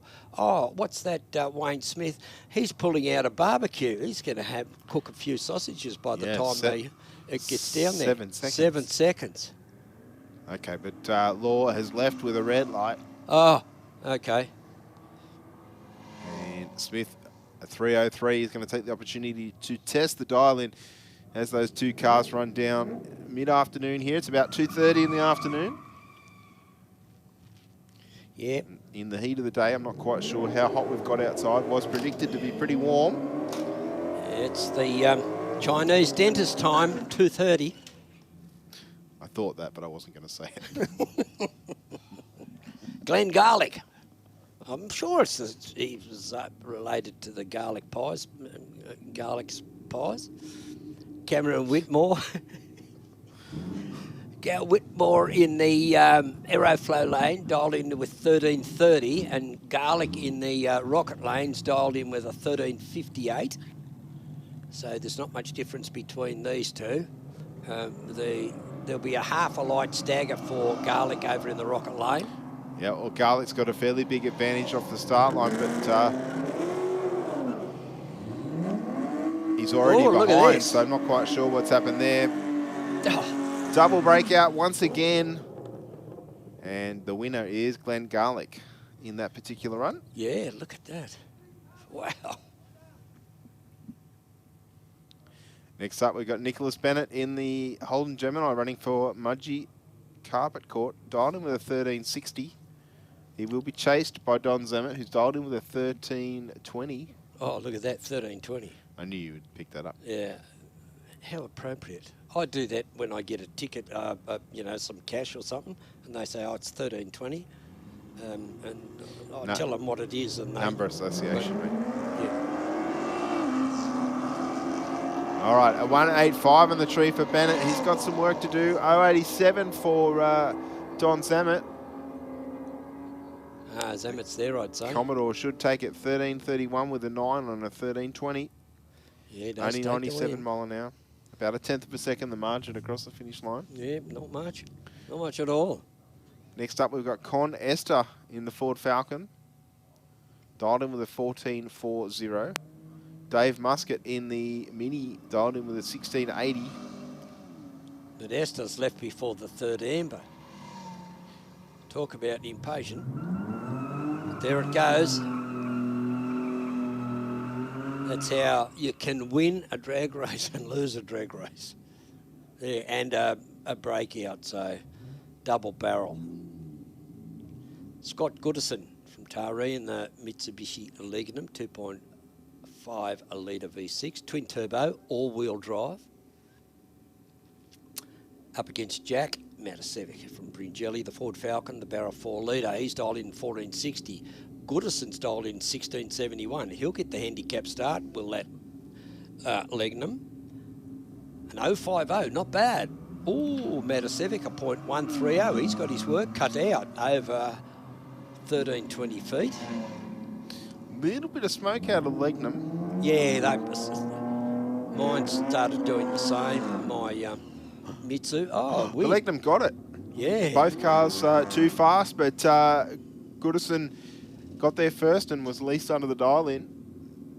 Yeah, so he's survived another round, so he'll be into the second round of eliminations of this Speed Adict Clothing Company meeting. Oh, Danny Stadelmeyer. Sponsored by Greyhound Rescue. I wonder how that works.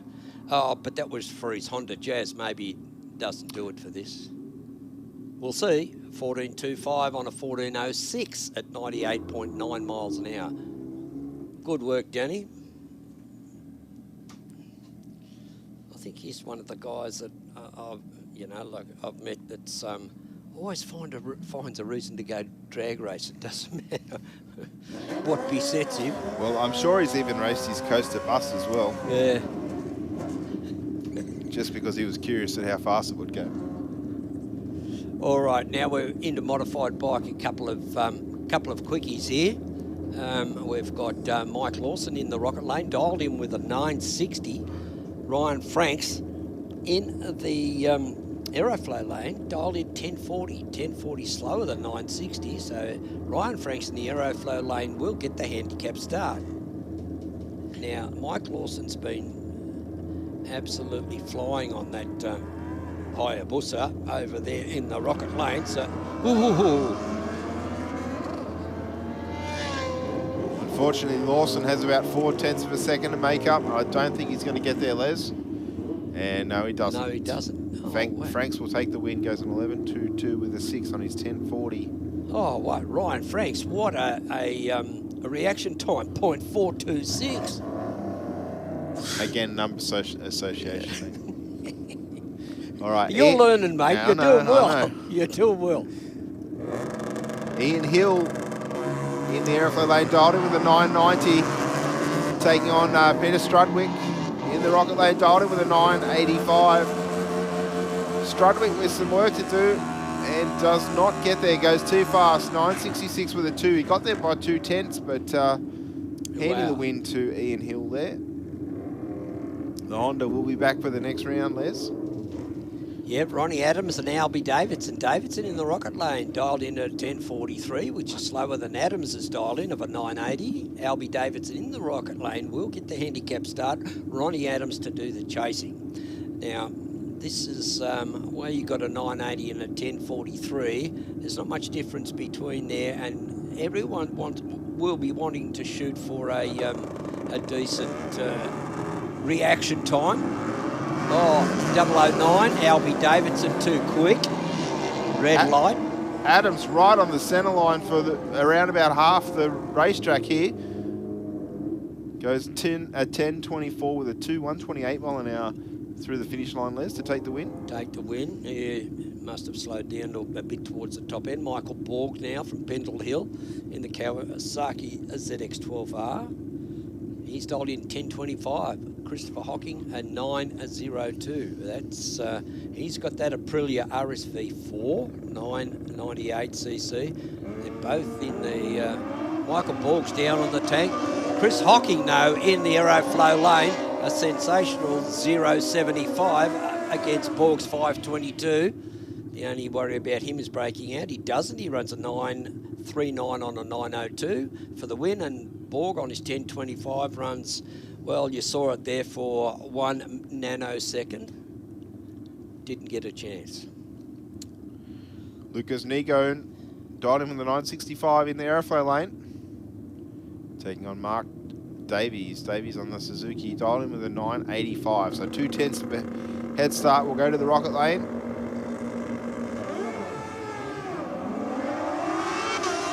Almost identical reaction times. And it looks like Nigon will take it as a 970 with a 3 on a 965. 122 mile an hour. Yeah, pretty good. Pretty good there. Bobby Jo Simmons been running very well on that on her machine, and Santina Keith. Both of them. This will be a good race here. 10:39 for Santina Keith in the Aeroflow lane. They'll get the handicap start there. And Bobby Joe Simmons there to do the chasing. Oh, not much difference between... Bobby Joe Simmons stands to lose this race. Oh, double breakout. Said Tina got there first, Les, but Yeah, she obviously too quick. broke out by more. Yeah. Seeing a lot of breakouts here the first round of racing today. Wow, gee, it's action coming thick and fast. Lorenzo Capogna on the Rocket Lane, 9.10 is the dial-in. And up against Justin Clemson, the Buell V-twin, dialed in with 11.45. So Justin will get the handicap start. Oh, 1.53 reaction time as a 1.58. Oh, there's not much in this, folks. Everyone wants to get near that centre line. Yeah, Capogna was like it was a magnet. Yeah. Drove straight over to it pretty much. He'll take the win. 9.12 with a 3, 1.35 through the finish line to an 11.57 with a 6 at 1.18. Yeah, drove around his opponent. Now we're into extreme bike, it looks like. Oh, there's Leonard down there.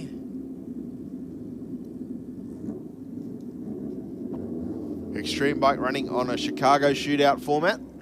So all these bikes will come back for each round, 3 of them.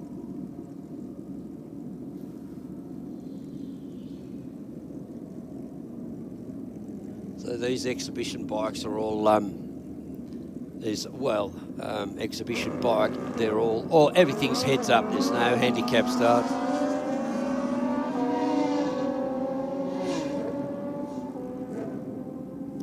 Gee, look at Gulliver. Look at that, an 0.73, runs a 9.36 at 143 for the win. Deanne Alsapati, a 9.97 at 147. Not much difference in the speed there. Margin 1.11, so it's over a second. So that's one of the biggest, some of the biggest, the smallest, I'd say, split between the two, but 1.1 seconds is a lot in drag racing terms, so maybe the heads up. Oh, there goes Jeff Gradden. Whoa! Wow, I think we both, I don't know about you, but I jumped a little bit when I saw that big puff of smoke out of that bike. Didn't seem to hurt performance too much, though. Still ran slower than what he went in qualifying, but still 9.74, 135 mile an hour. Wow, I was thinking that did something internally there. Internally there. Well, it's a sort of like a browny grey smoke. It wasn't pure white. Is that bike nitrous assisted? Nitrous assisted. So there might have been a sort of like a little hiccup inside there somewhere with a nitrous. Yeah, but usually nitrous is not very forgiving with that sort of stuff. No, it usually explodes. It blows the manifold clean off. Mm. Or the headlights out of the front of the car, or the bonnet up. Yeah, keeping in mind, Jeff's pretty much straddled over the top of Top that. of I that, hope so, everything is yeah. okay, but he didn't seem to want to get off it in a big well, hurry. yeah, that's right. It must have been a couple of the gauges might have gone like that, but that seems to be just about it. He's come on in leaps and bounds. It's Jeff Gradden on that bike. Next up, we got Matthew Hunt taking on Cherry Buggy. Hunt away with a 0.66 light. Buggy taking time to leave the start line, and a 9.23 with a 6, 158 mile an hour run. Sees the win light there to Matty Hunt's 9.81 with a 3. With a 3, yeah. That was a good run. Darren Foley, number 1 qualifier in this exhibition bike bracket. And he's gone a 7.06 at 214.48. That's it's a great qualifying time. Oh, the speed's incredible.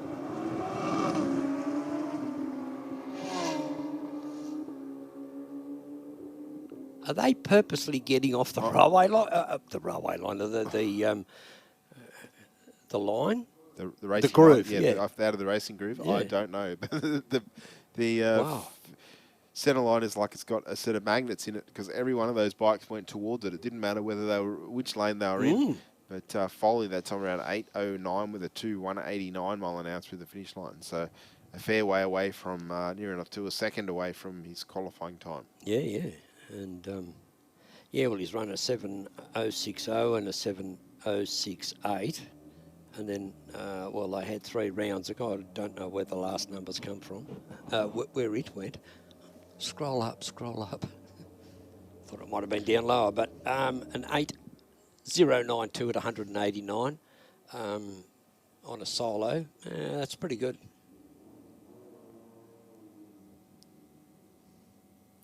Looks like our next category out is Junior Dragster. Juniors. It shouldn't be too far away. While we put that finish line equipment on, we'll just throw to a couple of quick words from our sponsors. We'll be back with you in a few moments' time. Aeroflow Performance provides a wide range of high-quality performance products for racers, street machines and hot rodders. From fittings, fuel system components, intake solutions and even turbocharger systems, you can see it all at aeroflowperformance.com.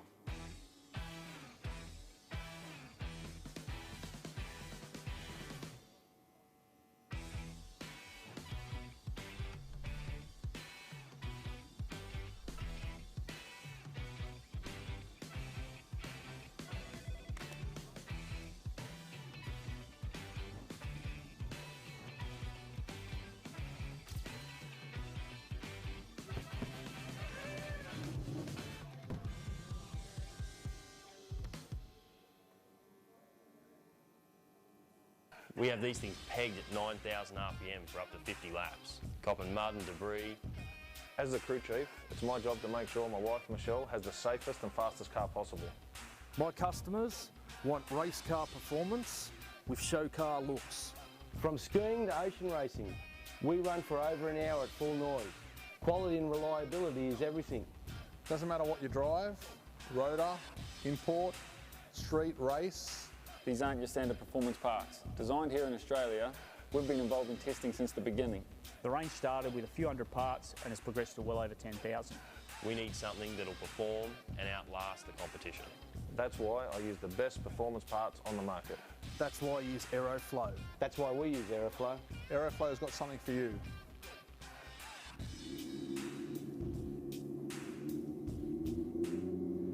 Stay informed, up to date and entertained thanks to the Western Weekender. The Western Weekender is Penrith's leading free and local newspaper, delivering the best content from on-the-ground journalists and providing businesses with direct access to potential customers. News, sport, entertainment, puzzles and so much more. The Western Weekender is the heartbeat of Penrith and it's out every Thursday. Get your free copy at selected locations in the area, home delivered, or check out westernweekender.com.au.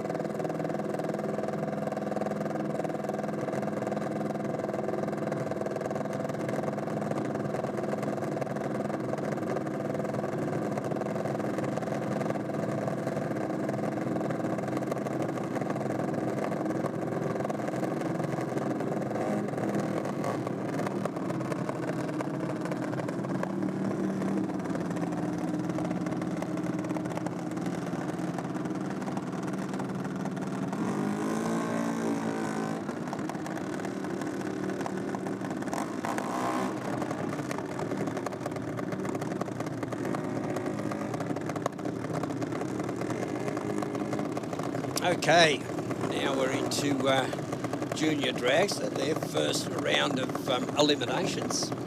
Yep, they're, of course, brought to us by the Western Weekender. Fantastic little local publication out of Penrith, servicing the Nepean region. And, of course, we have Jeffrey McNiff in the airflow lane for St Mary's Engines. He's dialed in with an 8.14, taking on Johnny Lucci for Lucci Civil, who's dialed in with a 12.34. So Lucci to lead first. McNiff will have to chase him down. 0.31 on the tree for Lucci. 165 for McNiff. It's a fair distance to make up. I don't think he's going to get there, Les. No, I don't think so. McNiff is lucky. 12.24 with a 3. It's too fast for Lucci. He's broken out, handing the win back to McNiff. Yeah, that was gee whiz. Talk about that. McNiff there, that young Lucci there, he got out, he scarpered off real quick. I think that's the issue when you've got such a big speed differentiation. Like Lucci would have heard him coming, I dare say, and there's probably 25, 30 mile an hour difference in the speeds. That's that's 50 k's an hour, right? And Johnny's only a C junior, so only a young fella, so he'll learn from that. But yeah, certainly McNiff, I think, lucky with that one. Next pairing up, we have Pippa Bennett, dialed in with an 870, running for Stratus form in the airflow lane, running against Brian Pettiford, who's left with a 0.24 on the tree for Pettiford.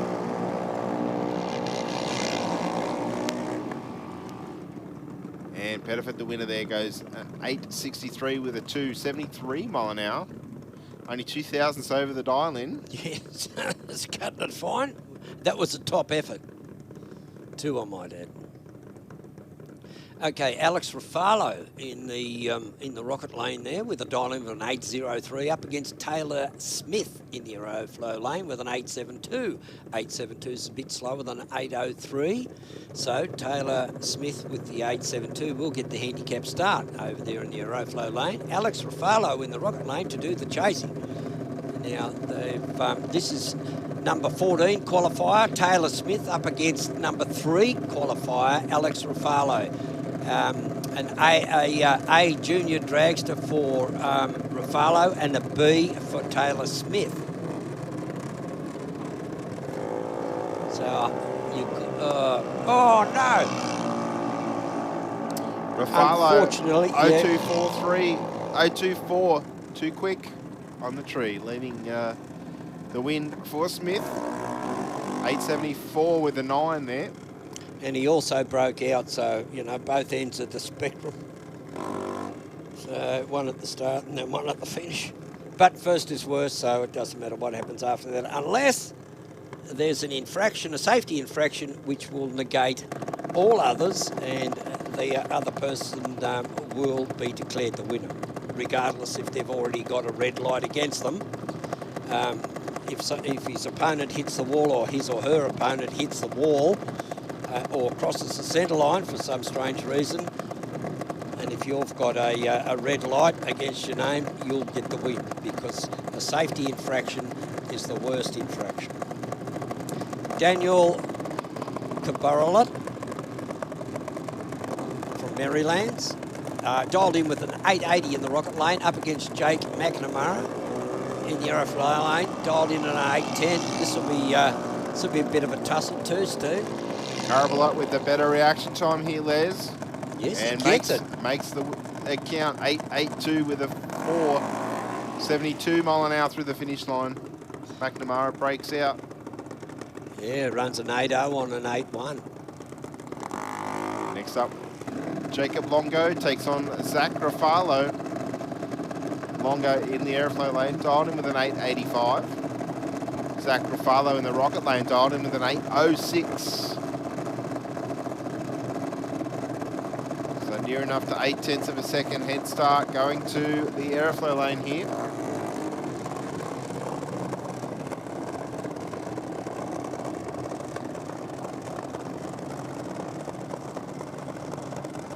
Ooh, Rafalo there. I thought he was going to stage fairly deep.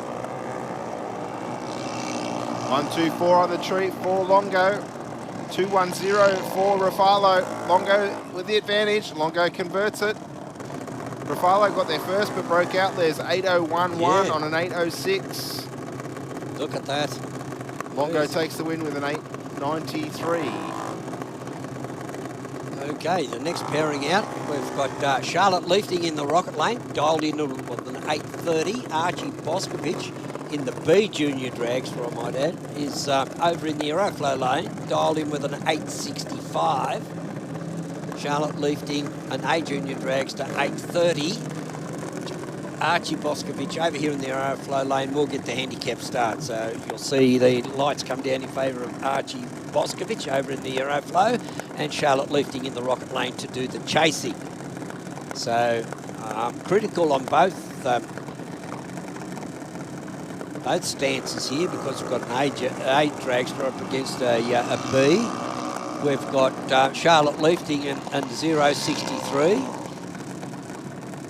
She does take it out. Archie Boscovich got there first, but broke out. Ran an 8.62 and an 8.65, and Charlotte Leafting, sorry, an 8.37 on an 8.30 at 77 miles an hour. Again, we're seeing a lot of breakouts in Junior Dragster here this afternoon. Their first round of eliminations.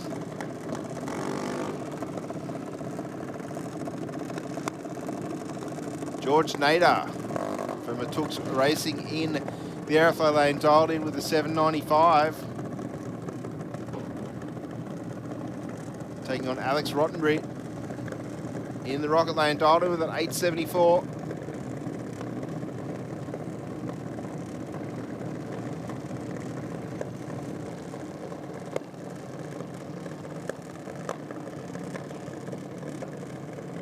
Oh yeah, look at that. Two kids that have got their hands on the wheel there. Oh, not a lot of difference in here. Only 3 thousandths. Rottenbury with the advantage though, and he'll convert it to a win. 8.75 with a 2.75 mile an hour through the finish line to take the win. Nader going an 8.01 with a 0 and a 7.95. Yeah, it's a bit. It's even though it's in the hundreds, it's still a way off. Tegan Smith in the Rocket Lane, dialed in 8.08. She's our number 12 qualifier up against Zane Condello. Zane's our number 24 qualifier, also in an A Junior Dragster. He's in the Aeroflow Lane.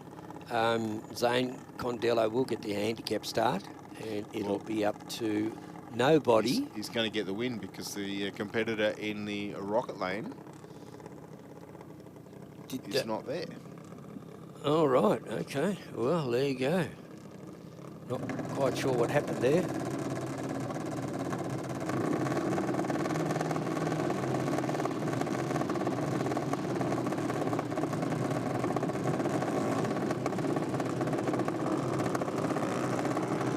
.077 on the tree. Not bad. Looking for a 9.55 or similar. Ooh. 9.33 with an 8, another breakout. So I'm wondering the weather conditions a little bit better than. Or maybe, yeah, maybe there's something in the wind, Steve. Well, it's fluctuated. So the cars went quick this morning. Then they were slower first and second and third. Third qualifier. Now they're picking up back to what they qualified with. Yeah. So maybe the breeze is helping. Yeah, I think so. I think away or something like that. You know? I think it's cooling the air. Yeah. Because the sun's still, you know, pelting out all its rays and that, so it's keeping the ultraviolet and the infrared on the surface, so it's got to be in the air. Georgia Leafting in the Rocket Lane, dialed in with a 9.16. Brianna Boscovich in the Aeroflow Lane, an 8.66. 67. So Brianna in the Aeroflow Lane will get the handicap start. No, she won't.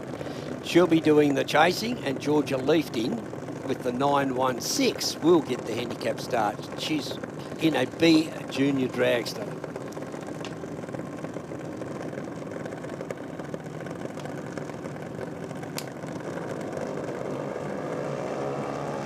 Oh, a 008. Pretty hard to beat, young Steve. Very much so. Charlotte with Georgia with a big advantage. Oh, she's gone too fast. That's by 9 thousandths of a second. Handing the win to Brianna Boscovich. Well, how can you? It's hard to judge 9 thousandths of a second, and Very hard to go at 71 miles an hour. Harry Rako and Daniela Agziak.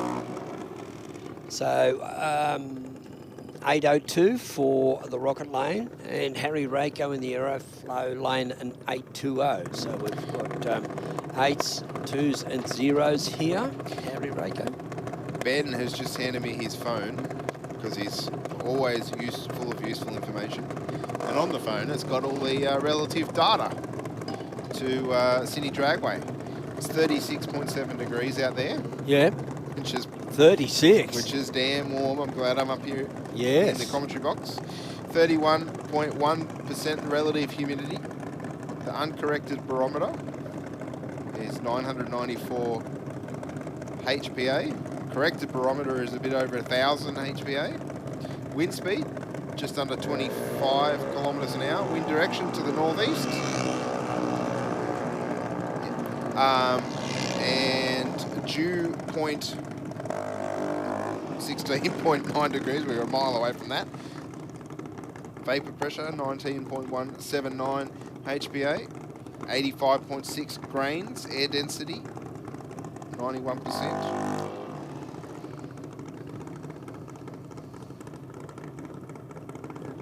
And the density altitude 1,118 metres. Wow. Oh, 1,118, that's 3,300, no, 3,500 feet. Wow. Savannah Condello now on the B Junior Dragster in the rocket lane. Well, that was a bevy of information there. It's getting fairly precise. Wonder if that's progress or technology. Usually go hand in hand. Isaac Zada there goes off, and if he can break out now if he does, but first is worse. So Savannah Condello broke out at the start line, so Isaac Zada is declared the winner, and you can see the lights flashing up there. So Isaac will be into the next round. Liam O'Neill now and Cade Fowler. Cade Fowler in the B Junior Dragster over there in the Aeroflow lane with a dial-in of 11:39.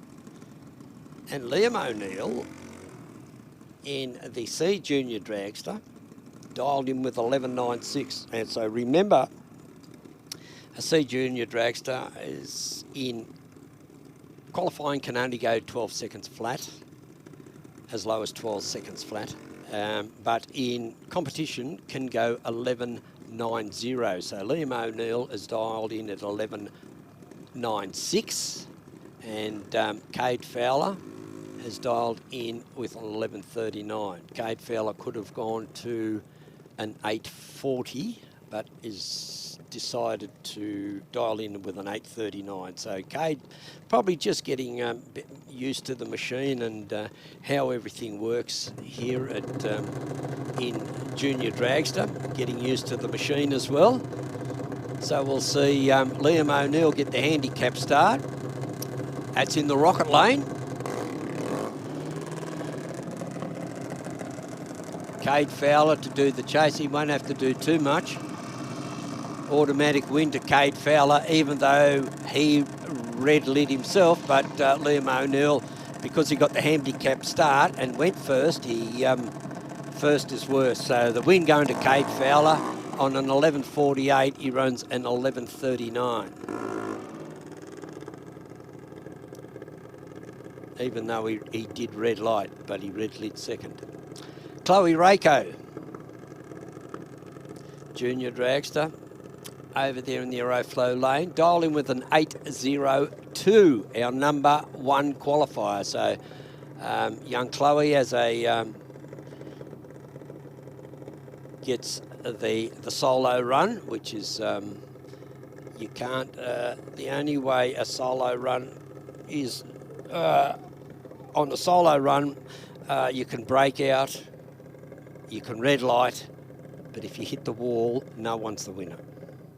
You get a, it's a disqualification, so you partake no further. But Chloe Rako there, an 0.78, nice clean straight run, runs it through there on an 8.02, runs an 8.00, 8.008. So they might have to see this. The weather's playing a bit of havoc with all these with these races, even at this level. But when I say even at this level is, don't forget, starts with juniors that are only 8 years old. There's not many motorsports. I think there's you might be able to hop on one of those little Pee-wee 50s, or but gee, in a couple of years they'll have them outrunning 125s and 250s probably.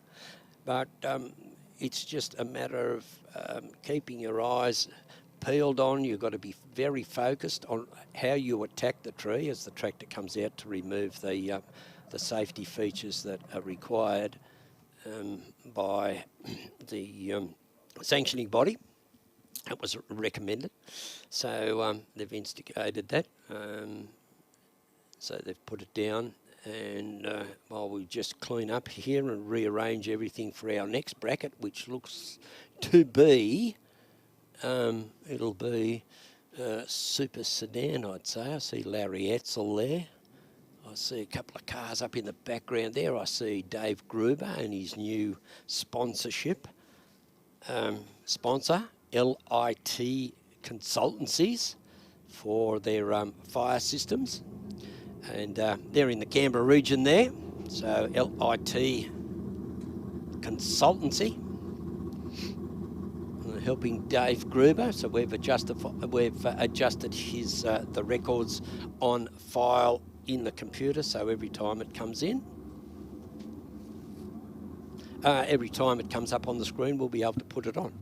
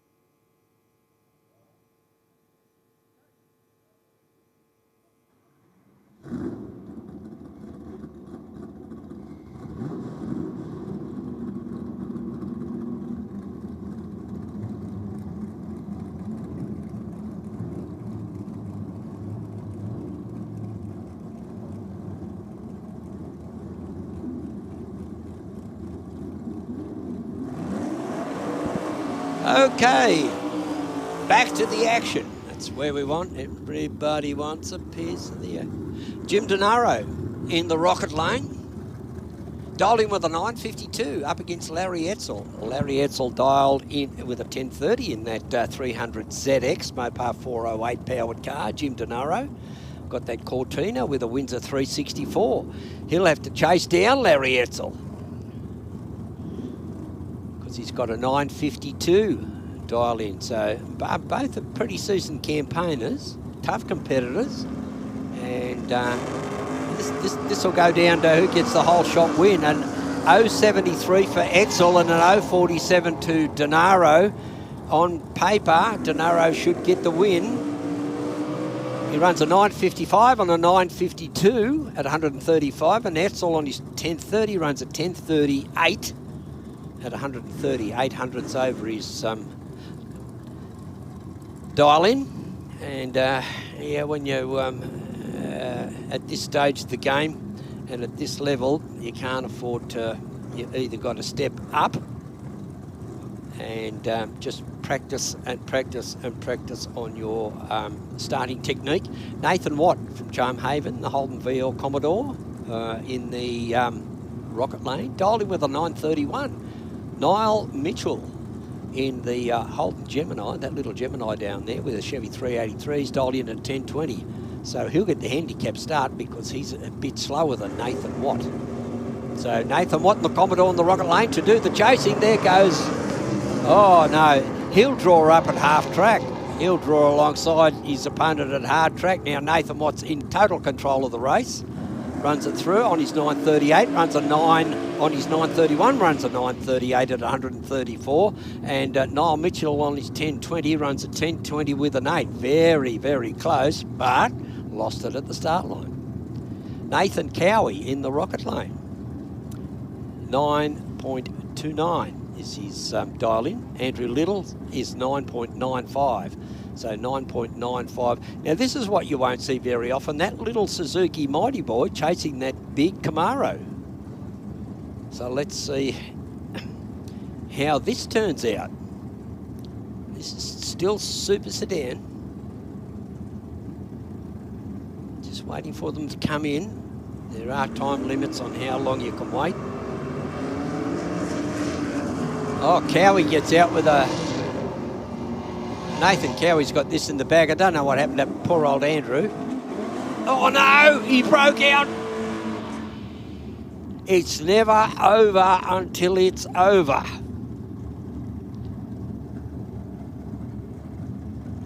Nathan Cowie should have realised that. Look in his rear vision mirror. You've got to look in there. You've got to see what your opponent's doing. It doesn't take much just to glance across. Use your mirror.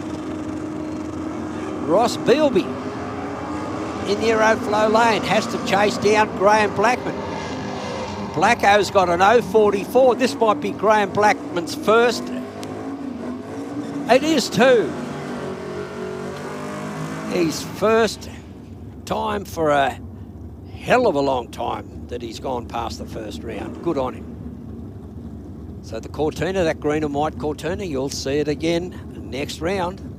Okay, Joe Zammett now, dialed in 1030 in the rocket lane. Rex Webster, dialed in with a 965. Now, both tough competitors, Joe and Rex. Rex been around a long time. Joe's a relatively young fella, but very, very sharp. He'll get the handicap start, the Commodore, over in the rock. And he goes out with a 0.11. He's got a good chance of winning this. If he can maintain everything as per schedule, and he does, he runs a 10.48 on a 10.30 with an 0.11 reaction time for the win. Rex Webster on his 9.65 runs a 9.68, I think it was. But left too late. Here's Dave Gruber with his new sponsor, LIT Consultancies, and they're do motels, schools, commercial buildings for fire protection services in the Canberra region. New sponsor for Dave Gruber. Oh, Dean Giddens there, red lit. Dave Gruber, well, that's about the slowest reaction time I've ever seen him. He does break out too. He ran a 9:32 and a 9:36, but first is worst. The infraction of the red light occurred before at the start line, and Dave Gruber finished at the finish line. So, the nice little blue Cortina won't be part of the program anymore. Jason Field, now #1 qualifier in Super Sedan. Yeah, #1, dial with an 886. Let's see what he does here. Oh, an 881. You might have to do alter the engine or change his dialing. A 0.35 reaction time, so pretty good package there, aside from the breakout. Okay. That's another, well, that's the round for Super Sedan done and dusted. We now move into modified eliminator. The bracket that's made for predominantly centre steer. What they call centre steer, no one sits on the left and no one sits on the right, except for you'll find the Lee Hart Law. That's a hot rod. It runs AHR, but it's eligible to run in modified. Stephen Jones in the rocket lane in that whitey creamy coloured altered, AA modified altered, so it must be either might have some nitrous in it. Haven't seen it purged, but anyway, he's dialed in 980. Brendan Luke's dialed in at 798. So Stephen Jones to get the. Brendan Luke's got a far better reaction time. He'll close the gap and cross the line first. Winner going, he runs a 790. He runs 0.02 of a second over his dial in, gets there first, 159.99 miles an hour, 160, that's a gimme. And so Brendan Luke into the next round. Adriana McCaskill in the rocket lane from Whittlesea in Victoria, the undercover dragster. Dialed in with a 717 up against Jenny Petrie. Jenny Petrie from Corowa in New South Wales. It must be on this side of the Murray River. Penrod Oil, St Mary's Engines, Mixed Metal Roofing and Craig's Automatic, sponsored for Jenny Petrie. She's dialed in with an 851. She'll get the handicap start in that little altered in the Aeroflow lane. Adriana McCaskill in the rocket lane, dialed in with a 717. ETS Race Fuels, Race Comp Motorsports and Skip Fire Services and Pro Street Towing and Transport. He's helping Adriana along. They're her sponsors. There goes Jenny Petrie. Adriana McCaskill does have a start line advantage here. No, oh, it's a double breakout, and the win going to Jenny Petrie. Jenny Petrie over there in the Aeroflow line was closer to her dial-in than was Adriana McCaskill in the breakout stakes. So Jenny Petrie into the next round. Lee Hart Law. Now this car qualifies in. It's not a centre steer car, of course. It's a left steer. So, but it's got to have, I think, the original headlights and a grille, which resembles a Ford Roadster of that period. Lee's dialed in with an 815. Shane Wind in the dragster, a former Australian champion. We'll have to chase him down. Oh, Lee Hart Law, a 008. And Shane Wind, a red light and a breakout as well. So he's copped both ends. Lee Hart Law into the next round runs an 818 on an 815 and an 015 reaction time. Thank you, mate.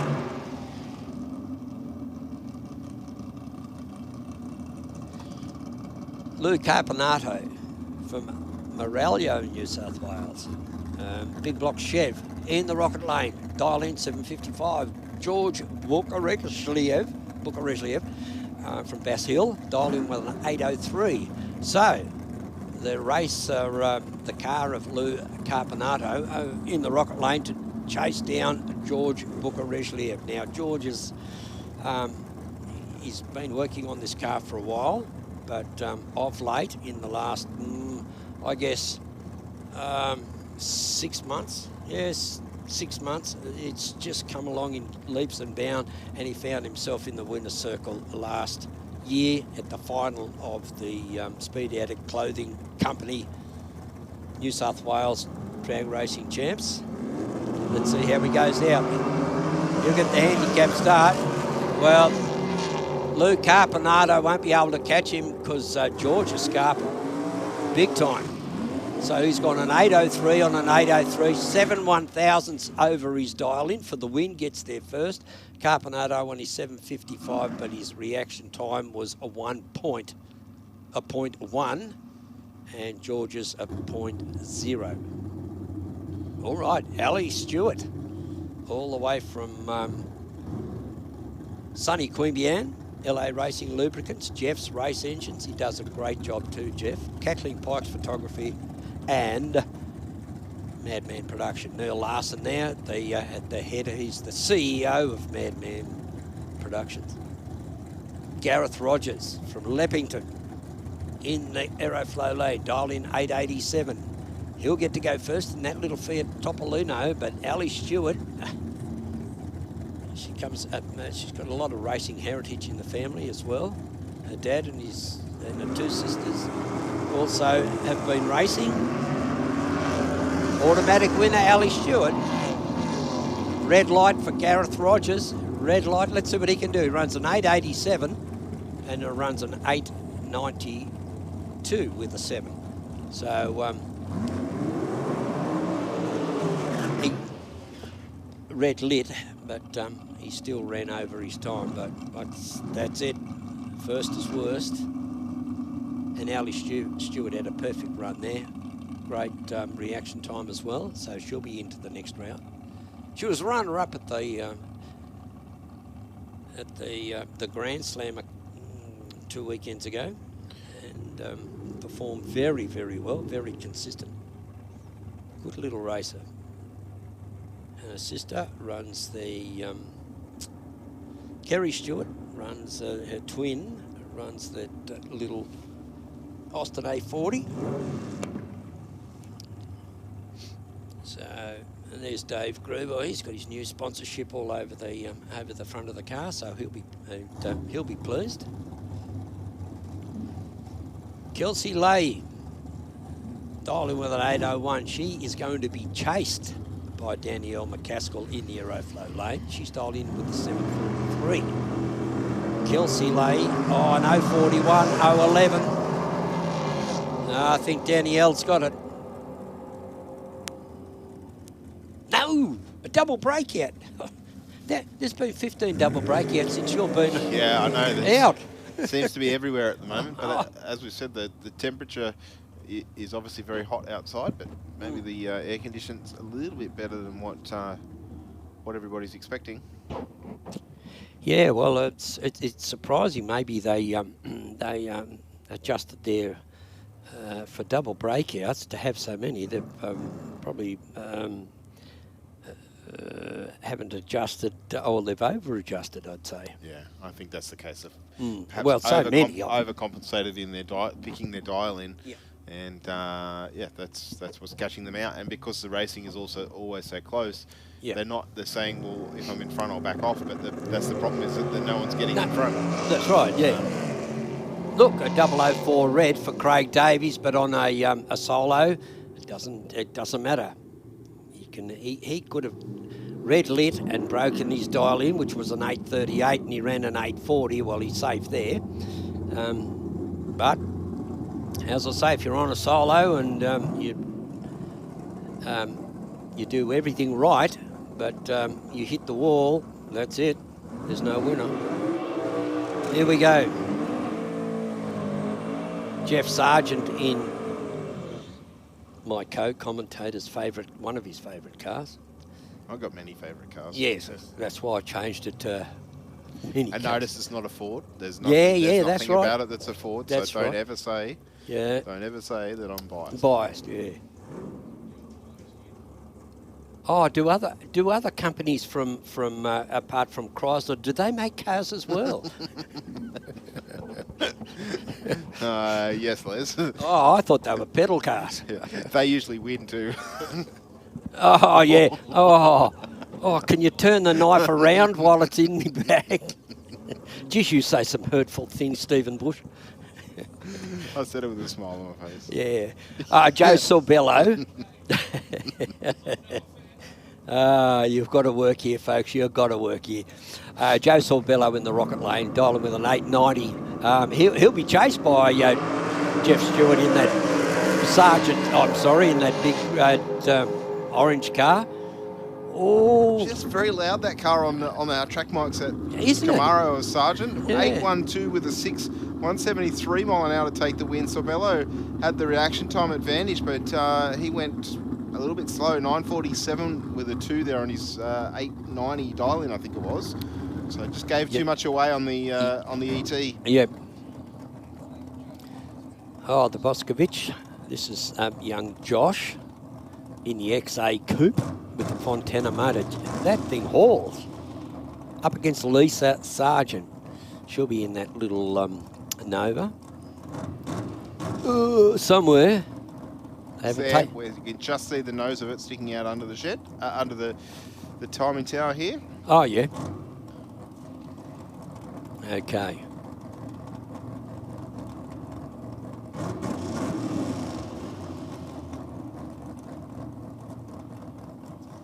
Oh, I notice Thomas Leake isn't racing here today either.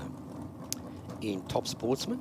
Yeah, no, there was 15 entries in Top Sportsman. Usually a little bit better subscribed field, but anyway. Yeah.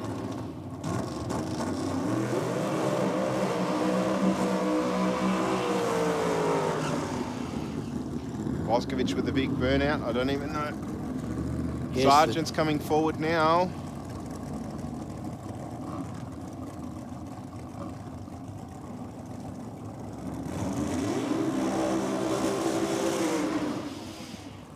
Yeah, short, sharp burnout there for her. Yeah, short, sharp, loud.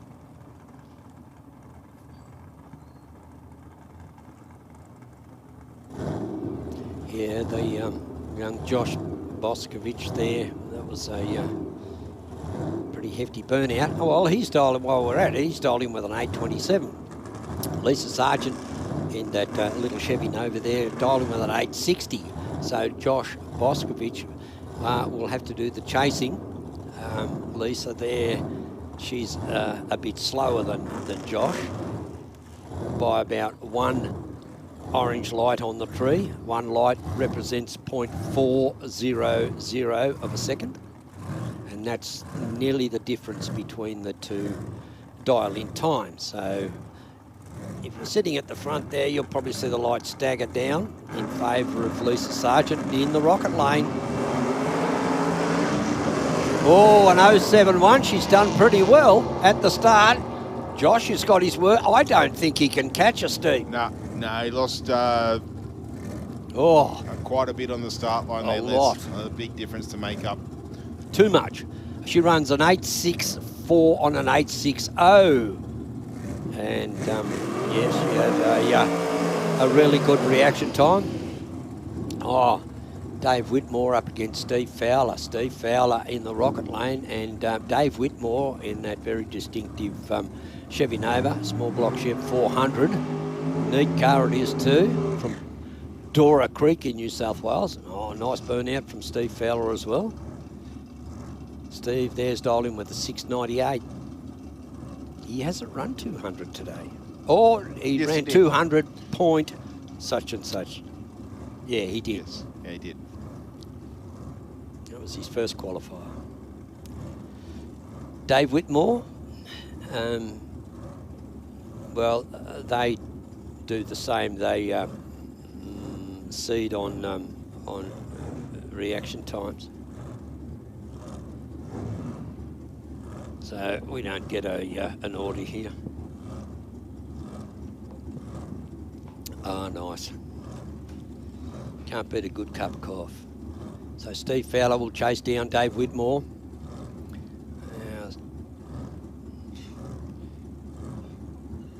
There's a lot of other quick cars that aren't here for this meeting, but who knows? There's this time of the year, all sorts of different things are happening. People get away on holidays late because they're tied up with their business over Christmas. There we go. Dave Whitmore out. Tree for Whitmore. Fowler. Fowler. Don't think he's going to get there. Yeah.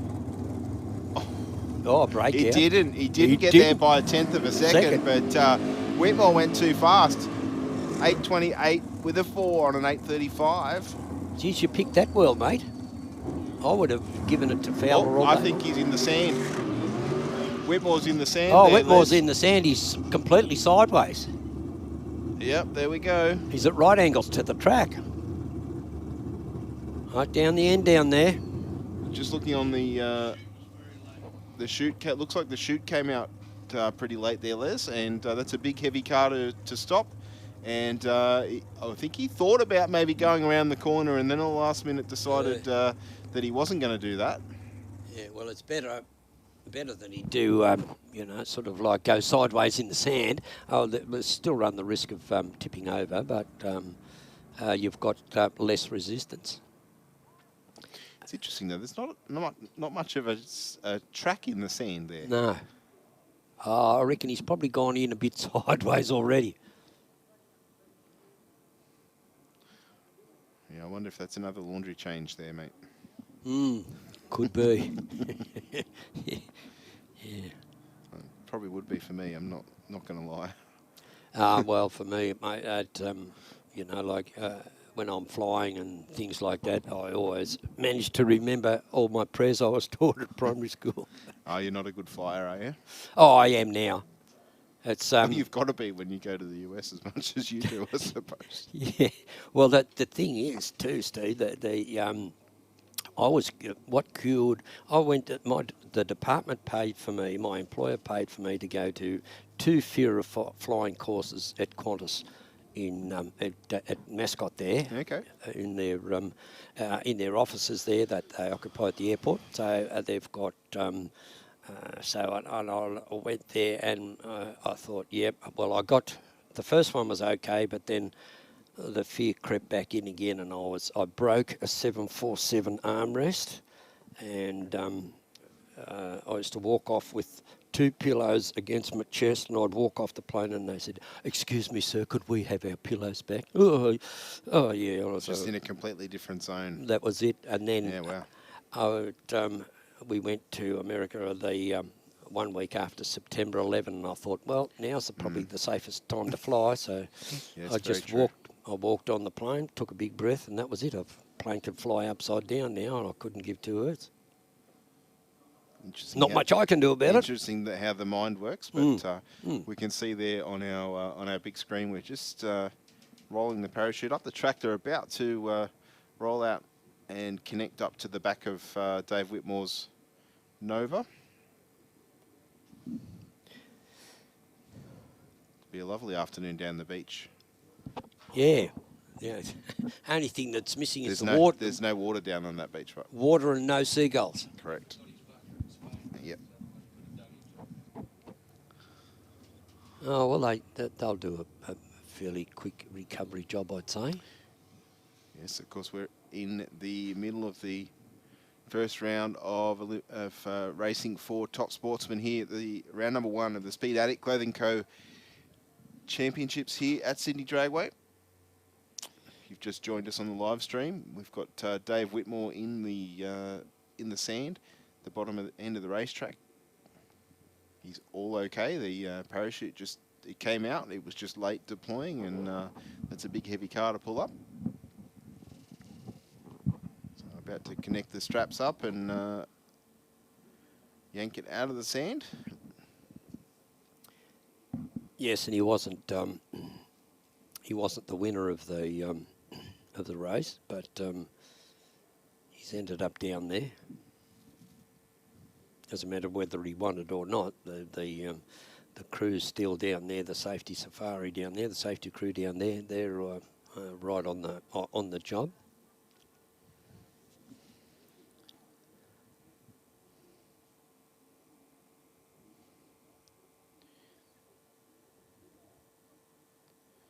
Anything that could be holding us up here is the front clip, perhaps.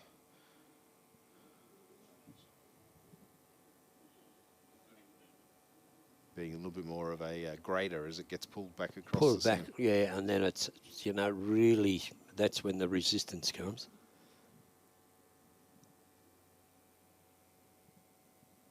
Oh, that, yeah, look There at we that. He's got it out of the rut.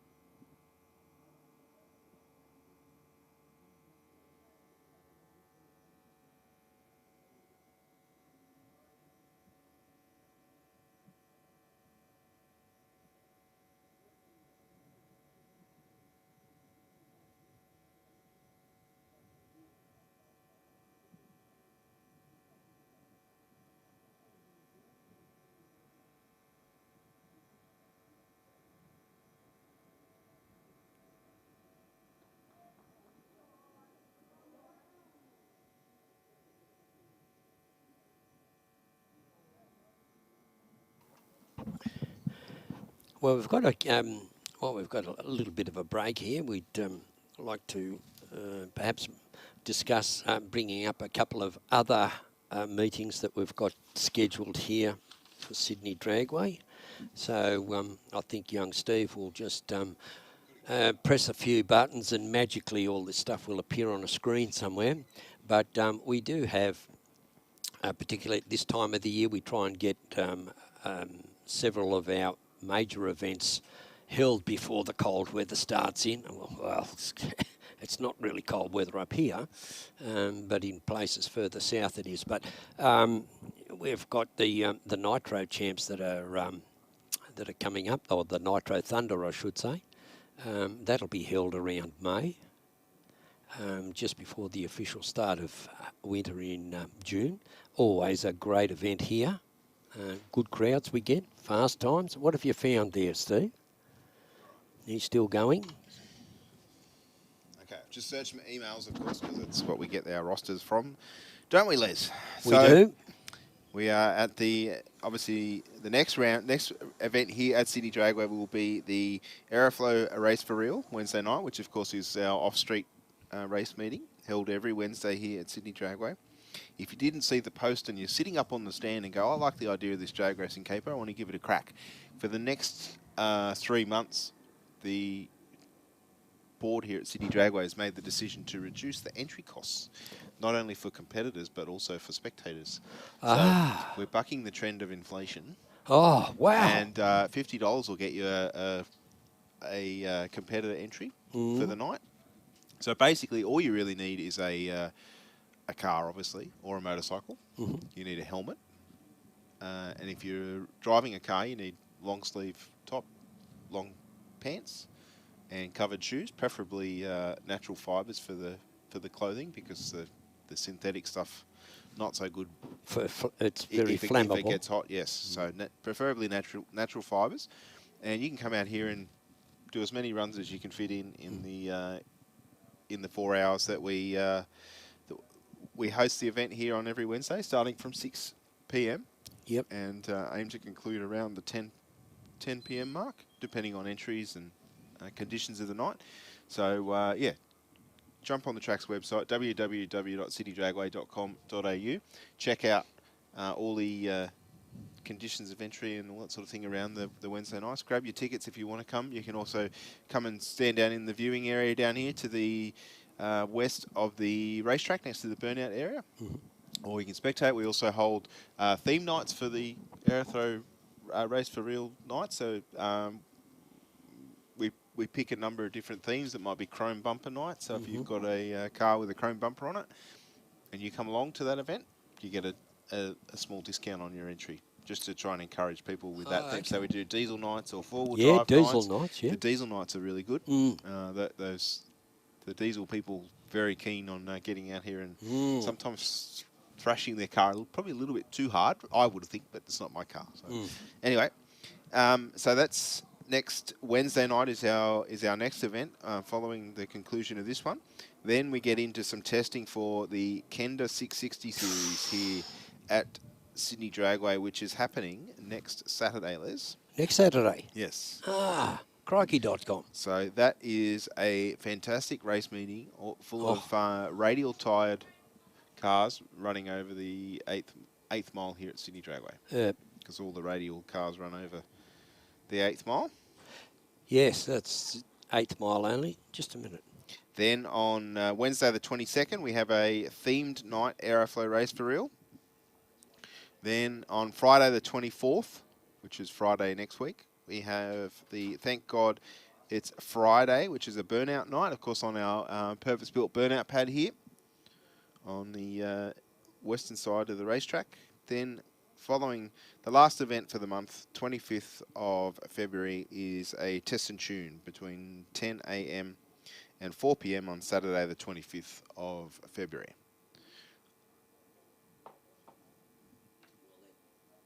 Well, that will do it for the...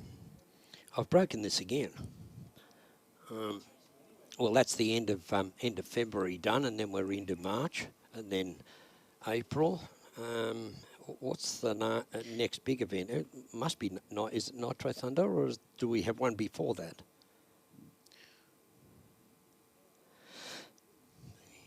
Checking carefully. Going as fast as I can. Yeah, no, you're right.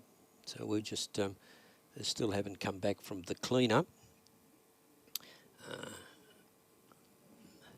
don't think we're too far away though, Les. No, they're... well, when I see the starter and that walk back, here they come here. There's Vegas down there. He's into everything, that guy. He'll do all sorts of jobs. Good to see him back at Sydney Dragway. And young Bill Creeley, he'll be sort of moseying on. No, got the full crowd there. That's good. Okay, now we've got Mark Philp in that Holden VP Commodore with the big block Chev, 632 cubes. He's dialed in with an 877. Up against Greg Fowler, sponsored by Fowler Family Transport and West Slash, supporting or sponsoring Mark Philp from WeWire. So Philp in the Aeroflow lane, dial in with an 877. Greg Fowler in the Rocket lane, a 765. So Greg Fowler in that little Chevy Beretta, 632 cubes, will do the chasing, and Mark Philp will get the handicap start. So you'll see the lights come down in favour of the car in the Aeroflow lane, and Greg Fowler in the Rocket lane will have to chase him down, get there first without breaking out to take the win. And depending on the reaction time, which is what decides, I'd have to say about 83% of all races. It's a very specific number, Les. Yeah. 196. We might see a bit of an upset here. Gregory Fowler is a little bit slow, a little bit of smoke out of that car too at the top end of the racetrack. It was a bit, wasn't it? He hasn't got their win lot either. 882 with a 1 on an 877 there for Mark Philp to take the win. 153 mile an hour through the finish line. Yeah, well, he had the better uncharacteristic 0.224 reaction time for Greg Fowler, and a 116 for his opposition for his opponent in the Aeroflow lane, and he just couldn't make up the difference in time. Joe Gattalari, Cecil Hills, Holden VL Commodore, Chevy 555 cubic inches, and solo run, so he'll test his dial in with an, he's dialed, well, no, he's getting moved back. I think there's a little bit of fluid out of that car, which is uncharacteristic for the Gattalari team. Yeah, it is. Oh, we'll see that. Well, the track's pretty sticky. That guy lost his shoes. He did. He stepped straight out of it. You'd think he almost looks as if he trod in some, you know, like doggy do or something like that. He was dancing around, hopping around on one foot. Have a look and see where it's coming from.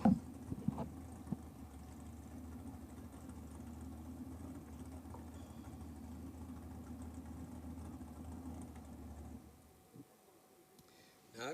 He will still get the win because once he's in on the racing surface, he's under the hands of the starter, so he should still get. That's my understanding of the rule. Okay. He was on a solo, so he should still get the win. So rather than risk it, I'd be taking the chance to get the car back to the pits, check out where the leak's coming from, tighten up whatever it's leaking from, and come back for the next round. So obviously the last car there for Top Sportsman was Joe Gattalari. The next category is Super Comp, and I think I saw the Marquez Tirana coming under the tower. We can see it, and Wayne Cartledge is also there, ready. They're just in the shade of the tower. Marquez had a pretty the run of redemption on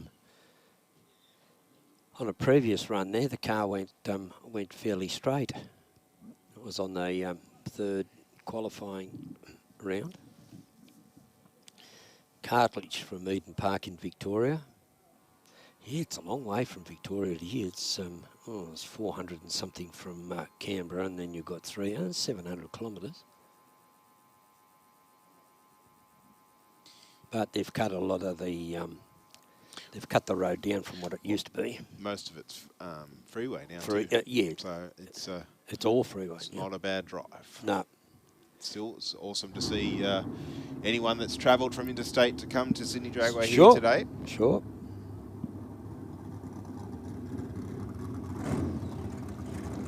We saw Cartledge run under the index in qualifying there by 5 thousandths, but he still went under.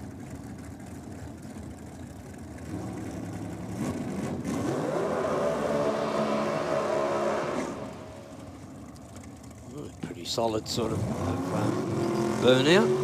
Not very smoky, not like Mark Hayes. That'd be nothing for that engine to spin those tyres around. Sounded like he was doing like 3 grand. 3,000 RPM. It was just a big lazy burnout. Or, yeah. You can always tell the difference between a big block and a small block.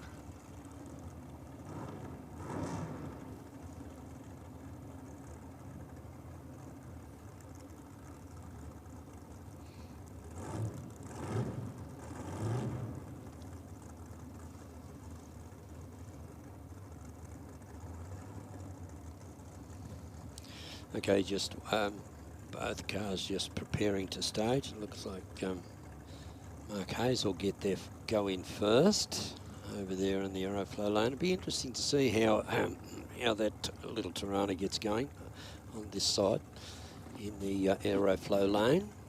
It's had a bit of a... Well, off their indexes, there's only about 0.3 of a second. Oh, this is better. Better for Hayes. Look at this thing go. He's out of the throttle. And a 751 with an 8, 134 mile an hour there for the Tirana. And a 747 with a 2, 178 mile an hour there for Wayne Cartledge in the rear engine dragster.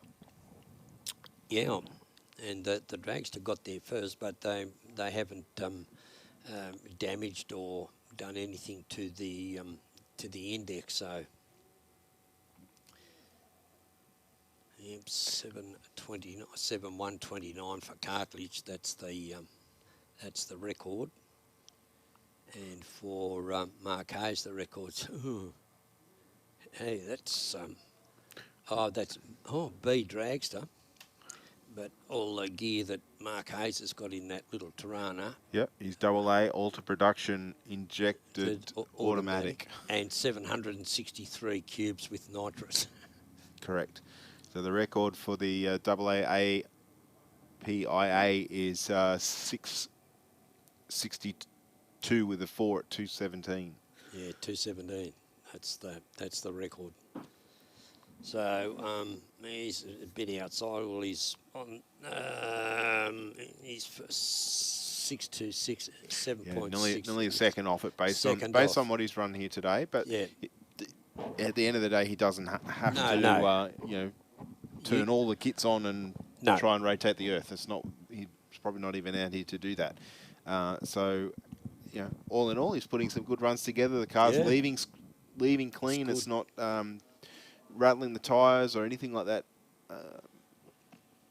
So that's always a good step in the right direction. Looks like we're about to get back underway with round number 2 of the Western Weekender Junior Dragsters. Yep. And got yet another round of cars. There was 24 junior entries here today, so we've halved the field down to 12 now. 12, yeah, it's always 6 pairs. Yep. 12, so you've got 6 pairs, and then we'll get 3 pairs. And then so it goes until we get down to 2. And if you get a semi with 3 in it, one of those 3 will get a solo. You can bet your sweet pippy on that.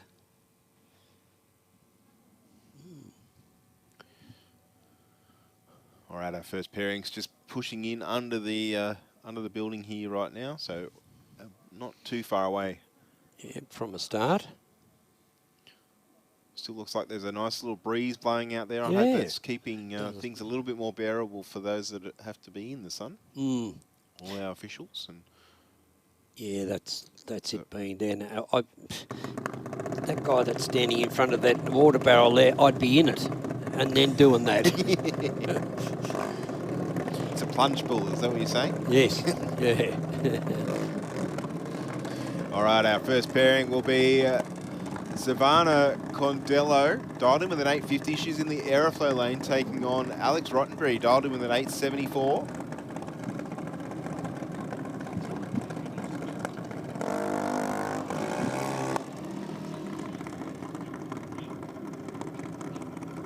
Yeah, Rottenbury in the rocket lane with the 874. He's the slower of the two, so you'll see the lights flicker very by half of one light. So as one light comes on, the other one goes off, and that will go into the favour of Alex Rottenbury in the rocket lane. Dial in 874. He was our number 15 qualifier coming in to the second round of eliminations here at Sydney Dragway for the Speed Adict Clothing Company New South Wales Drag Racing Championship. Savannah Condello, dialed in 8.5. She's done pretty well. She was our 9th qualifier coming into the event. Oh, what have we got here? Oh, Alex Rottenbury might just have got enough done at the start. Oh, double breakout, and it goes to the opposition. Yeah, Rottenbury with a much better reaction time there, but he broke out with 8.712 on his dial, and handing the win back to Condello in the Aeroflow lane. Next up, Zane Condello. Just saw his sister take the win there. So no pressure on young Zane? None whatsoever. None. Jacob Longo, the young fella in the B Junior Dragster, 5 dock in the rocket lane, dialed in with all 8s and a 0. 8.880, 8.88 for Jacob Longo, and Zane Condello 9.35. Young Jacob to do the chasing. So you'll see the lights come down in favour first for Zane Condello. He'll be hopefully the first car we see that moves. Jacob Longo in the rocket lane to do the chasing. There we go, 104. Longo's got the better reaction time. Let's see if it transpires into a win for the young man. No, it does not. It doesn't. Does not. He goes 9.06 with a 6 on an 8.88. And Zane Condello. Wow. Takes the win. Goes 9.44 with an 8 on his 9.35. Wow, well, there you go. Anything can happen in drag racing. All right. Longo was our 18th qualifier, and Zane Condello, pardon me, the win was number 24.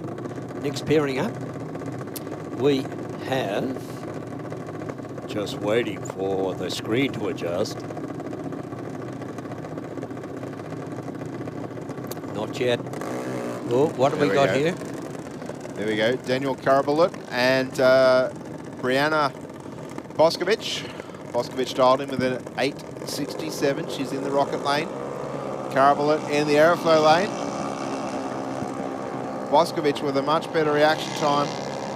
Should chase this one down with a win, and does. Goes a 9.08 with a 7 on a 9.67 to take the win. Yeah, Daniel over in the aeroflow lane there, on his 8.81 ran an 8.806, so he was 4 thousandths a bit quick. Not much, 4 thousandths, you know, like if you blink your eyes, that's 4 hundredths, 4 tenths.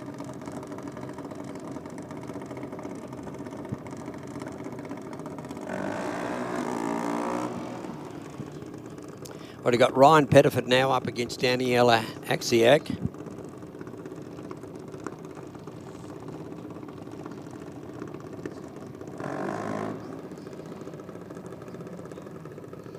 Something going on down there at the start line. Not quite sure what it is, but anyway. 8.01 for Axiak, and Ryan Pettiford an 8.62. Ben was just showing me the phone, Les. The relative humidity has dropped something like 7%. Has it? Since I read those figures Oh, out wow. before. Yep. Mind you, the temperature's gone up by 2, though. Yeah. Yeah. So. Wow. Yeah, what can you do?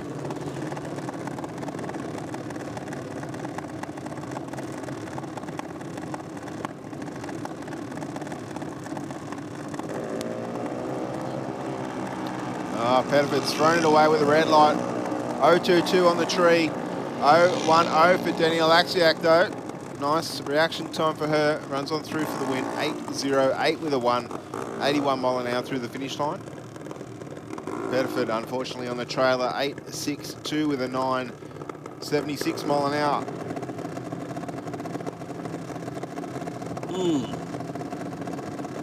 Interesting.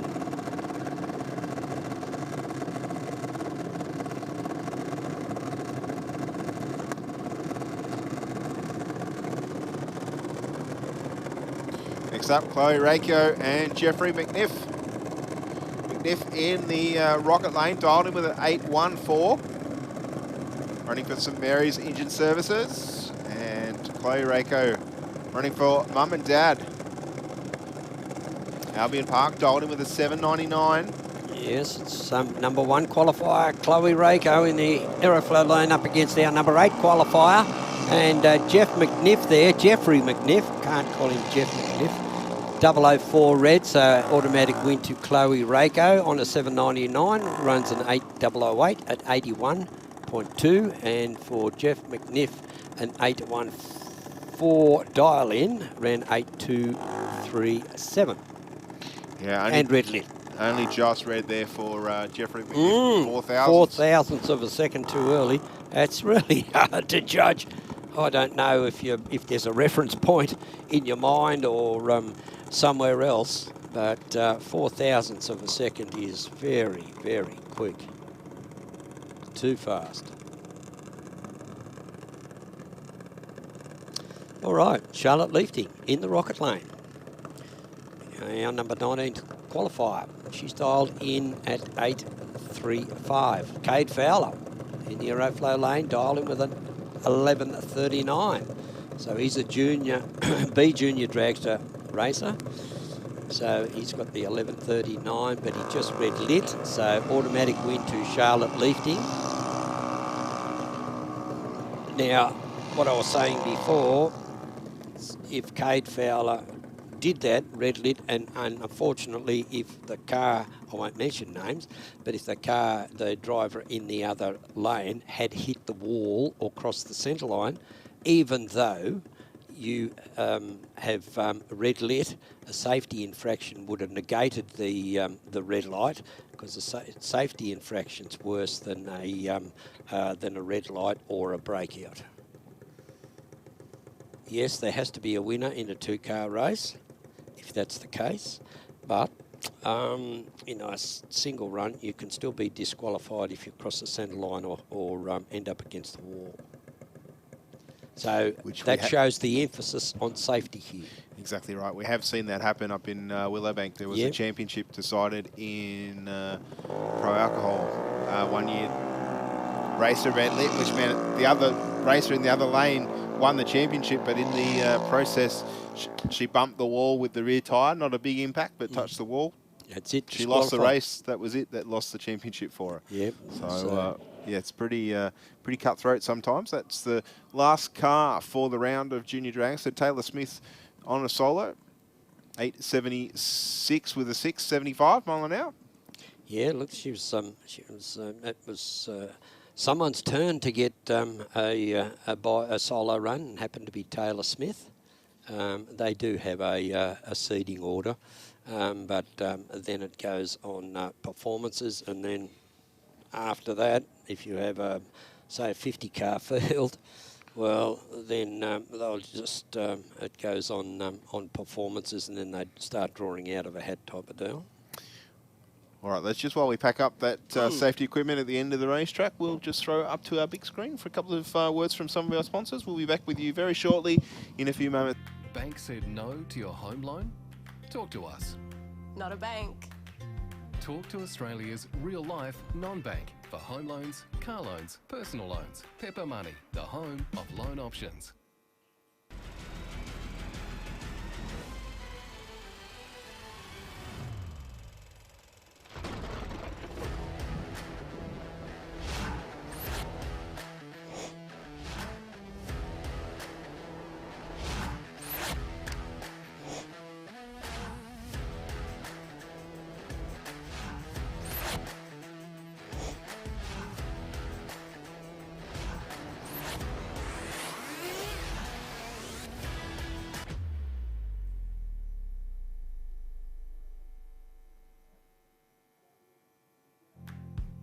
Not slow.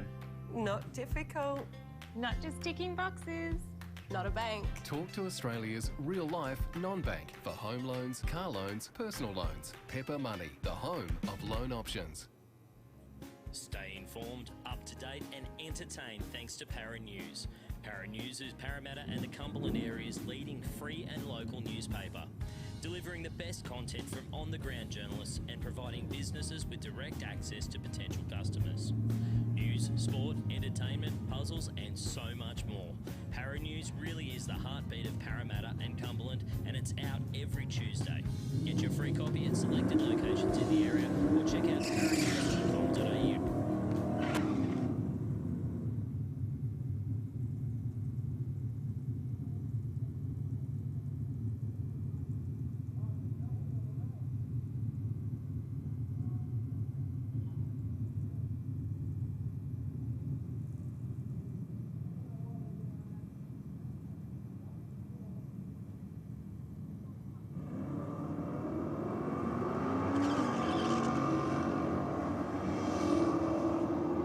Oh, back in the racing, Alan Stevenson with a 12.96 Stallion in the rocket lane. Gets the handicap start. I don't know if he'll... Yes, he does. He does take the winner. 13.065 on a 12.96 for the win over Jim Raptors.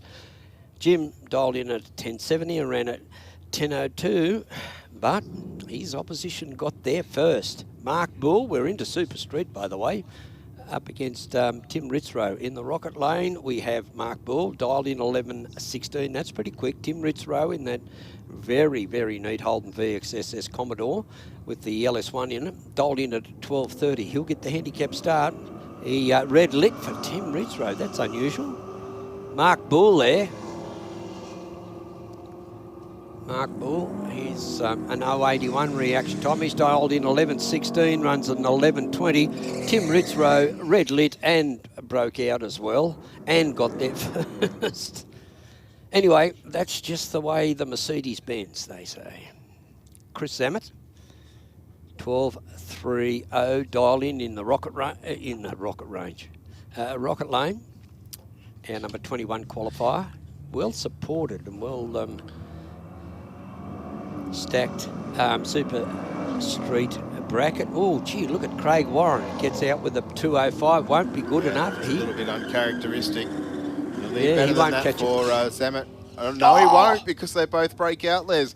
Again, this another is what we're double talking breakout. about. Another double breakout.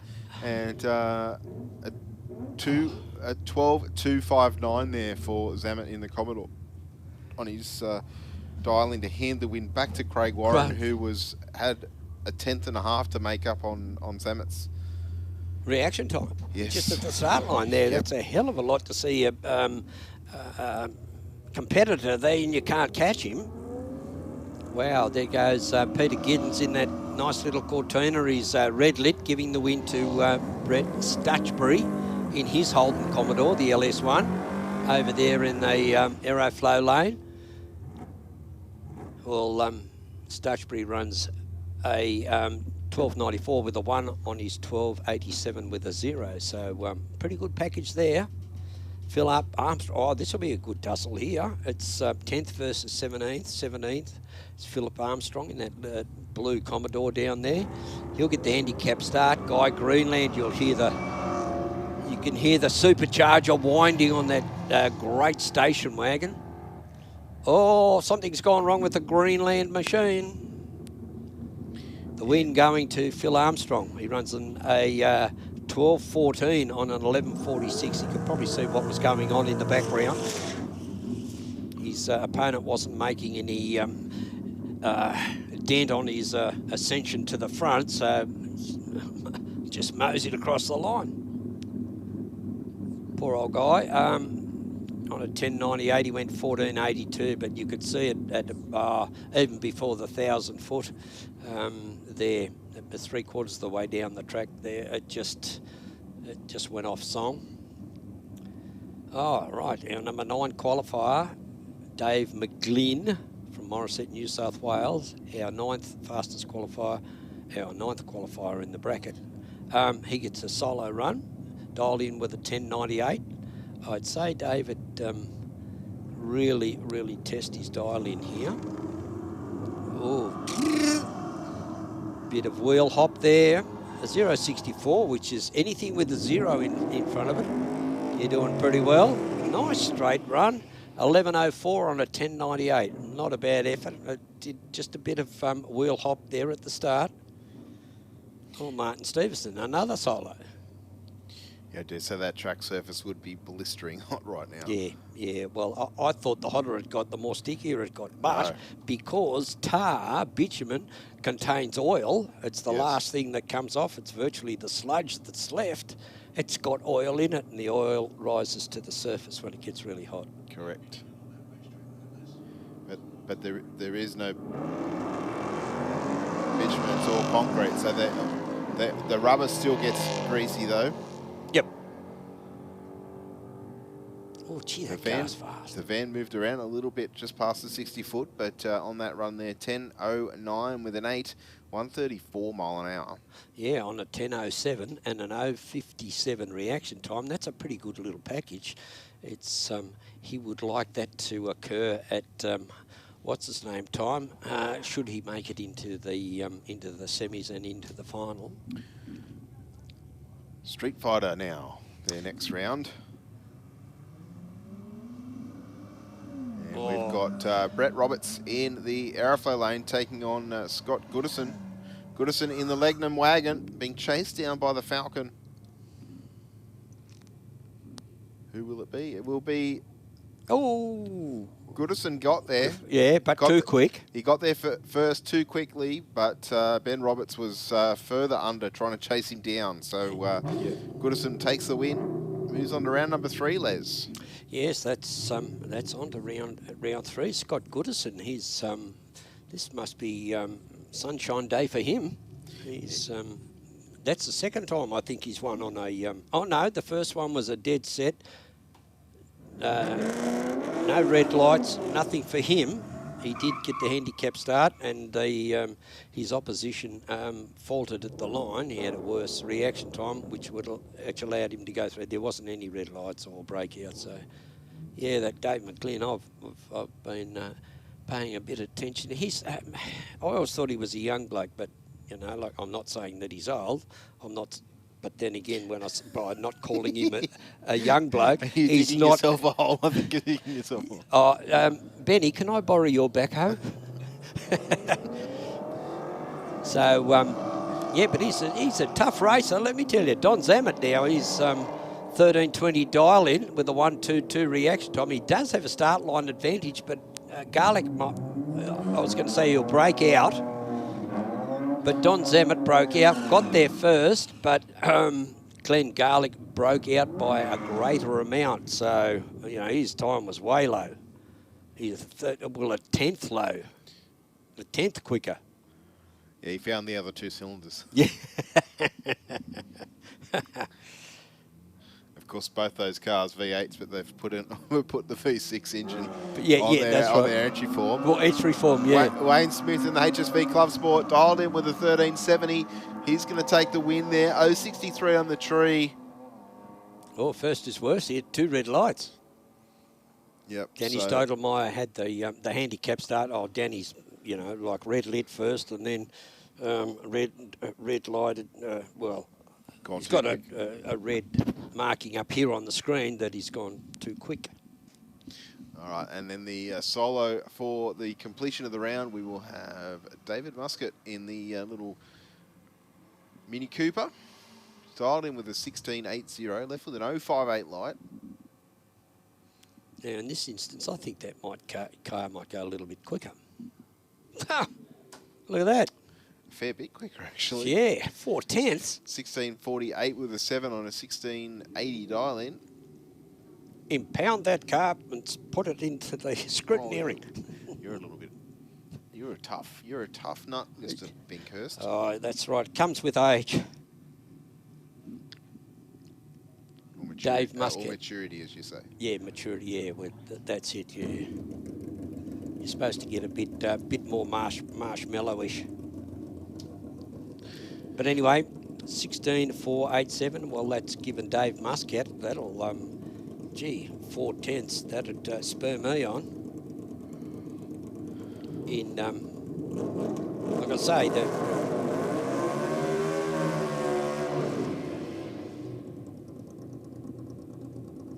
I've seen a race in the US where they had to go to 5 decimal points to determine a winner. When you're lucky you've got computer systems. Yeah, that's for sure. Imagine picking that with them by your eye. You couldn't do it. You just couldn't do it.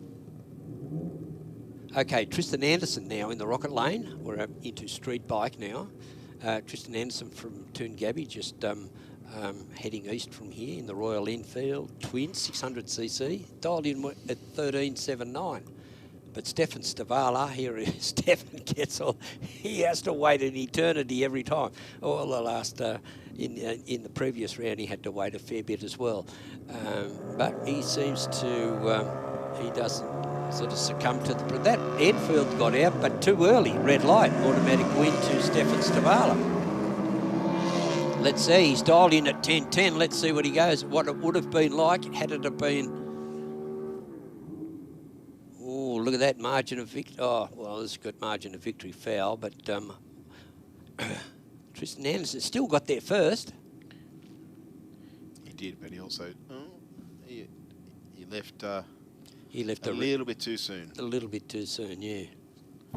078 red, so decent red light. Yeah, well, he would have. He had 3.5 second start. Tristan Anderson. just in the difference in the dial-ins. Oh, there's Robbie Gilb and Jesse Barnes. Okay, Robbie Gilb's in the Rocket Lane in the Kawasaki ZZR 1100. Our number 2 qualifier today. He's done really well. It's good to see him. I was really pleased to see him, actually. He's an old Canberran and just a genuine all-round nice bloke. Jesse Barnes. Our number 8 qualifier. Jesse's dialed in with the 14.20, 14.2. He'll get the handicap start here. And Robbie Gilb will have to do the chasing in the Rocket Lane with that Kawasaki ZZ 1100. Oh, no, 97. Oh, no. Not too much in it, Les. I think Barnes will still have to be on his game at the other end of the racetrack.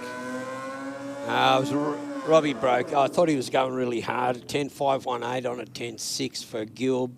And the racer in the other lane did get the win. So yeah, he had a pretty good. Well, he had a 0 in front of the next numeral, so he was pretty sharp at the lights there. Okay, Michael Richards from St Ives in the Rocket Lane. He's going to chase Jeremy Fisher. He's got a really good reaction time, has Richards. So back off. There it is. 10.75 on a 10.6 for the win. Drove around his, because he had an 0.88 reaction time and Jeremy Fisher had a 0.57.5 second. So half a second start. Next up, we've got John Puckeridge taking on Angela Phipps. Puckeridge dialed in with a 10.60. He's in the Aeroflow lane. Angela in the Rocket Lane dialed in with a 10.90. So 3/10 head start going to Phipps. 0.13 on the tree for Phipps to an 0.23. This will be anybody's race at the other end of the racetrack. Here we go. Oh, Angela will get there. Yes, she does. Well done. 11.13 with a 9 on an 10.90 dial in. 138 mile an hour there for Angela. And a 10.93 with an 8 on a 10.60 there for Puckeridge. So he ran a little bit off the dial in. Yeah, he ran off the dial in. There's 10. Angela got there at the start there, 11.13. So she was only 2 hundredths off, and opposition was 3 hundredths off. So Angela taking the win there over in the Rocket Lane.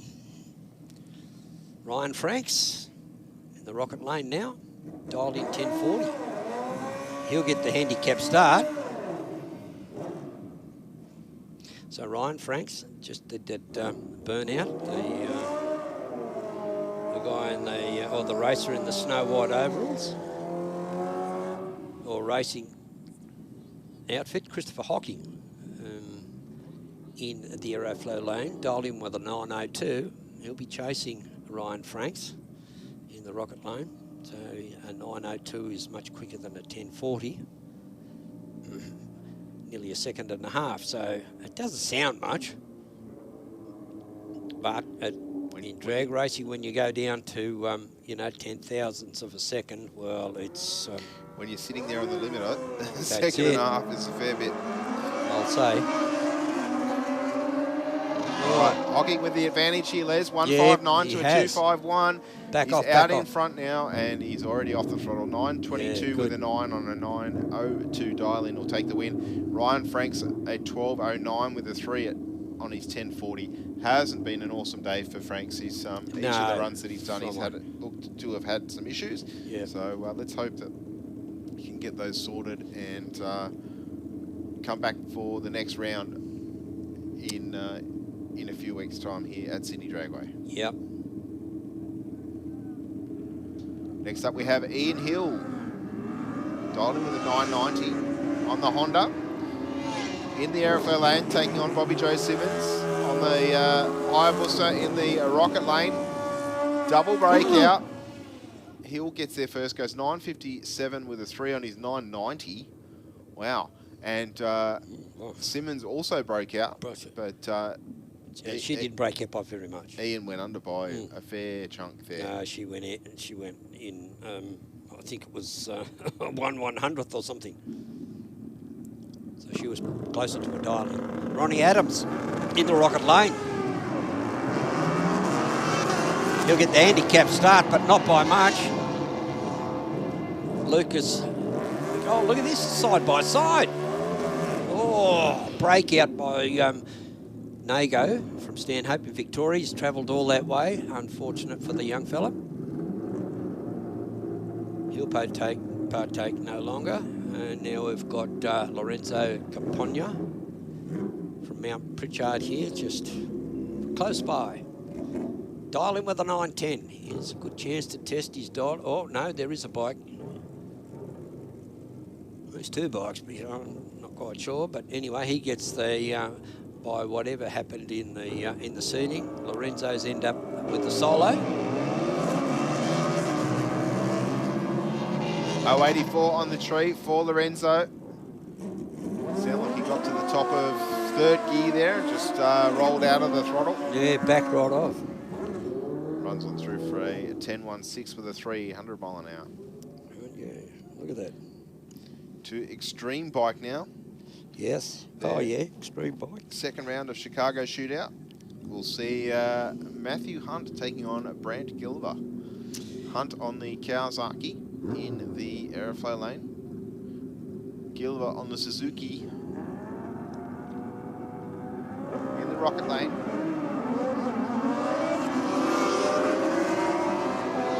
.080 on the tree for Brant. Don't think Hunt's going to catch him from there. No.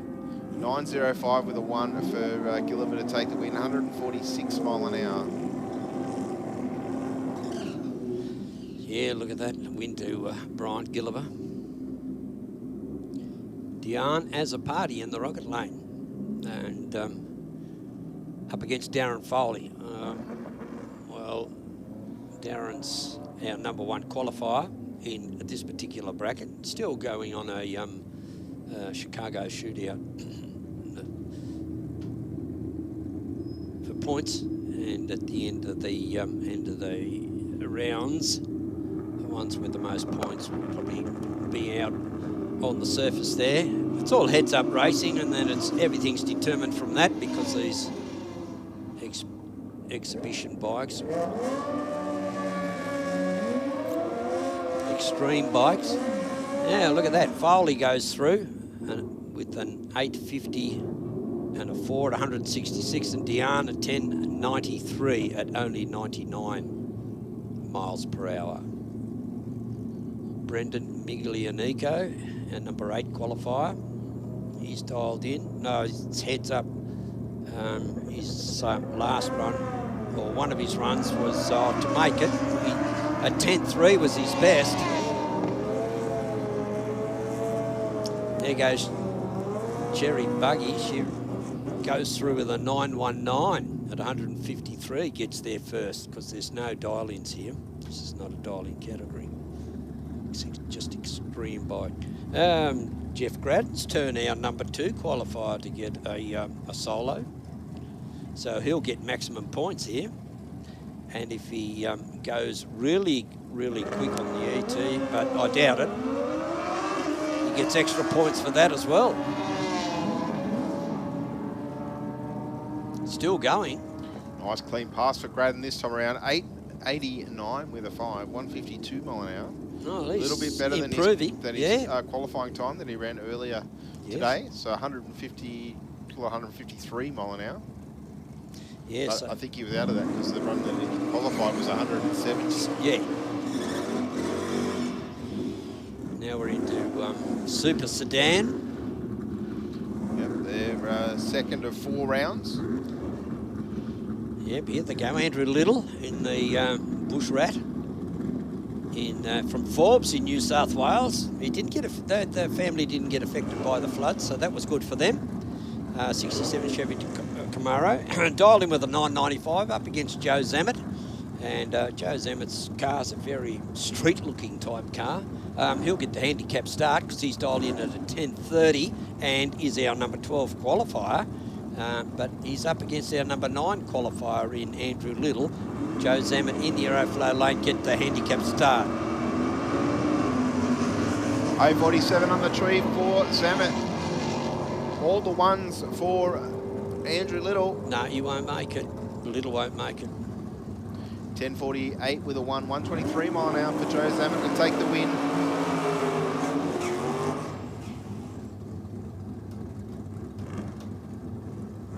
Yeah, that's it. Jim Denaro now from Engadine in New South Wales. Ford Cortina wins a 364 cubic inch, our number 5 qualifier. Dialed here in with a 952. All his other ones have been 951, 951, but I think he's read the conditions here, Steve. Well, it's a dangerous game to play because everybody's going too quick. Yep. So Denaro been around the sport a long time, as has Jason Field. Probably two of the most the toughest Ford competitors in Super Sedan. Yeah. Certainly locally anyway. And an 060 on the tree to an 076 for Field. Denaro with the advantage. He'll hold it, I think. I think he'll maintain. Should do the shootout right on the finish line. Double Both broke breakout. out, as we've seen countless times today. 030 Field got there first, but he went too fast, handing the win back to Denaro with a 949 with a 7. Yeah, look at that. Oh. Next pairing up, we'll see Graham Dave Gruber. Yep. Running for LIT Consulting. Queanbeyan Towing. Dialed in with a 932. He's in the strip rat. Blackman in the Cortina. Dialed in with a 1020. Running for Queanbeyan Engine Services. 347 Windsor. 088 on the tree for Gruber. Yes, he'll round him up about now. Oh, Blacko's gone under. Yeah, he was trying to stay in front. Blacko still didn't get there first, though. No. The margin. Just over 100th of a second. The win going to Dave Gruber. Next up, Nathan Watt gets the solo into the next round. Yeah, I think it's sponsored by Dad's performance, Grant's Performance. Grant Watt. Burson Auto Parts, Budget Tyre Shed, and Angels Roofing also chipping in. Yep. The number 2 qualifier here for the event. Dialed in here with a 931. He's only run 1931, and that was at the. He might. This might be a good dial in for him. Let's see how we go. 931. This is dial in. An 065. Oh, 930. Gee, 1/100th. He's got to play with. Yep. Well, it's not a bad spot to be in. He now knows that, no, that he can. I think the next round they're going to might be a little bit cooler, perhaps. Yep. Well, as the you see this, and I'll tell you what, I was watching the NASCAR first race this year was a joke. It's just like a little I saw a clip of that. Yeah, it's like a really short track. A quarter of a mile it is. Quarter-mile track. Yes, a pretty low speed, obviously, in comparison. Yeah. Okay, we've got the ladies are coming out next, Jenny Petrie and Alison Stewart. Because we're moving into a modified. Modified eliminator. Here we're getting down. Oh, yeah, look at the cloud cover. As long as the clouds don't contain a lot of water, because this is when you get hail.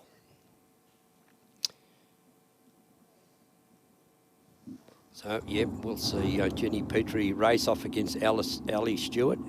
Ali will be in the rocket lane with a dial-in of an 824. She's a bit quicker than Jenny Petrie, but no, that Petrie car's been going really, really hard. Oh, I thought she was always around the, the low 9s, Jenny Petrie, but look at this, she dialed in 850. Ali Stewart, an 824. So, Jenny Petrie will get a half a light start. Just a bit over a half light. You'll just see a slight stagger as it goes down in favour of Jenny Petrie.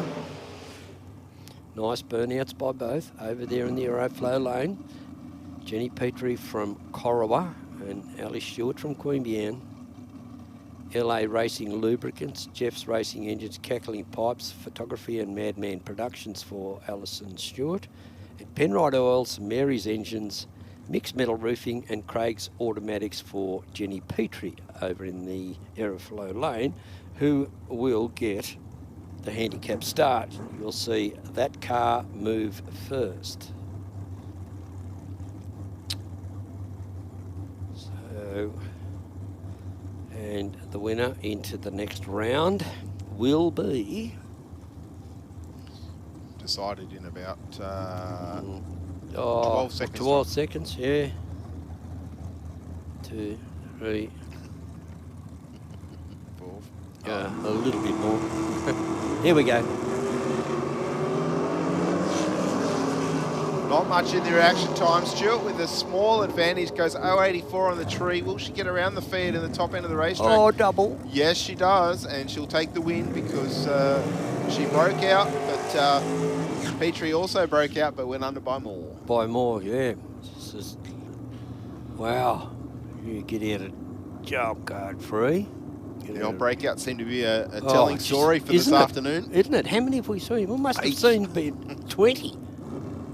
We must have seen 20. Lee Hartle-Law in the A hot rod class, but eligible for modified. Dialed in 815 and 815 in the Rocket Lane. And Craig Davies dialed with 840. Well, this is not very often you see a roadster chasing a dragster, but there it is. It's there. Oh, this is going to be close, Steve. This is going to be close. Yeah, I thought so. Lee Hartle-Law there. Oh, how can you tell an 032 is an 047 reaction time? You have to be a good racer, but unfortunately, he broke out at the other end. So, Lee Hartle-Law out of contention for modified eliminator for the day. Kelsey Lay now in the Rocket Lane and Brendan Luke in the Aeroflow lane. Luke in the Denaro dragster because of Jimmy Denaro in that little Cortina with I think it was 347 Windsor or something like that. He's about that size. He's also a pretty good chassis builder as well. So Brendan Luke in that front engine dragster with a 402 Mopar in it with that dial in of 796. Oh, look at this. This is virtually heads up. You'll only see the computer will be able to tell the difference between these two. Yeah, 300ths of a second.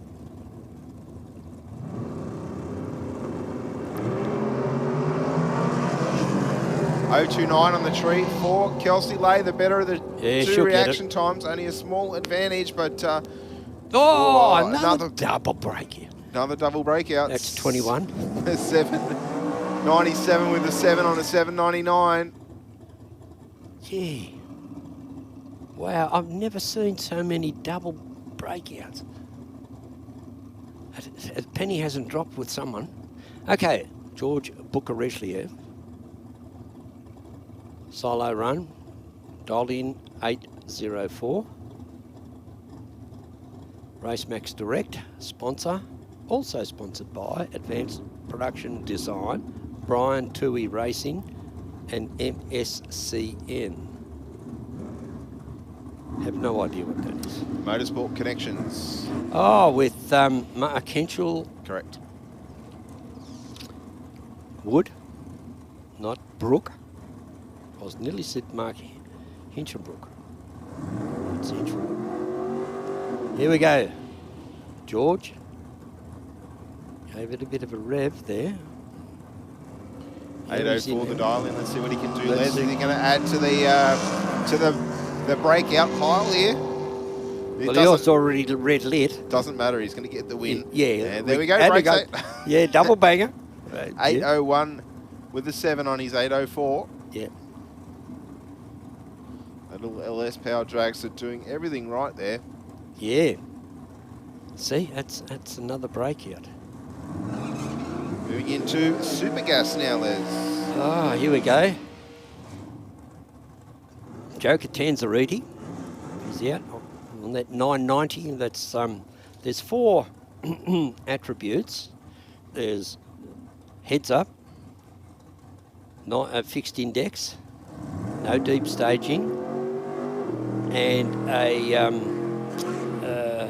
one flash. It's not a stage tree. It's just a single flash, like they do with the big guys do in the dragsters and the that's the rest of them. It's a pro tree on these Pro cars, tree, so that's the one. Fixed index racing. You want to get to the finish line as quick as possible. You want to get there first. Yep. Without, but slower than a 990. Not yeah. not deep staging in the process or red lighting. Yeah, that's right. Yeah, so they're the 4 sort of no-nos and or combinations as we see them go. Oh, 7,000's in the start line. Catanzariti with a small advantage, but I don't think he's going to catch that Tirana. He does have a big top end speed. Goes 990 with a 7. There you go. That's it. Panetta went too fast. 974 with a 7. That's a big breakout. That's big breakout. Over a 10th under the 990. Here comes JB there. Told you, I bet he was sitting in his little tent. Said, oh, well, I'm already number 1. Johnny Somerange from Cawdor in New South Wales, Ford Cortina. Let's see what he can do on the 990. He went 990 with an 8 to qualify. Oh, no.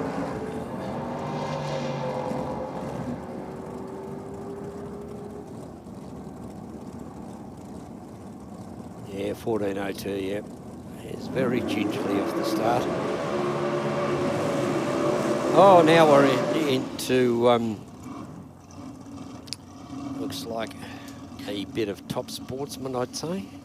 Oh, this is going to be an interesting little matchup right now. We've got Lisa Sargent in the Chevy Nova taking on Jeffrey Sargent.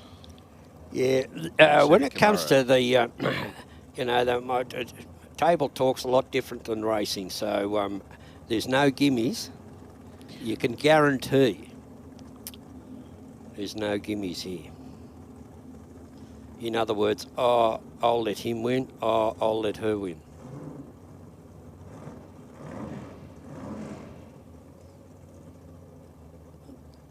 Two neat cars. Sargent's roofing. Oh, gee. There we go. Okay, Lisa Sargent's in. Dialed in with an 860. She'll go first. And young Jeffrey do the chasing. Oh, Jeffrey! He left me. He snuck across the line when he popped it into gear. 863 on an 860. Whoa, gee whiz. Oh, I might have put the mockers on one of them. But they're from the same family, so that doesn't count. Oh, Jeffrey Sargent there. Just bumped it. You could say, just put it into gear, and just as he went before the third amber, it just moved that much forward, out of stage, and triggered the red light. Triggered the red light. Sometimes, Les, that's all it takes. Yeah, oh yeah. Yeah. And imagine if you do it for within 1,000th of a second.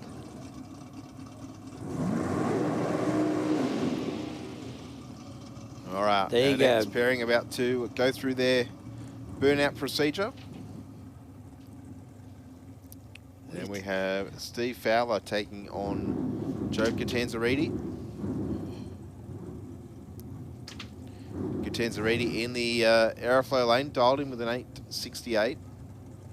Stevie Fowler in the rocket lane. Yep, 698. 698. So 698, yeah, it is too. A fair head start going to the VL. Yeah, but that the Fowler machine there, the Pontiac GXP with the Chevy 762, What's Mark Hayes at 763? Something like that. Yes. So there's, you know, not much between it. Although if you like big engines, come out here to Sydney Dragway next weekend. You'll see Simon Krieger's Tirana. More than likely, he's 860.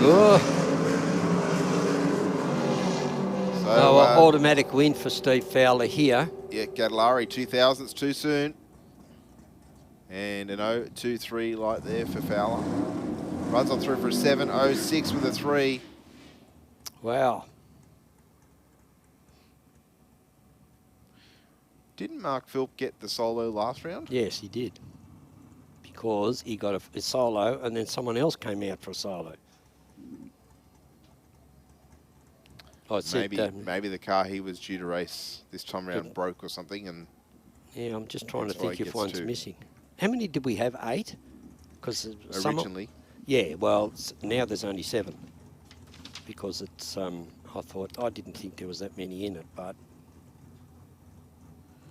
he's just accepted the, no he hasn't.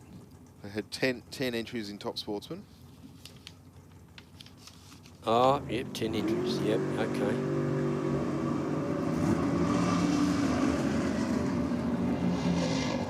Oh, 95 reaction time for Mark Philp. There he runs an 882 and an 877 at 152 miles per hour. I think we were as up towards Burke and Ningen. I could be wrong. I probably am. It's probably down the south coast somewhere. 2 suburbs over from you. Yeah. It used to be Wee War. That's I don't know if that's the same pronunciation. Here we go, Wayne Cartledge.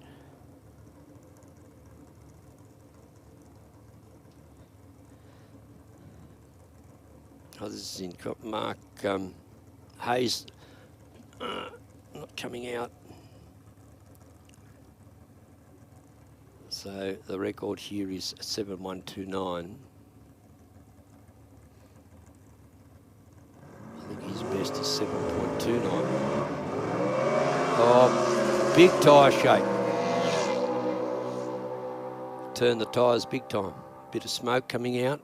Hold on. Runs a 7.73. Oh, way off. 7.7. I was all that wheel spin at the start. Well, it's WEE. WAA. Yeah, okay. It's east of Narrabri. Oh, there you go. I've got the right geographical area.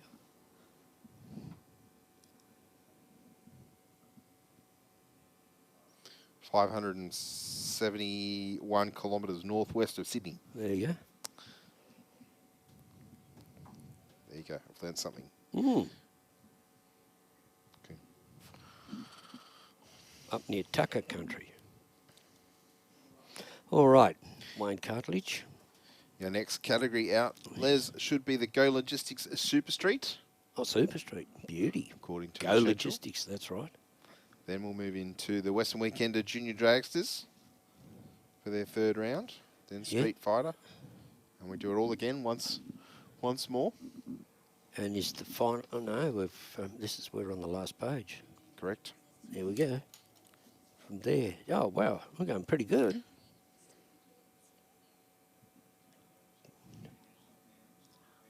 Here comes the... Well, must be getting near the Western Weekend Junior Dragster because there's the crane. Is it? Yes. I must be running the juniors first. Must be first, yeah. One event I forgot to mention a little bit earlier, Les, when I was trying to scroll through my phone. If you're a fan of the Street Outlaws show, yes, and No Prep Kings and all that sort of thing, that's usually on. I watch it on Fox Channel 9, 9 Rush. Yes. So it's a free-to-air version. A free-to-air version. It's probably a little bit old compared to what you watch on Fox. Yeah. But if you like all the characters in that show, they're actually coming to Australia.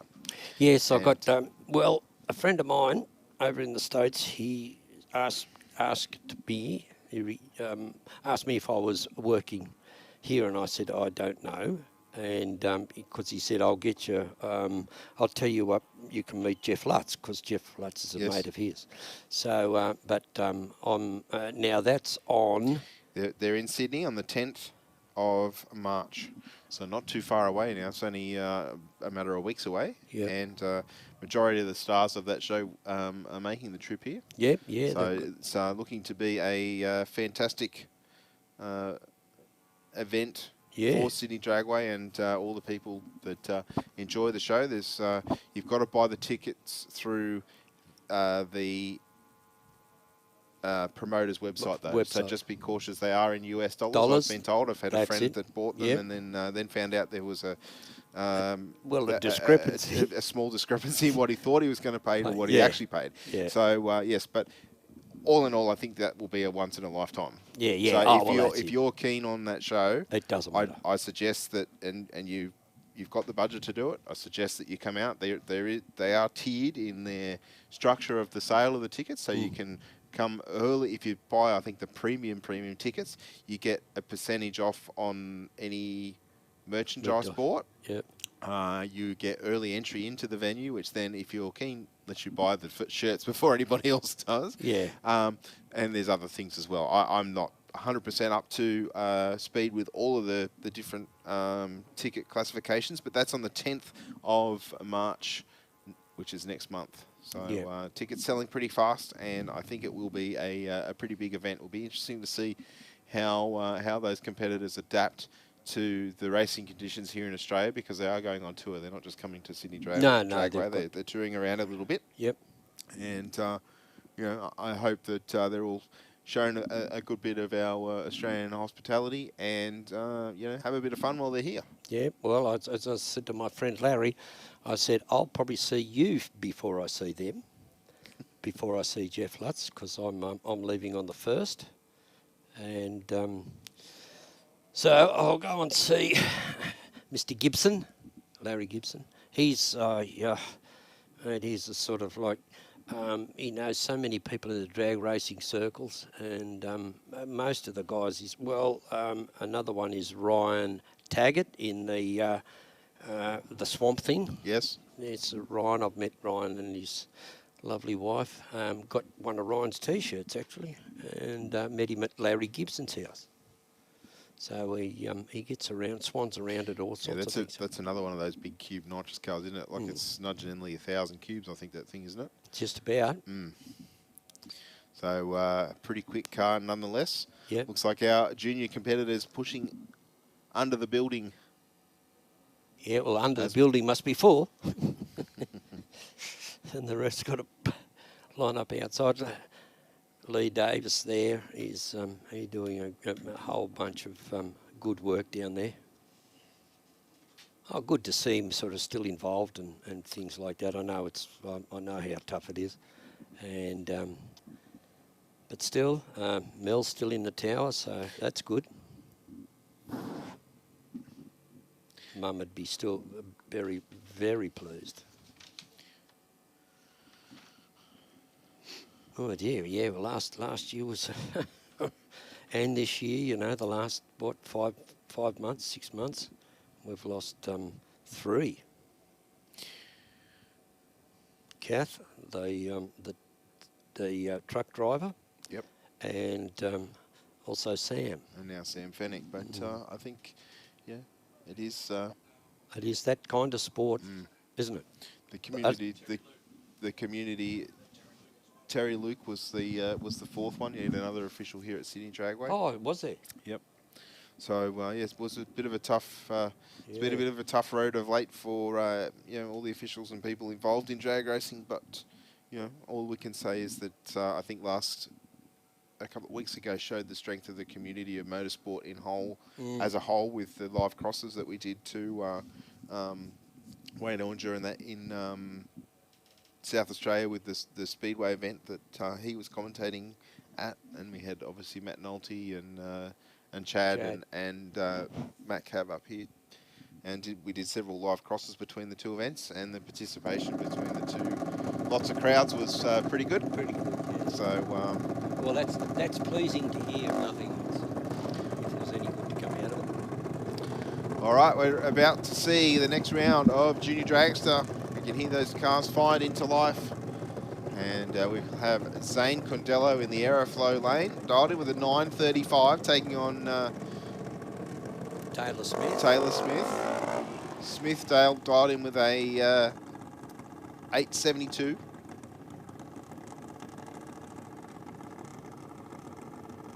Yeah, 872. That's quick. So Zane. Well, see Taylor in the B Junior Dragster in the Rocket Lane has dialed in quicker than Zane Condillo in an A Junior Dragster. So then we'll see what the will is. 24th position Zane Condillo and Taylor Smith is in 14. So there's 9 cars between them.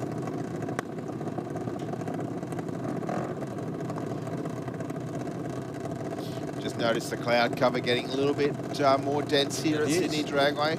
Yep. So that'll throw a little bit more of a curveball into the weather that we've been talking about. I dare say probably getting a little bit marginally cooler out there. Yeah, we may not see a lot of double breakouts now. Like, yeah, you can tell the difference, can't you? Yes. It also feels like it's getting a little bit cooler up here as well. So we'll just see. Obviously, the humidity might start to change as well. So an 083 on the tree for Zane Condello has a big advantage over Taylor Smith. And a 955 with a 1, only 57 mile an hour there for Condello to take the win. Yes, Taylor Smith there of 0.409 and then broke out in trying to make up the difference. So the win going to the Aeroflow lane.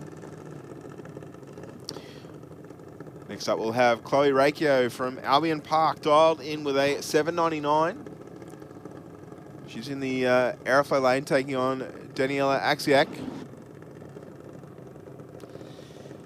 Yeah, well, Chloe's got a, over there in the Aeroflow lane, she's #1 qualifier and dialed in with a 799. Daniela Axiak is our #5 qualifier and she's dialed in with an 802, both junior dragster classifications. A junior dragster, both of them.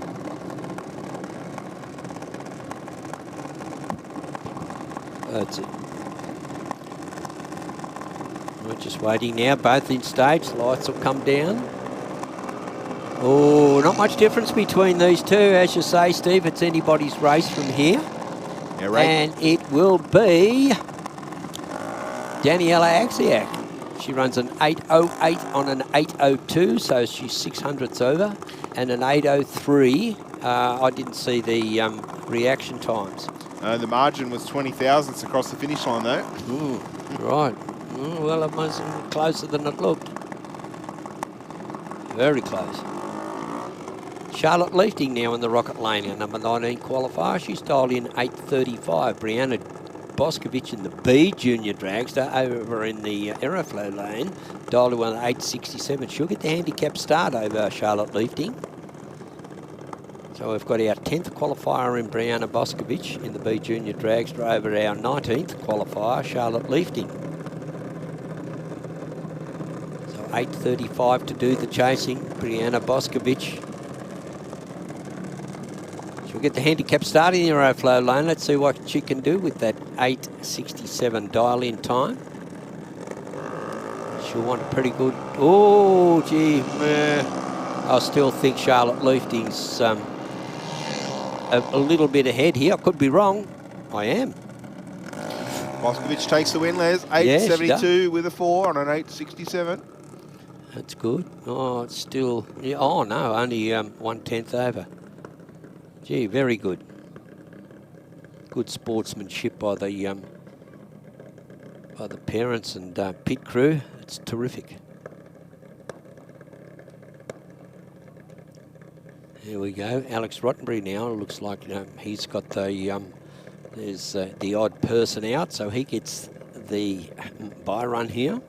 Dialed in with an 869. Hunter Race Engines. Hunter Race Engines again, and Quinto Agricultural Supplies. So it must have something to do. Someone must be linked to someone that's got a a business that supplies farm machinery or farm products. A .107 reaction time. Let's see how they go with an 869. 872. So that that air must be cooling down, young Steve. Perhaps.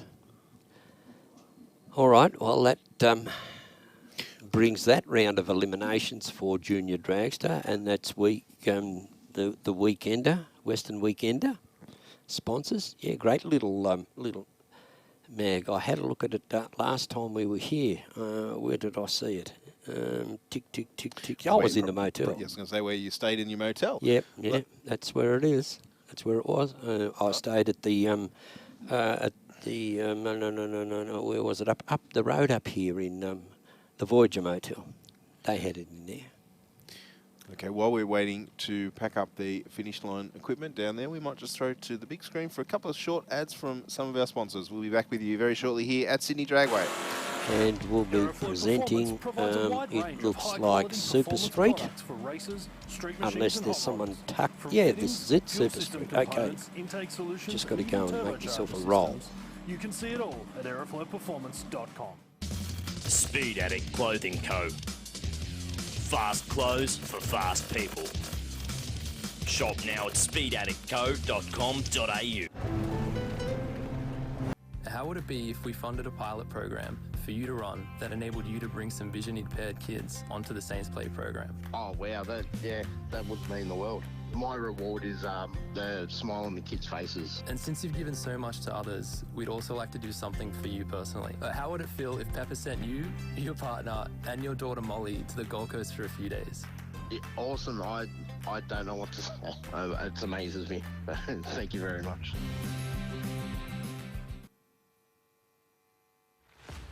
Introducing the brand new aeroflowperformance.com.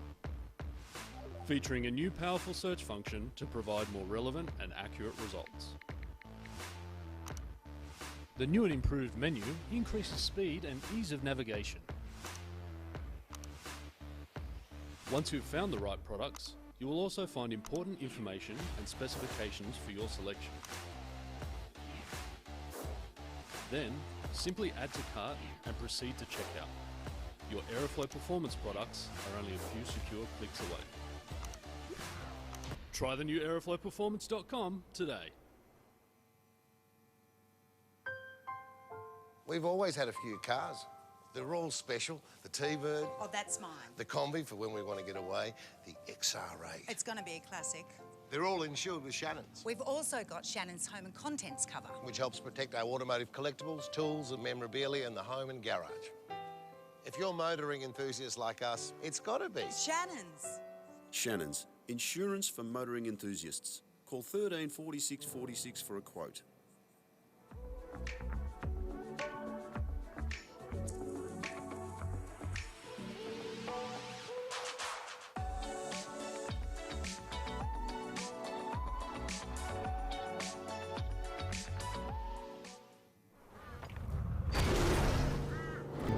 BikeReview.com.au is Australia's leading website for performance and modified motorcycles. BikeReview.com.au is the only motorcycle-focused website to feature motorcycle drag racing on a regular basis. And in the words of editor Jeff Ware, our involvement with Sydney Dragway is our way of putting back into one of our favourite sports. BikeReview.com.au.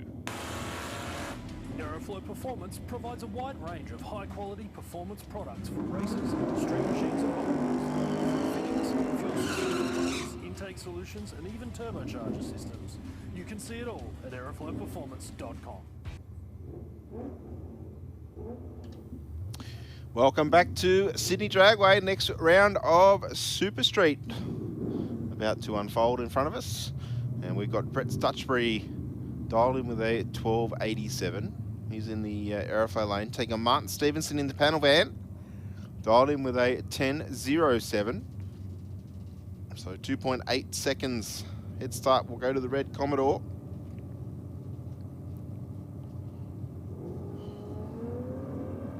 071 on the tree for the Commodore. 087 for Martin Stevenson.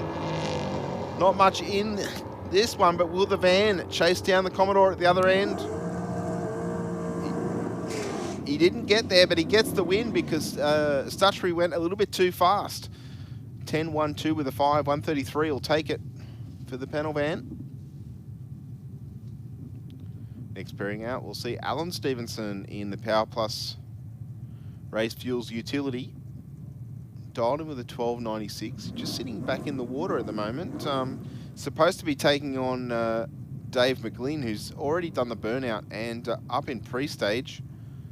I dare say Stevenson is not going to get the traction that he probably wants.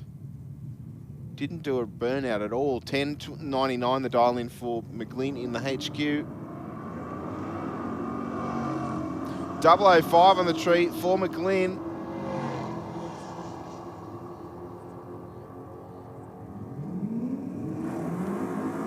And the HQ will get it. 11-1-1 with a 7. 105 mile an hour through the finish line. Next up, Philip Armstrong in the blue Commodore taking on Mark Bull in the Ford Falcon, running for Shire Automotive Mechanical. Armstrong dialed in with 11.46. Bull in the Falcon dialed in with a 11.16. 005 on the tree for Armstrong. Bull with a little bit of work to do. He's dialed in with an 0.51.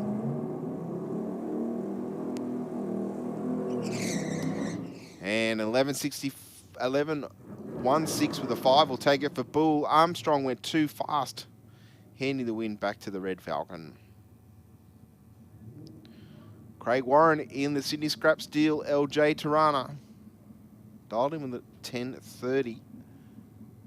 He was our number 2 qualifier. He gets the solo here. Into the next round. Leaves with an 0.39 light.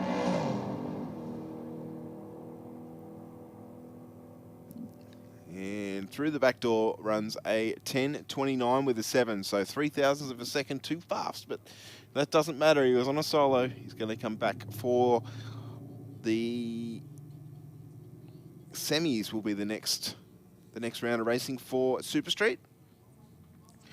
Moving into Street Fighter now. That's Scott Goodison in the Mitsubishi. Dialed in with a 1650. He's left at 063 red light, and in the win to Dave Muscat in the Mini Cooper.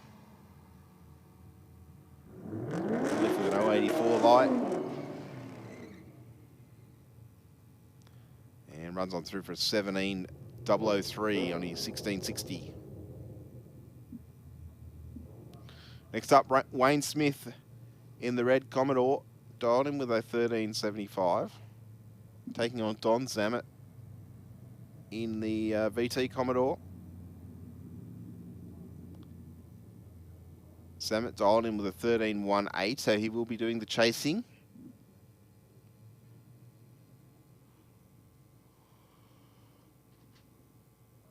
Just waiting on Zammit to move into full stage. Bring that second white light on in his lane. There he goes. Stutchbury away with a 296 and 072 for Zammit. Has a massive advantage. Over 0.2 of a second on the Commodore sedan in the aeroflow lane.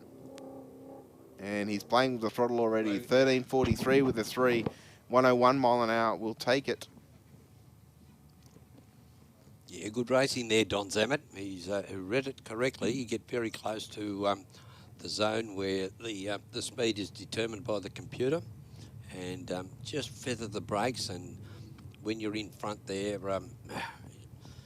you get the opportunity.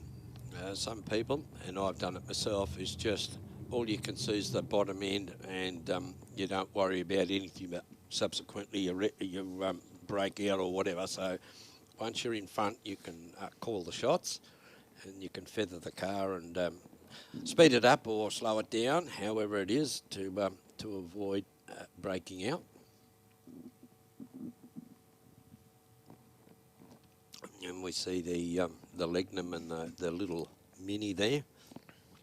That guy's doing pretty well. First time I've seen that car here. You might have seen him at a couple of street meets, I guess. Yeah, Goodison's doing okay this time around. Hope he's out there having a bit of fun. Yeah, well, that's good. And the guy, you know, drive down from Taree, pretty good effort. Very good. All right, we can see Nathan Watt coming under the tower now. We're probably about to get underway with the next round of Super Sedan. Well, yeah, I can see, what's he there too? Old Strip Rat. Yeah, Dave Gruber. Who's There's there? Jimmy Denaro there as well. Yep. And who's the the Zamet VL. Oh, Joe. Joe Yeah. Zamet. Yep.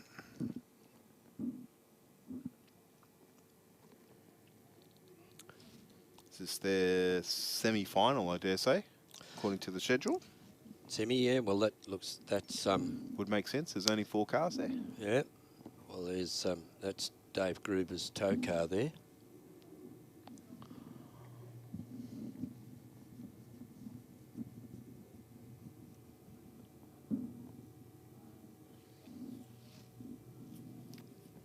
Yeah, Joe Zamet, yeah, that's it. Jim Denaro.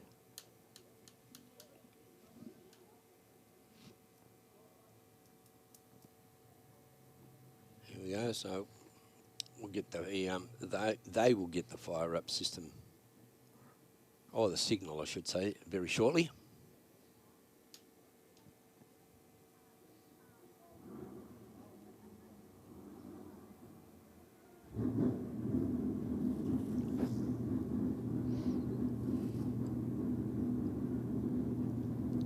Here we go. There's AW down there, Tony Wadley. What's his crew? Dave Gruber.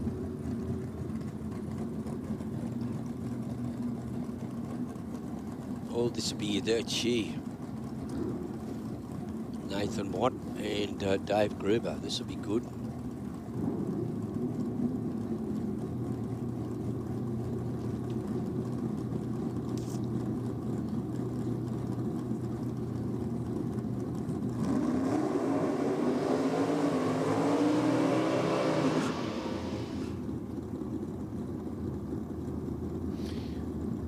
Gruber in the Strip Rat, dialed him with a 932 to a 930, so it's going to be heads up. Heads We're up, not going yep, to pick for that sure. by eye.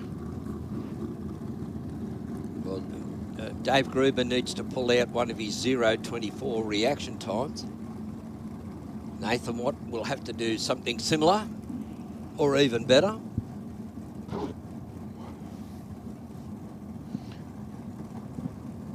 Waiting on Watt to move into full stage. He's in there now. Oh, there we go. It's like you've watched him a few times before. 023 on the tree for Gruber. Watt tried to go better, but went red. 005 red. And Gruber takes the win. Dashing Dave Gruber, yeah. Goes another round. He'll be into the semi, into the final, I should say. Final. He's going to race against either Joe Zamet in the blue VL, who's dialed in with a 1040, or he's going to be taking on Jimmy Denaro in the Cortina, who's dialed in with a 948. Yeah, 948 is done, so he'll have to chase Joe Zamet down. It's not an easy task, but both, I think Jim's played around in Super Gas as well with that car. There you go. Another red light. 014 on the tree for Denaro. He'll take the win. There was a reasonable big red light there for Zamet. 114 red. Yeah, and oh no, Joe Zamet got there first. And Denaro, a 950 with a 1 on his 948. So it'll be Gruber versus Denaro in the final. In the final. Oh, well, that's good. We've got one Canberran in the final. That'll be the only one. Oh, unless we get, well, in modified if we get Ellie Stewart. And that'll be good. Or it looks like we're getting having a bit of two-wheeled action here, young Sue. Street bike. And it will be, we can see John Puckeridge from Eagle Valley, New South Wales in the Suzuki GSXR 1000 in the Aeroflow lane, our number 3 qualifier. Well, this is 3 against 4 in the qualifying sessions.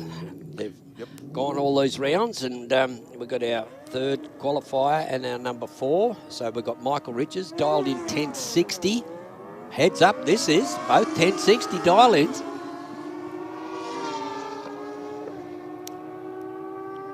Oh, they're locked together at 1,000. Your winner will be John Puckeridge with a 1068 with a 9 on his 1060. 136 mile an hour there. You'll see he only went he went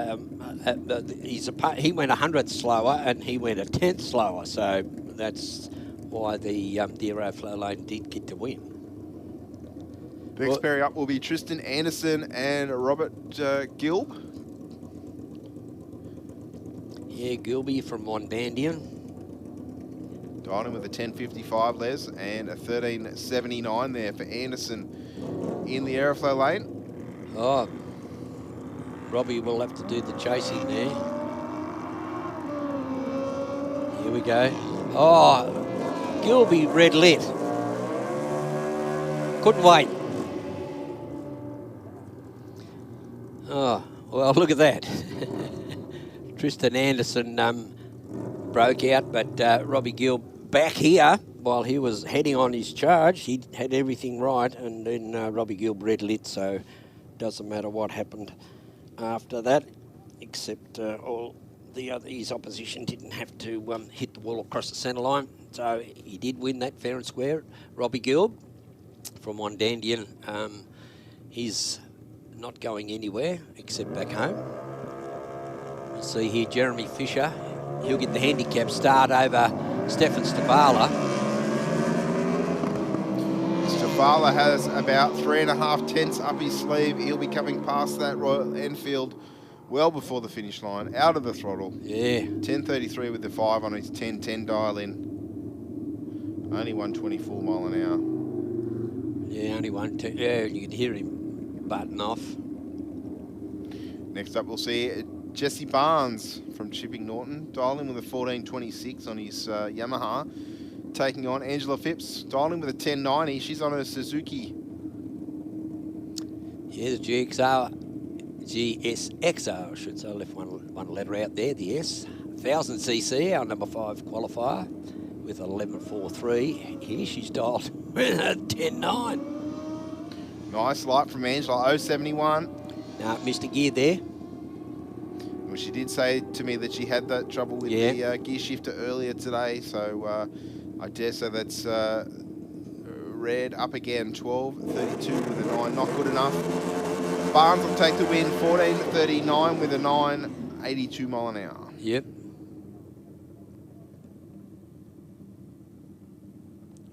Okay, next pair we've got is Ron Adams.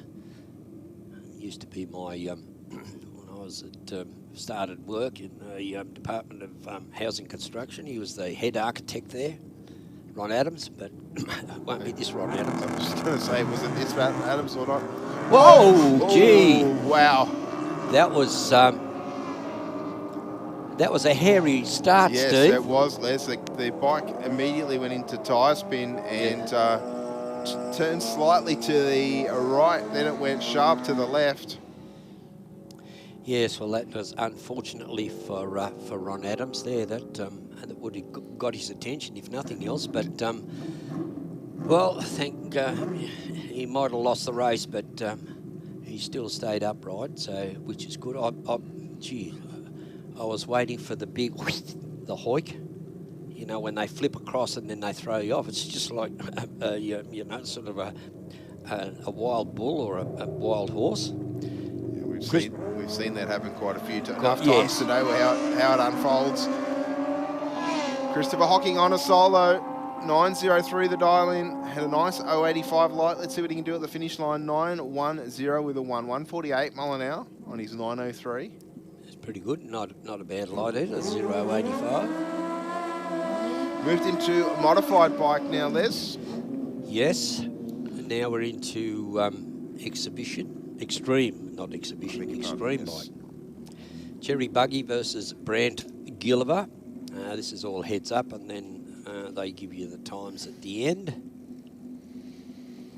Try and get it around while they're working on a Chicago shootout. So you won't race the same competitor twice.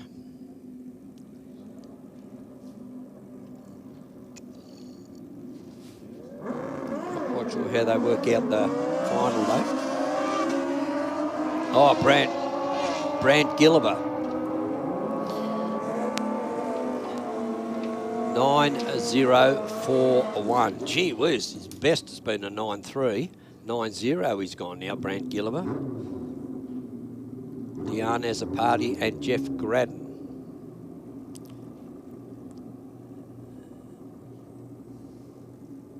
Jeff will, he's our number 2 qualifier, and Diane is the number 6 qualifier. For those watching at home on the live stream, we should have around about 40 odd minutes of racing left here tonight. We're up to semis in most of our categories as we speak, and then we've just got the finals to run. So hoping for a finish within the hour. And yeah, just had a question on the live stream for everything to be finished. Right, okay, that's just, Diane has a party there, 9:25. Look, she got a round win there over Jeff Gradden. So it was rather good. She had a really good reaction time and held on to it. That bike was on a mission. Brendan Miglianico up against Darren Foley. Foley from North Richmond, number 1 qualifier. Well, no, that other bike is being wheeled off. Darren Foley in extreme bike in the Suzuki Hayabusa 1480 cc's. His best qualifying number was a 7060, 214 miles an hour.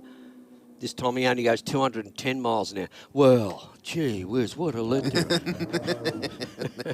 7.22 at 210. It's 210 slow too. Like, oh, gee.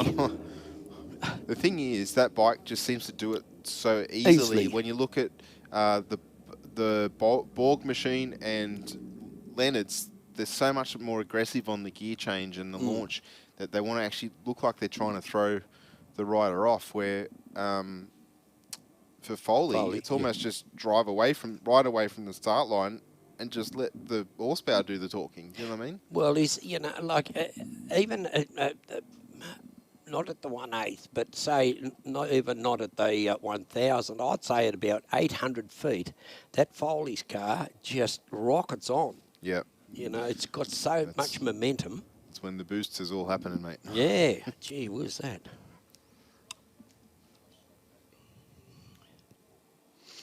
Oh, well, there's Diane getting pushed back. Leonard doing the, he's doing the retrieval duties today on a little scooter. I bet that's the slowest thing he's ever ridden. A couple of juniors now. Yeah, the next category out, according to the schedule, is the Western Weekend Junior Dragster. It's their semi-final. As I just said, we're up to the semis in all the categories, and then obviously the final run. So we're not too far away from being completed here this afternoon. I reckon within the hour, hopefully we'll be done. Oh, that'd be good. But it's been a pretty good day's racing here so far, and about ready to start getting all the finalists sorted. We've done that with some of the categories already, and a few more yet to come. And then the next time we see them, that'll be the trophy race. Yes, that'll be the big dash at the end. Gee, that Foley bike's a beauty, rather striking in the paint scheme. All right, well, while we're waiting for that, I think they'll get the crane out with the tyres for the juniors.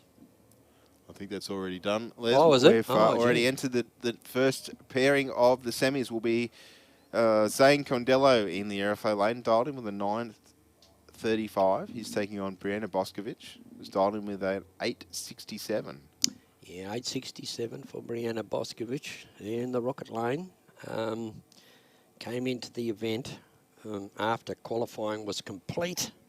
She came in at number 10 with an 8.690 in a B junior dragster. So can't go any quicker than 8.40.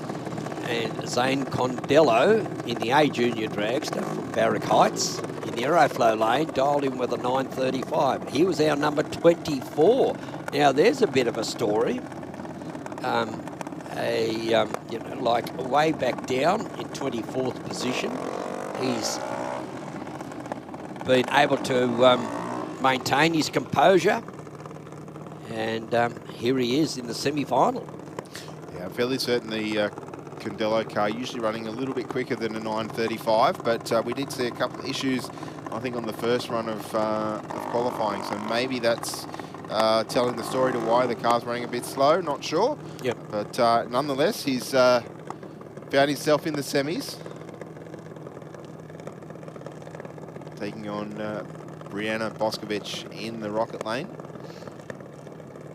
Well, being an 8.67, she'll get the handicap start, so that will be the first machine to move in the rocket lane, and it'll be up to Zane Condello to try, catch, overtake, win without either red lighting or breaking out.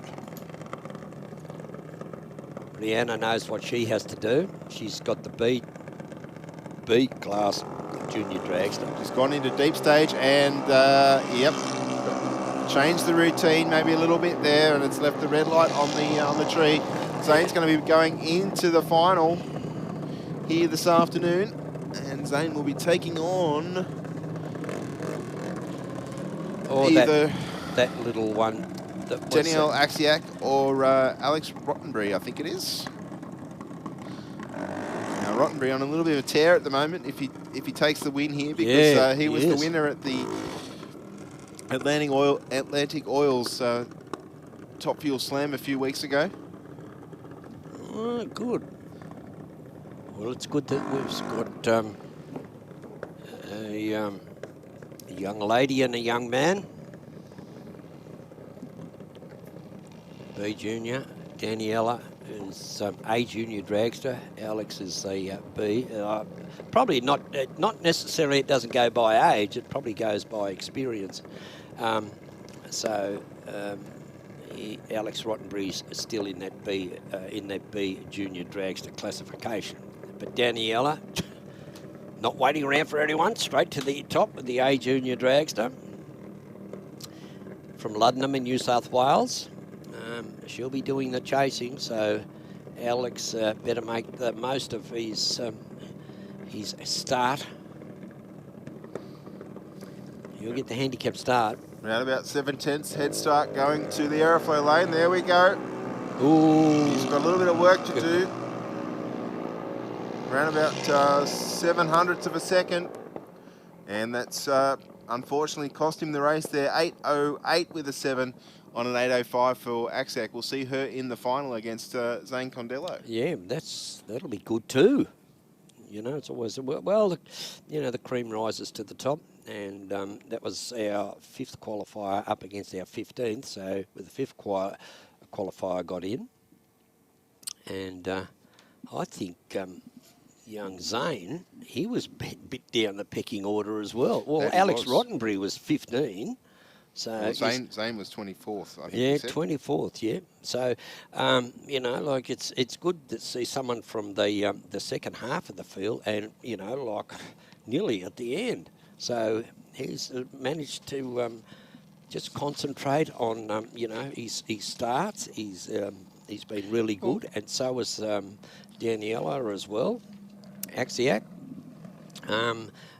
Most of the time they've got a 0 in front of their reaction time, so, you know, they're pretty tough. Well, certainly, Les, and I think with the juniors and the Street Fighter category. There's no delay boxes. There's no. No, It's all just done with the driver's eyesight, their brain, and their foot. Yeah, well, basically that's how the vehicle is instructed to react, and for the racers to do that consistently with O lights, nearly every time they come to the start line, is no mean feat. It's a bit of practice and getting your eye in on the Christmas tree, of course. Yep. And of course, then the other half of that challenge is to tune your car to make it run consistent in all weather conditions, or be able to predict a dial in. So then you don't have to change the tune. You just muck around with the dial in as you go. Yeah. Yeah. Well, I learned. I tried a whole bunch of starts when I was over there, and the best way I could do was just before the second last light came off, I'd blink. Now that's 0.4 of a second, and then I'd go. Okay. And that's how I've reduced my reaction times by doing that. It's all about coming up with a procedure that works for you and something that you can repeat. Yep. Relatively easy. Like we just saw one of the races there. The racer went into deep stage, so knocked that top white light out. To do that intentionally every time is very difficult, I believe. But I haven't seen her do that at all today. So that change in that procedure brought the red light on, I think, because she left too early. Yes, you get a little bit of advantage off the distance that you have to travel, but you're also a lot closer to that red light guard beam as well. Yeah. So, even staging the car going through the same procedure is important to make sure that you maintain a consistency. Yeah. Well, it's and one of the other. Well, this is getting into the peculiarities of drivers. There was Graham Silk. He would and his partner. She'd always have to pass him his gloves. That was the last thing he put on. He put these. He had his helmet on. And the last thing he did was pull the visor down, but his helmet was already on, but his gloves were last. He would only accept those gloves from her on the left-hand side. Yeah, but that's a superstition thing, yeah? Yeah, but that's one of the peculiarities of how people, they process themselves. Yes. And he had a select pair of undies that he always used to wear. Always. I'd hate to imagine that because Graham had been around racing for a long time. I dare say that would have been a bit second hand by the time. Yes. Oh no, but after he latched on to the idea, they were the only set that he'd wear on race day. Race day once a month. Yeah, right. Yeah, not like all through the previous week. The problem is with that, the elastic only lasts for so long. Well, knowing Graham Silk, he wouldn't have paid for he wouldn't have paid for a belt, so he would have been wearing these slack elastic undies. Well, that's... All right, change of topic, Les. Let's get back to racing. Go. Let's get back to racing. Back to Super Street now. And... Dave McLean and Martin Stevenson. Oh, gee, they're two hard charges. I'm really impressed with. I've seen this over 6 or 7 years. I've watched this. Even more. I'm in my 19th year. 19th year. Oh, when was what's his name? What's the date today? 11th. 14th was the first event, proper national event. East Coast Nationals was the February 14th, 2004. Both races into full stage now. We've got Dave McLean in the orange HQ left with an 020 light. Martin Stevenson in the panel band with an 094. Who will it be? I think McLean is in front. Yes, he was. 10.99 with his 3. 122 on his 10.98. Will take the win. He'll be in the final. And Yeah. Stevenson, who's been running flawlessly all day. Yeah. A 10.12 with a 6 on a 10.09. Just that little fraction further away from the dial-in. Was that, there's a Stevenson that runs a HB Tirana with a huge front on it. It's the, Yes. I think that's Martin as well. I think he's got 2 cars, I believe. yeah. Next pairing out for the final to take on Dave good. McGlynn will be either Craig Warren in the Sydney Scrap Steel LJ Tirana. And it will be him because Mark Bull has just left an 040 red light on the Christmas tree. So the little LJ will be taking on the Monaro. Monaro of Dave McGlynn. Here we go. Oh, Mark Bull broke out as well. Ran 11.10 on 11.16. 500's under there. Here we go. Now this is Top Sportsman. And it pits Mark Philp from Weewar in the Holden Commodore. Dialed in with an 880 up against Steve Fowler from Arcadia Vale. And he's dialed with a 702. So the first car to move will be Mark Philp in the Aeroflow lane. The handicapped order of the lights will come down in his favour. And Steve Fowler to do the chasing with that 702 dial-in.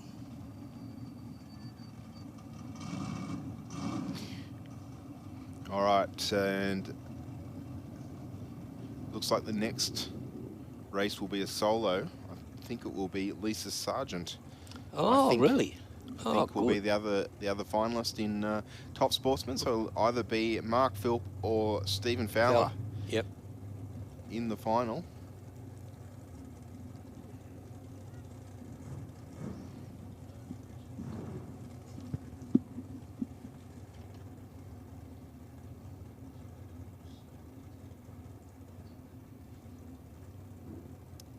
Okay, Steve Fowler, 702, dial in. They've had great success with this car. And Mark Philp, a relatively newcomer. And West Slash, I don't know what that is. It's probably another company that goes around slashing all your mail. Oh no. Steve Fowler, 027 light, as against it, 0.216.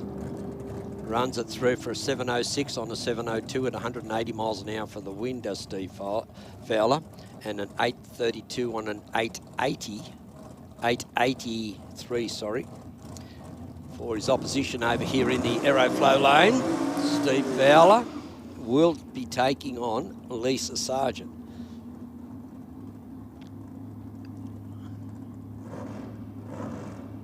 Well, she's done very well today. Yes, she has done pretty well today, Les. Yeah, you know, to get into the final in Top Sportsman is it's not a cakewalk, especially when you got the likes of the Fowlers next to you. You got everyone in Top Sportsman has been quick today.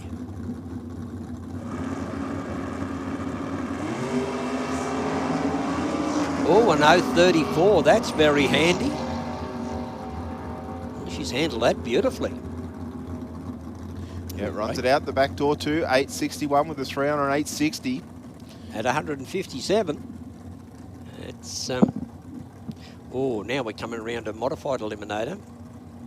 So it will be Steve Fowler taking on Lisa Sargent in Top Sportsman. Wow. It's our last category at the semi-finals. So after this race, every race will be a final. And this race we see Craig Davies in the Aeroflow lane in the front engine dragster, dialed in with an 839. Taking on Alison Stewart, dialed in with an 821. She's in that rear engine dragster.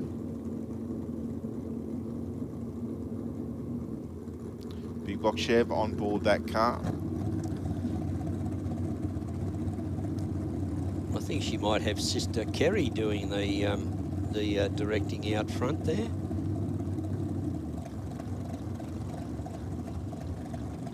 Wow.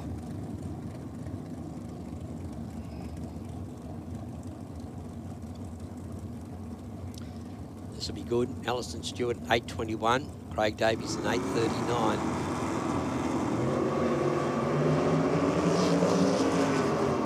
Oh, Ali, you not against that racer, you can't.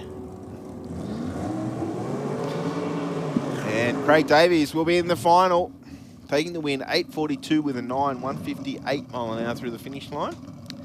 Yes, Craig Davies there. And now, oh, gee whiz, this is going to be a good one too. It's your mate there, up against Kelsey Lay over here in the Rocket Lane.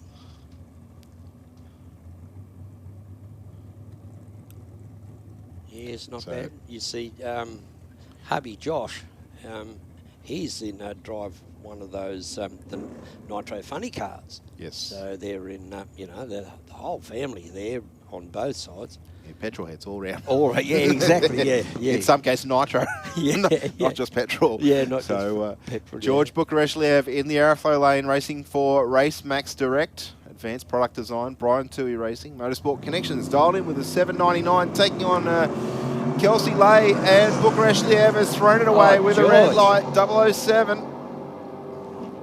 It'll be Kelsey Lay taking on Craig Davies. In the final. Wow. Wow, she's done pretty well today too. Yep. I'll give you the drum. 798 with a 161 mile an hour there for Kelsey Lay with an 070 light. Yeah, look at George here, 007 red. All right, ladies and gentlemen, that was our last semi-final. So, we'll just, oh, it looks like we've got the the guy in the little Mini. He's getting... It's Dave Muscat, he's keen. FRG, son. Front row of the grid. All right, just while I got a moment of quiet time, I will say that usually if we can run the trophy, Les and I will put the trophy presentation together up in the near the pergola at the Pit Stop Cafe, usually 15 to 20 minutes after the last car runs down the racetrack, if we could have all our winners and runners up to the Pit Stop Cafe shelter out the front there, and we'd like to present you with your trophy. Let you thank your sponsors and whoever else you'd like to thank for helping you out here today. Yeah, that's it. Great days. And of course, keep your eyes on the Tracks website for all the latest news on upcoming events to do with the facility. And if you haven't already, like us on Facebook, and you'll get all the posts in your Facebook feed. Yep.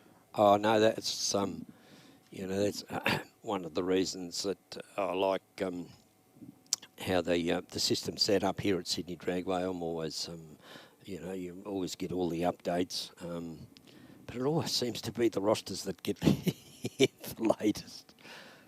Oh dear. But anyway. Look, there they are. All right, we can see some of our finalists assembling in the staging lanes. Yeah, Uncle Don there.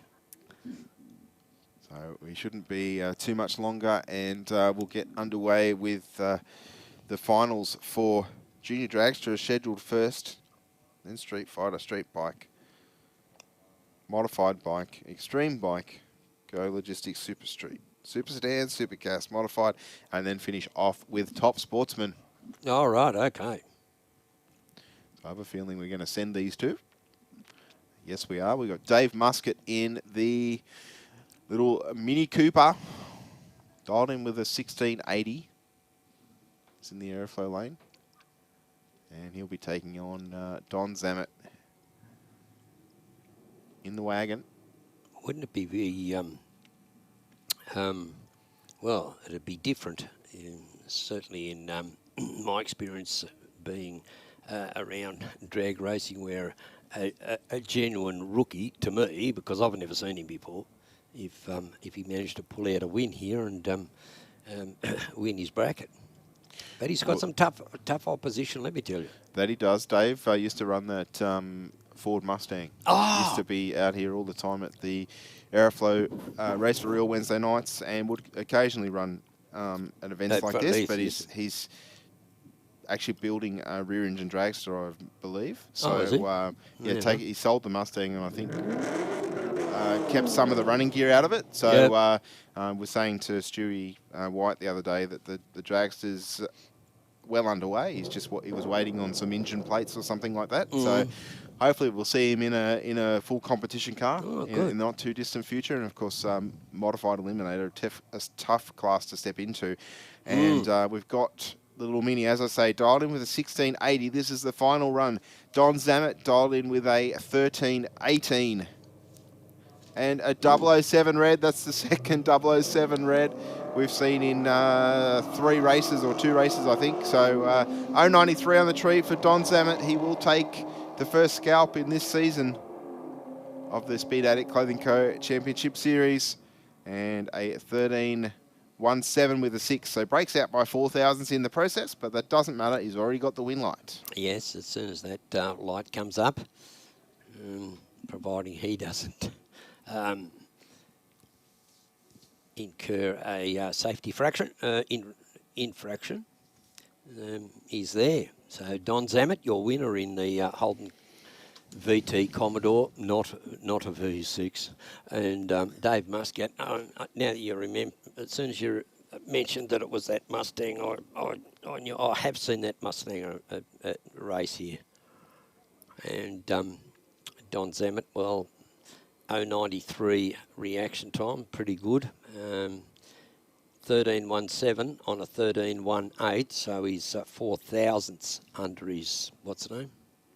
Under his dial-in, so pretty good all-round deal.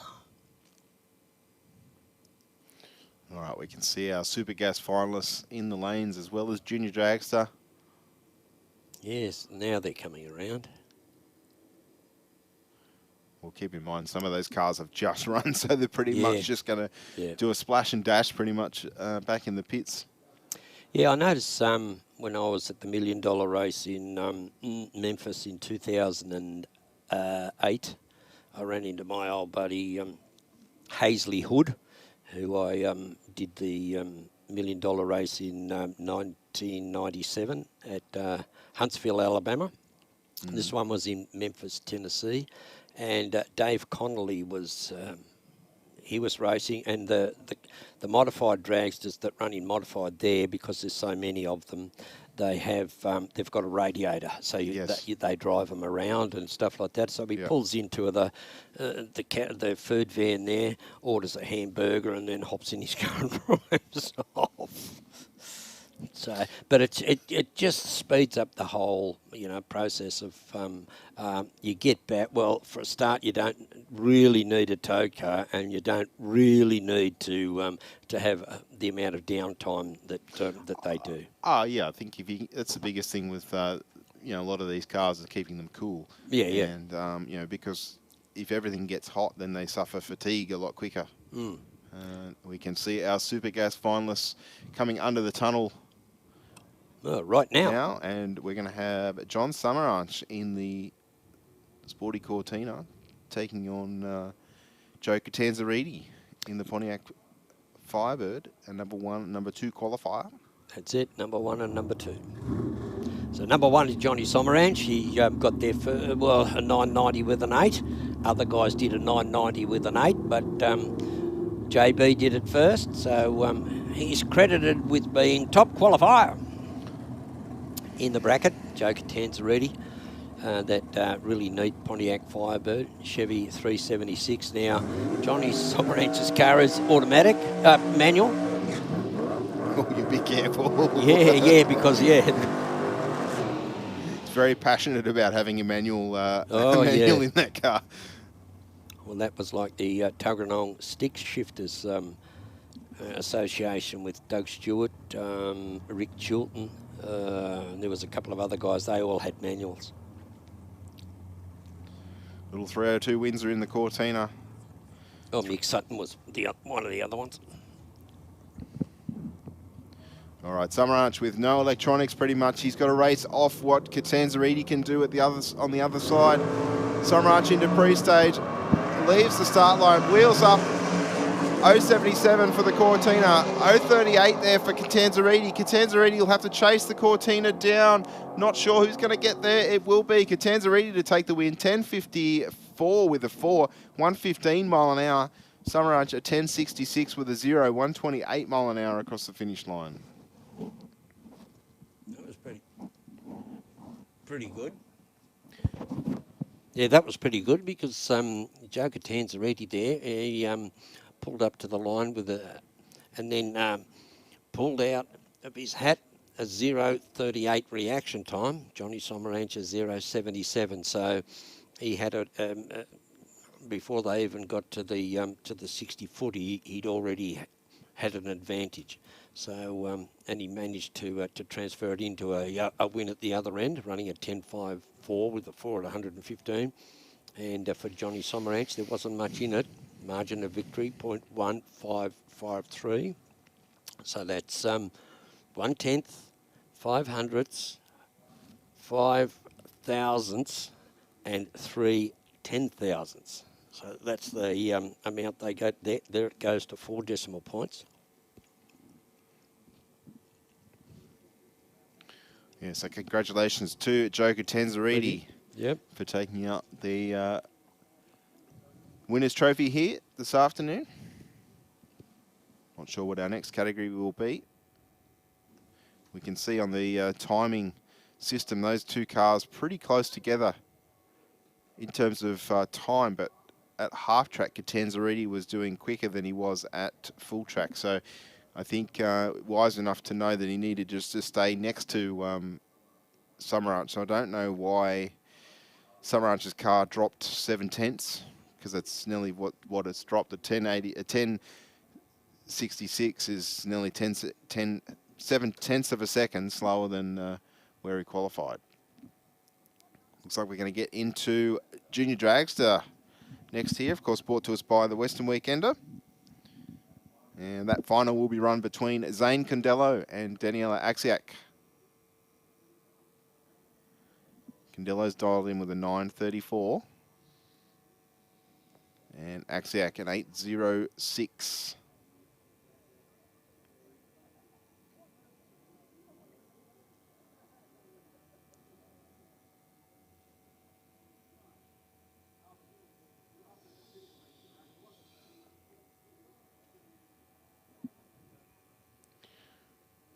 Not too far away from giving the cars the fire up signal.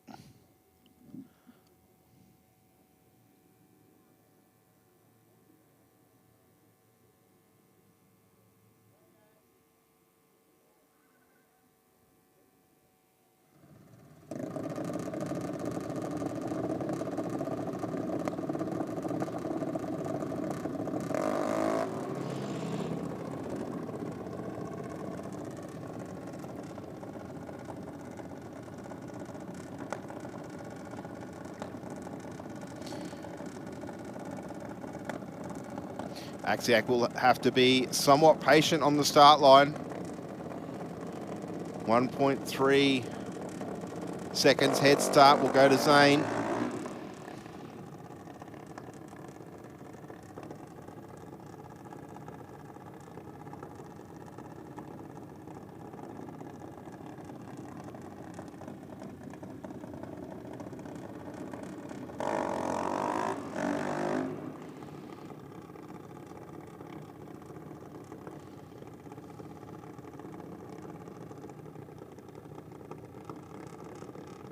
Both races moving up to the start line now. Condello in the aeroflow lane. Axiak in the rocket lane.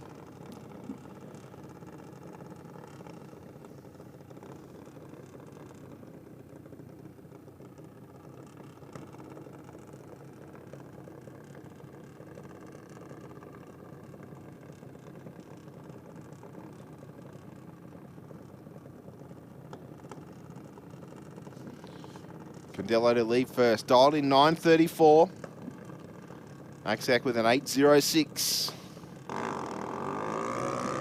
0:49 on the tree for Condello. 0:37 red for Axiak. Condello will take the win points here. Round number 1.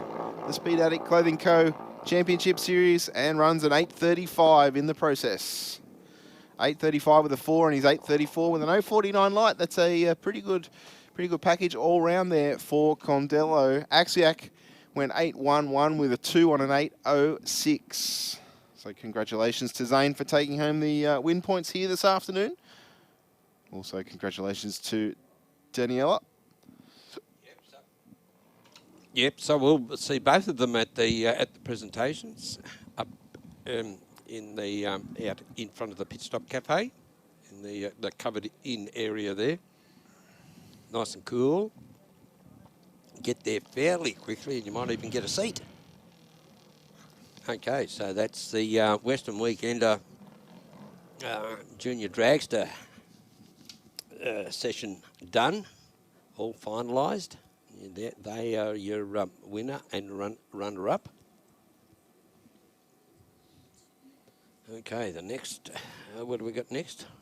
Well, according to the schedule, it should be street bike, but okay. Depends whether they're out the back ready to go or not. We can see our Super Street races there. And I think our Super Sedan races are there as well. Yep, they are.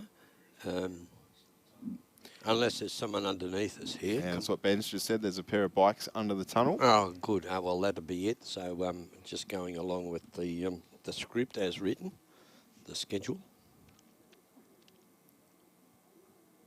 Wow. Doesn't matter which angle you look at the race facility from on all the 37 screens we've got here. The place looks great, doesn't it? It does. It's we've had a good mixture of a little bit of humid weather and a fair bit of precipitation. So Yeah. everything's looking nice and green this time around. Normally it's looking a lot more parked, should I say? Yep.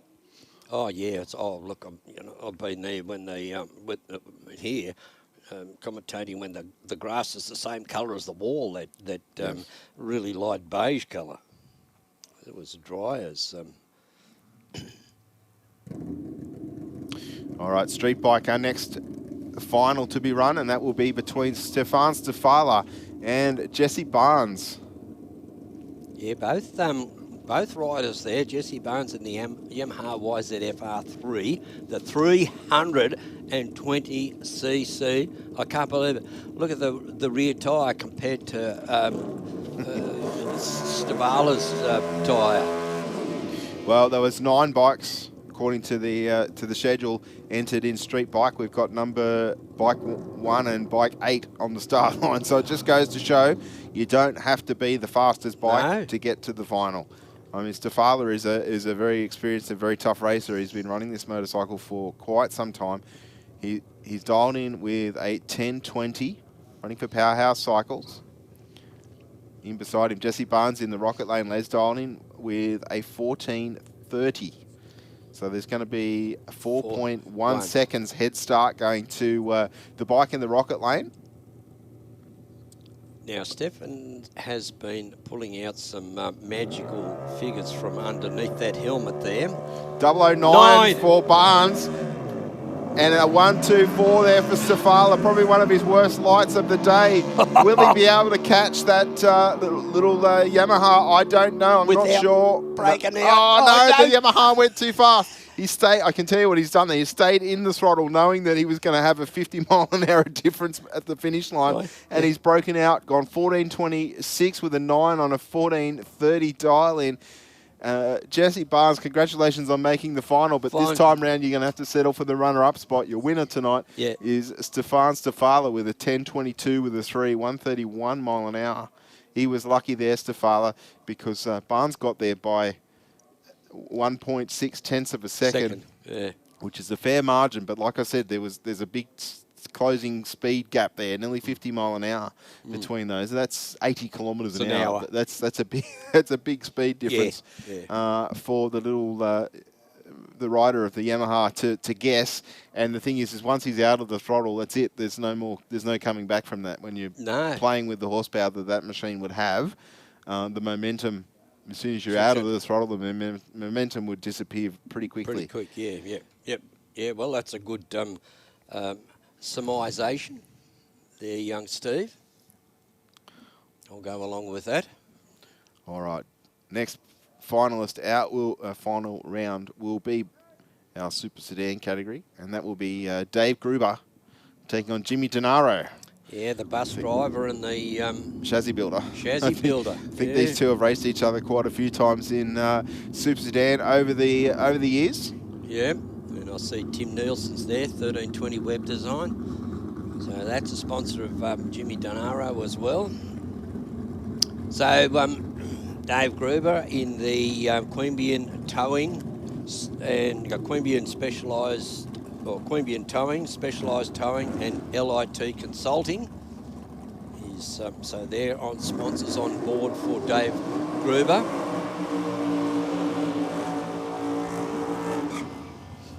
I'd like to say on Jeff Crisp's evaluation of the electronics in Jim Denaro, he's got everything in, all the sponsorship, a lot of sponsorship there, but he still doesn't have a NASA sponsor. So the AA Performance Automatics, Ford Cortina and Denaro Race Chassis, Western Auto Picks and 1320 Web Design for Jim Denaro. And his son races it. Here we go. Oh, red light, Dave Gruber. 014 red for Denaro. Gruber will take the first scalp in Super Sedan here this weekend. Runs a 9:37 with a 3, 142 mile an hour on his 9:33 to take home the W. He's good. He's good racer, Dave Gruber. Well, so is Jim Denaro. I'll take it. You can't take anything away from those. And we see that it was 3 versus 4, I think it was, in the. And here we have 2 versus 9 in Super Street. So we've got Craig Warren in that pretty sharp little LJ Tirana with a Chevy 400 in it up against Dave McGlynn. It's really, and I used to like that. I think that for a Holden, that was the nicest car, the shape and everything. I really, really like that job. McGlynn with the advantage here, 0.48 on the tree to an 0.79. There's not much of an advantage, but I don't think he's going to make it count because something going away in the car there. 11.42 with an 8 on a 10.98 dial-in. And Craig Warren is going to take the win points here, 10.57 with a 9 on his 10.45.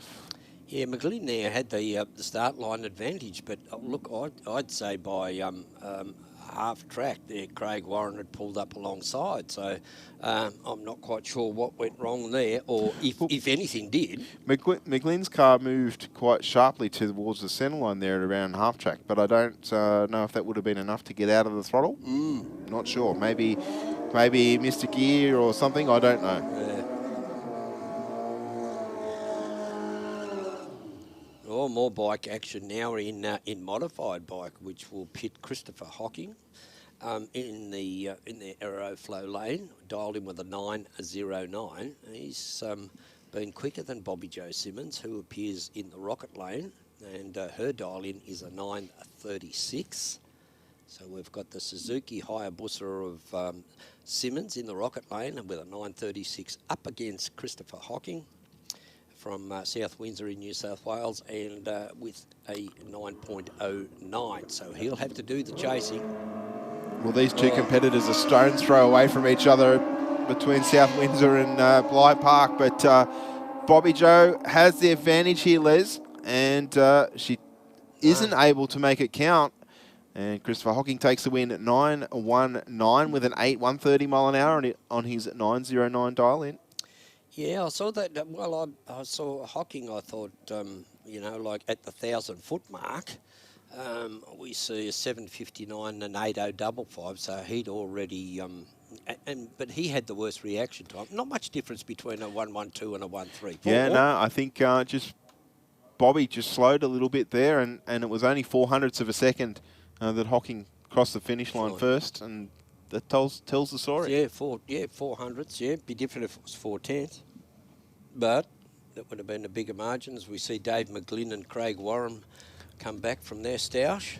First, number 2 went past first, and your winner there, Craig Warren in that little Toronto, he's gone through next. So we'll see both of them at the presentations as well. Now, what do we got next? Must be up into modified or something. I can see there was some stuff down there. It should be modified. Kelsey Hayes. Oh, Kelsey Hayes. Kelsey Lay. Lay. Jeez. Getting all those people creeping into my head. Oh, there we go. That's that nice dragster of Craig Davies. Yep, we've got... Jeez, that's nice. Both very, very well presented cars on the start line. Craig Davies in the aeroflow lane, of course, that front engine dragster, dialed in with a 840. Racing for Summer Arch Race Cars, ICE Ignitions, Victory Transmissions, and Revolution Race Gear of Brisbane. Taking on Kelsey Lay, running for Skips Fire Services. She's dialed in with a 797 in the Ford T bucket. 797, yeah, that's pretty stout performance. Craig Davies, in comparison, has dialed in with an 840. Both front engine machines, one a dragster, one an altered, running a modified dragster and a modified altered. So what's this? Something that we haven't seen for a long time. So Kelsey Lay, she'll have to do the chasing. You know, the woman chasing the men these in this one. Oh, good race, good start by both races here, folks. 0.33 for Davies, 0.18 for Lay, and it will be Lay to take the win. She goes 8.01 with a 158 mile an hour on a 797. Yes, I'll... Got there by 18 10,000ths of a second. Look at that, yeah. 4 decimal places. Wow. There we go. Yeah, that was close. I'd like to see close. that replay on the live stream. Yeah, I'd like to, you know,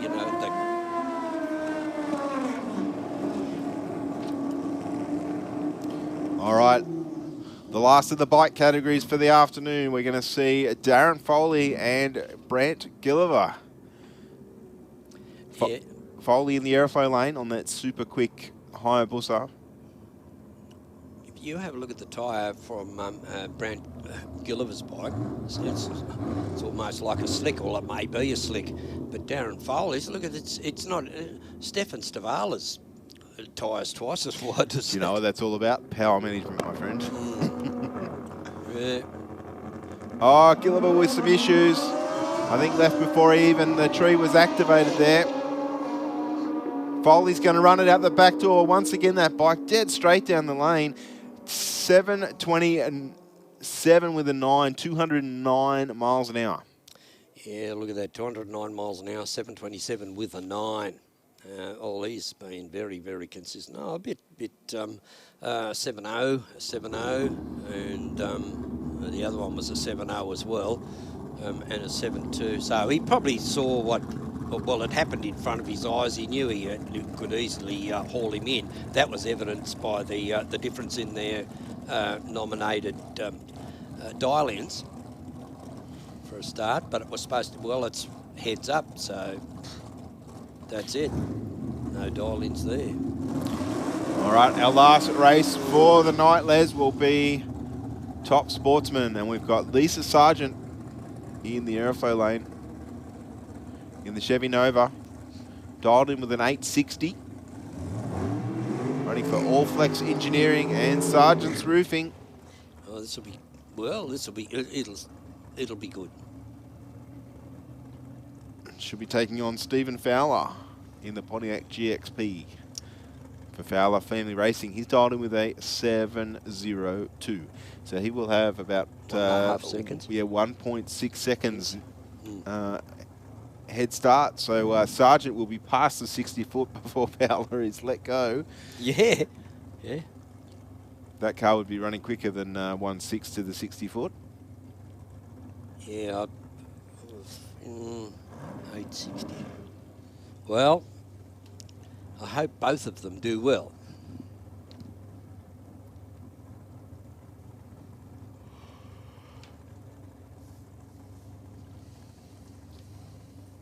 All right, just waiting for Fowler to move into full stage now. Sargent leaves first, but a 4:07, a 1:17 for Fowler in the rocket lane, and he's going to take the win. 7:18 with a 5, 172 mile an hour there for the Fowler family transport car, and Lisa Sargent will have to settle for the runner-up. She went 8:69 with a 9 on her 8:60. Well, that's not too bad. Not too bad, not too bad at all. Well, Les, That's it. is the last race for this evening here at Sydney Dragway.